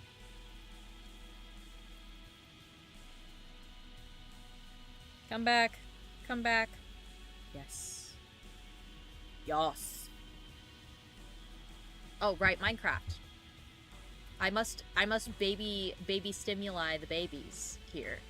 For another second, he runs face first into the maze, trying to hide out the round. If he can survive here, and so can the other two, they have a chance at voting out the true spark, whoever it may be. Oak carefully wanders through the maze, peeking corners and crouching so as to not make a sound.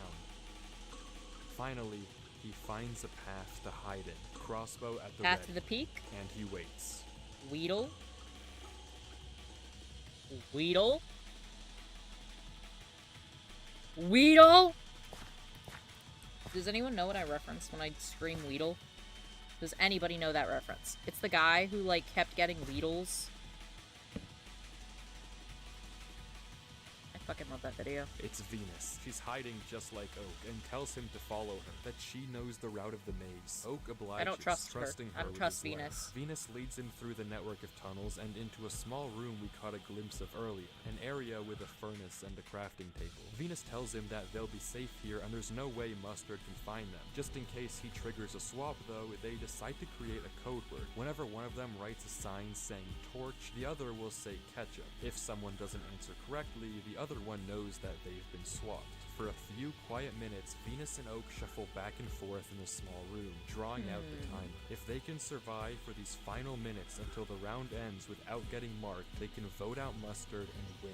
It all comes down to How do you this. know it's Mustard?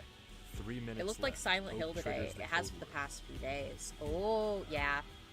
My friend, I Venus remember, who responds lives a bit south of me, 2 minutes took a left. picture Oak and asks was like, Venus what they damn, should do if Mustard I'm finds literally them. in Silent Hill right Venus now. says And I that sent won't back that happen. one image that's like, 90 seconds left. Yowie has led me to Venus places triggers that I the wouldn't even code. go to with a gun, and it's an Oak image of responds Silent Hill.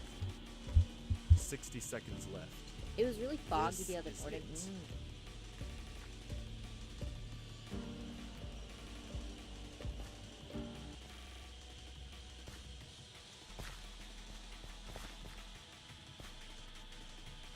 Yes. Exactly, Queen.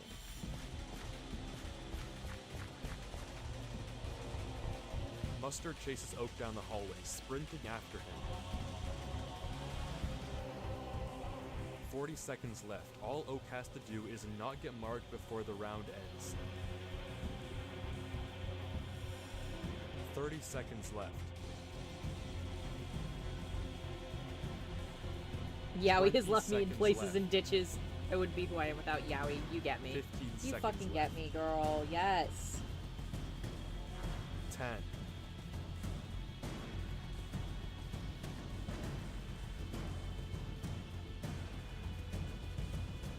I want to someday go to the...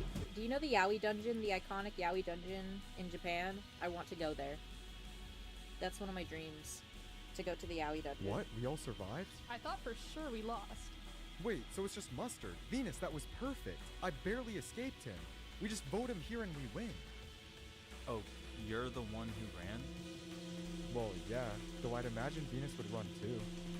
Oh, it's not you, is it? What? No. Why? It's clearly Mustard here. Yowie I dungeon. was The backed Yowie into a dungeon, corner man. And I couldn't run, but Mustard didn't go after me. What? Maybe Hold he wasn't on. thinking straight. Whoa, I hit Probably my didn't something even with my mic. notice you. I'll look It's it up. you. Hold on. You're the spark. You were trying to run and act innocent. Hello? Yo, if I was the spark, I would have just won there. That's what I can't figure out. Why wouldn't you just mark me right away and win the game? Maybe It's because in. I'm not I the think it's spark? in Ikebukuro. Because he didn't want to gamble on the medic showing up. If he marked you, then there's a chance that the medic could still be alive and save you. He probably was waiting to mark you right before the round ended. Okay, you actually sound dumb now, bro. Like, what kind of plan is that? Why don't Where's you the picture think of the Oak Yowie could just dungeon? be the medic? He could have protected me and ran away. Because I'm the medic. Okay, well. Yeah, I found the wow, picture. What Hold a on. great lie. Now you bring that up? Oh, if you I are like the how medic, earlier you I can was. stop I just was like hiding it. looking Just through my say it so I screenshots know to I show can it. trust you. And you know what Venus, screenshot I'm I was saying literally this showing because I earlier? know I was you can showing the trust me. art I am not the medic. that I have Mustard with isn't you. either because he's the Yiska. spark. I have no role. I'm pausing the video so I can show it. I was showing the art I have with you. This art. I was literally showing chat it earlier because I was like, oh my god, I love her. I love Yiska. She is so I love her so big. I love her so much. This is art that I got back like early this like at the beginning of this year. It was in like January or something. But yes. Anyways, I'll show you pictures of the Yowie dungeon now. Yes. Okay, wait. Here it is. Here's pictures of the Yowie dungeon. This is the Yowie dungeon. This brings so many memories, right? But then I'm a me the two diametric opposites. Me and my bestie and the Yowie dungeon. Me and bestie and the Yowie dungeon. And also there's Minecraft on screen. There's a lot happening on the screen right now, actually. I've just realized how much is happening on screen right now.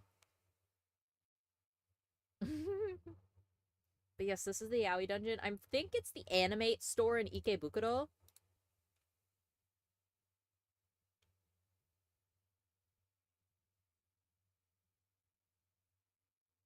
Yeah, I think that's what it is.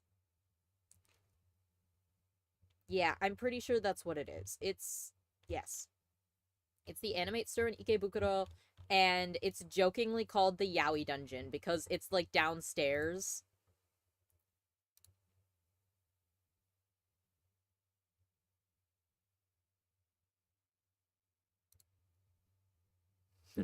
Wait, no, I've seen this place. I think I've walked down it. You've been to the Yowie dungeon without me? Ugh, I have to kill you now.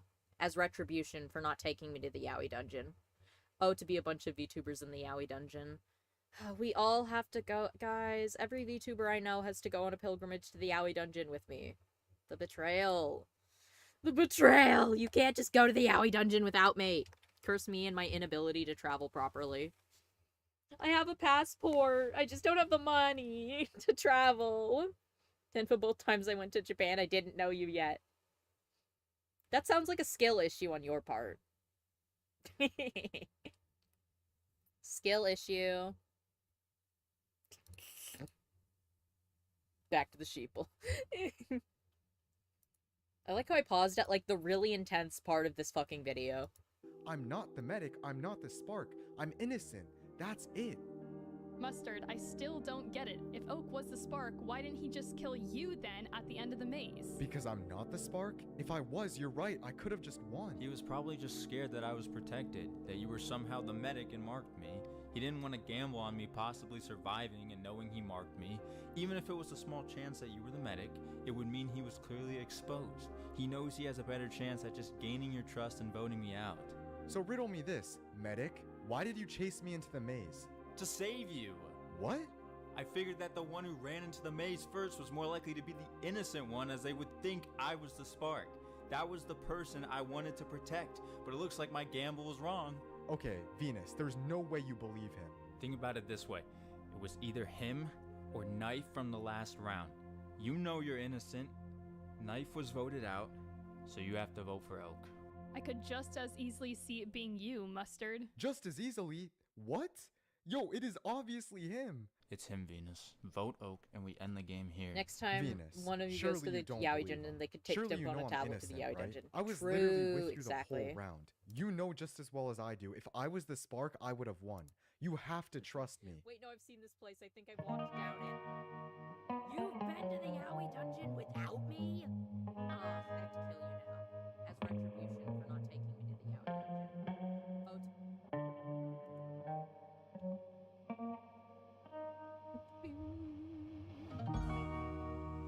And then he gets voted out. And then guess what? They don't fucking tell you. Venus.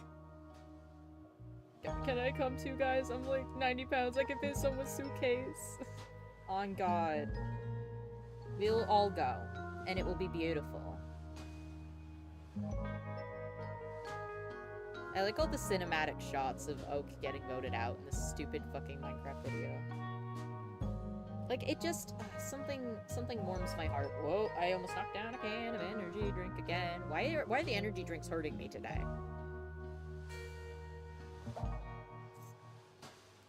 Num num.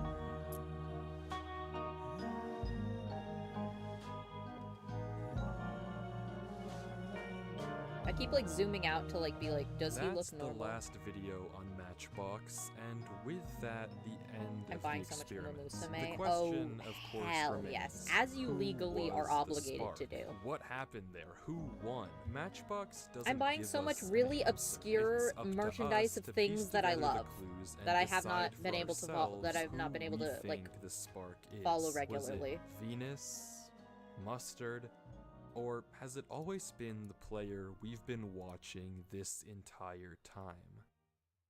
Oak. Matchbox is designed in a way that you could be watching the killer and have no idea. Right-clicking with your hand doesn't look like anything. Pressing G to swap doesn't either. In fact, if you trace the footage back, for each kill, Oak was there the entire time. Flute, glove, glove again. Oak was always there. Hand out, ready to mark. If you consider for a second that his reactions to getting swapped were Yes, just I an want to act, play it Pre-Para could really Arcade. be that Pre-Para Oak was the mentioned! spark. We've been watching the killer Pre-Para, all okay. along. I have like the Pre-Para like Except cards that you it can doesn't play at the line up. fucking machines There's in one like kill here that in Oak couldn't have Japan, but I possibly made. don't know how to.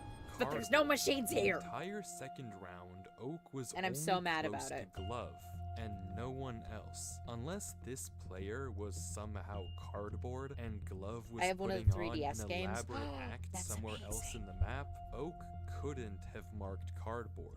Oak cannot be the spark. So that leaves us with two options, Mustard and Venus. Venus is by far the character we know the least about. She's been present in hardly any of Oak's footage until the last round, and we don't know where she's been all game. As a result, it's very possible that she could have really been behind every murder we've seen. She marked Hi, flute Sakura and Rose cardboard, 1008. swapped with Thank you Oak for the to follow. mark Thank and you. swapped with Oak to mark Glove again. But if it is Venus, why she I am didn't drawing just vote my Mustard out mascot and instead today. let herself be gaslit into voting Trying to Oak figure is out a mystery. what to Mustard, do on the next other for it. hand, I'm has kinda just more of an fucking alibi. around He with was shading allegedly right in now. the scrapyard round 1, so marking Flute would have been difficult, and he met up with Nope. Cardboard and Knife Actually, in the that second worked. round, so marking Cardboard there would also be Yay. a bit of a stretch. That being said, we don't know his exact whereabouts, so it could well have been him too. If Hi, it John. was Mustard though, then Jonks. who was the medic? I was just gonna Venus call you and Jonks Oak didn't because claim the it, and X. we know the medic saved Glove, which can only mean one thing. Was Knife the medic? Unless it was Glove and he lied about being saved to bait someone out. The information just doesn't line up. The stories are incomplete. The Matchbox experiment doesn't tell us directly who the spark is, instead giving us pieces of broken information. We may never get a direct answer from the channel itself, but if anything, that just makes it a mystery more worth solving. It could be that maybe there's a puzzle piece I missed, and maybe one of you watching will be the one who solves the Matchbox. Until then, though, good luck. Bruh.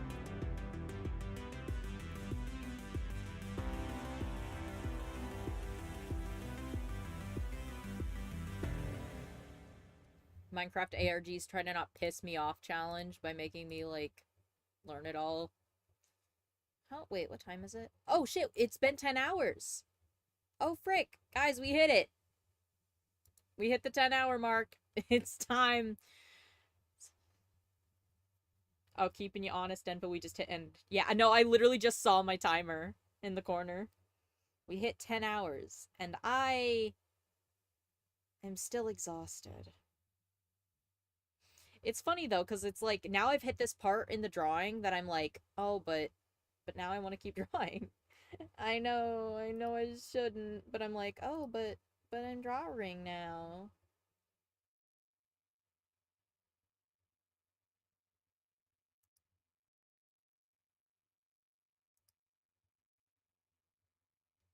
Like, what do sheeps look like? I'm just trying to make, like, fluffy lumps. Hold on, let me just...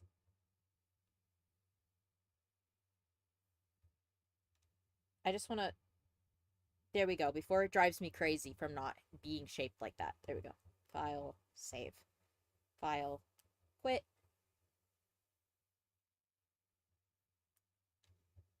To the chatting screen.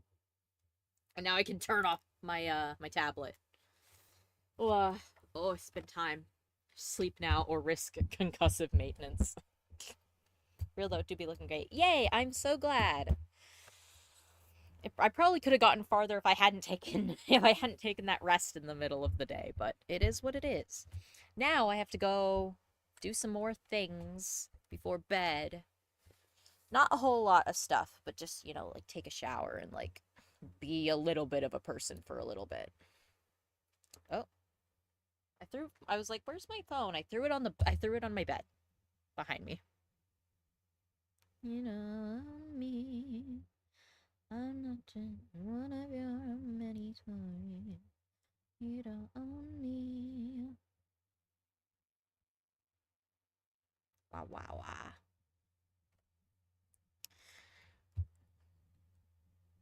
Let's find somebody to raid.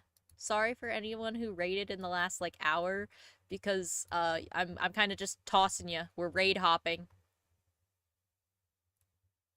We're raid hopping. I'm raid hopping ya.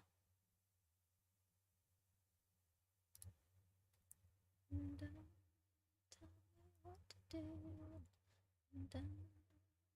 me what to say. Now let me be myself. Don't leave me on display. I can't fucking sing. Who we got today? Who we got that would be fun to raid? Anyone got any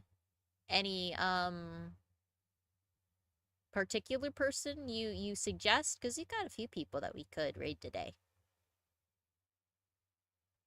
Hoobie's playing Total Chaos. Hoobie's nice.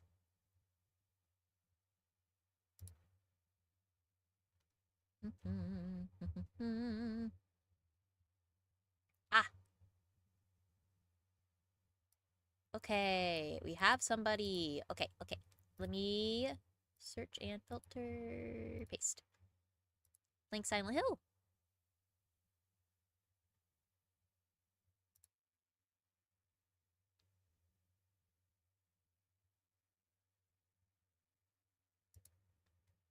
Okay. I will click start raid. And tomorrow, I'm streaming for a little bit tomorrow. I'm not going to stream all day. I'm not going to stream the full 10 hours tomorrow. Just because it is a holiday and I don't want to inconvenience people who are doing things. But I am going to do the eating weird food stuff. So I'm going to eat, you're going to see me eat chalk. And you're going to see me eat, oh, thank you for the follow, Invisible Man. Whoa, I reached a follower goal already. What did I reach? Where are we at? Not. I like how I just got a thing and it's like 969 that it's at right now. That's really fucking funny, actually. But yes, I will be on for a little bit to eat. I'm gonna eat chalk on stream, and I'm gonna eat the sandwich that you guys chose for me. Which is funny enough, despite being a completely normal sandwich, gonna be disgusting for me because it has like it has so many foods that I fucking hate. Let's fucking go. Okay. So I will see you guys tomorrow for that. Yep. I'll start at the normal time. Yes. I'll try my best to not stay up late tonight. I might stay up a little bit, but I won't stay up a crazy amount. Just enough. Bye-bye. Bye-bye, everybody. See you tomorrow. Yes. Get good sleep. Thank you. Bye-bye. Bye-bye, bye-bye, bye-bye, bye-bye, bye. Bye-bye. Did it raid? Did we go?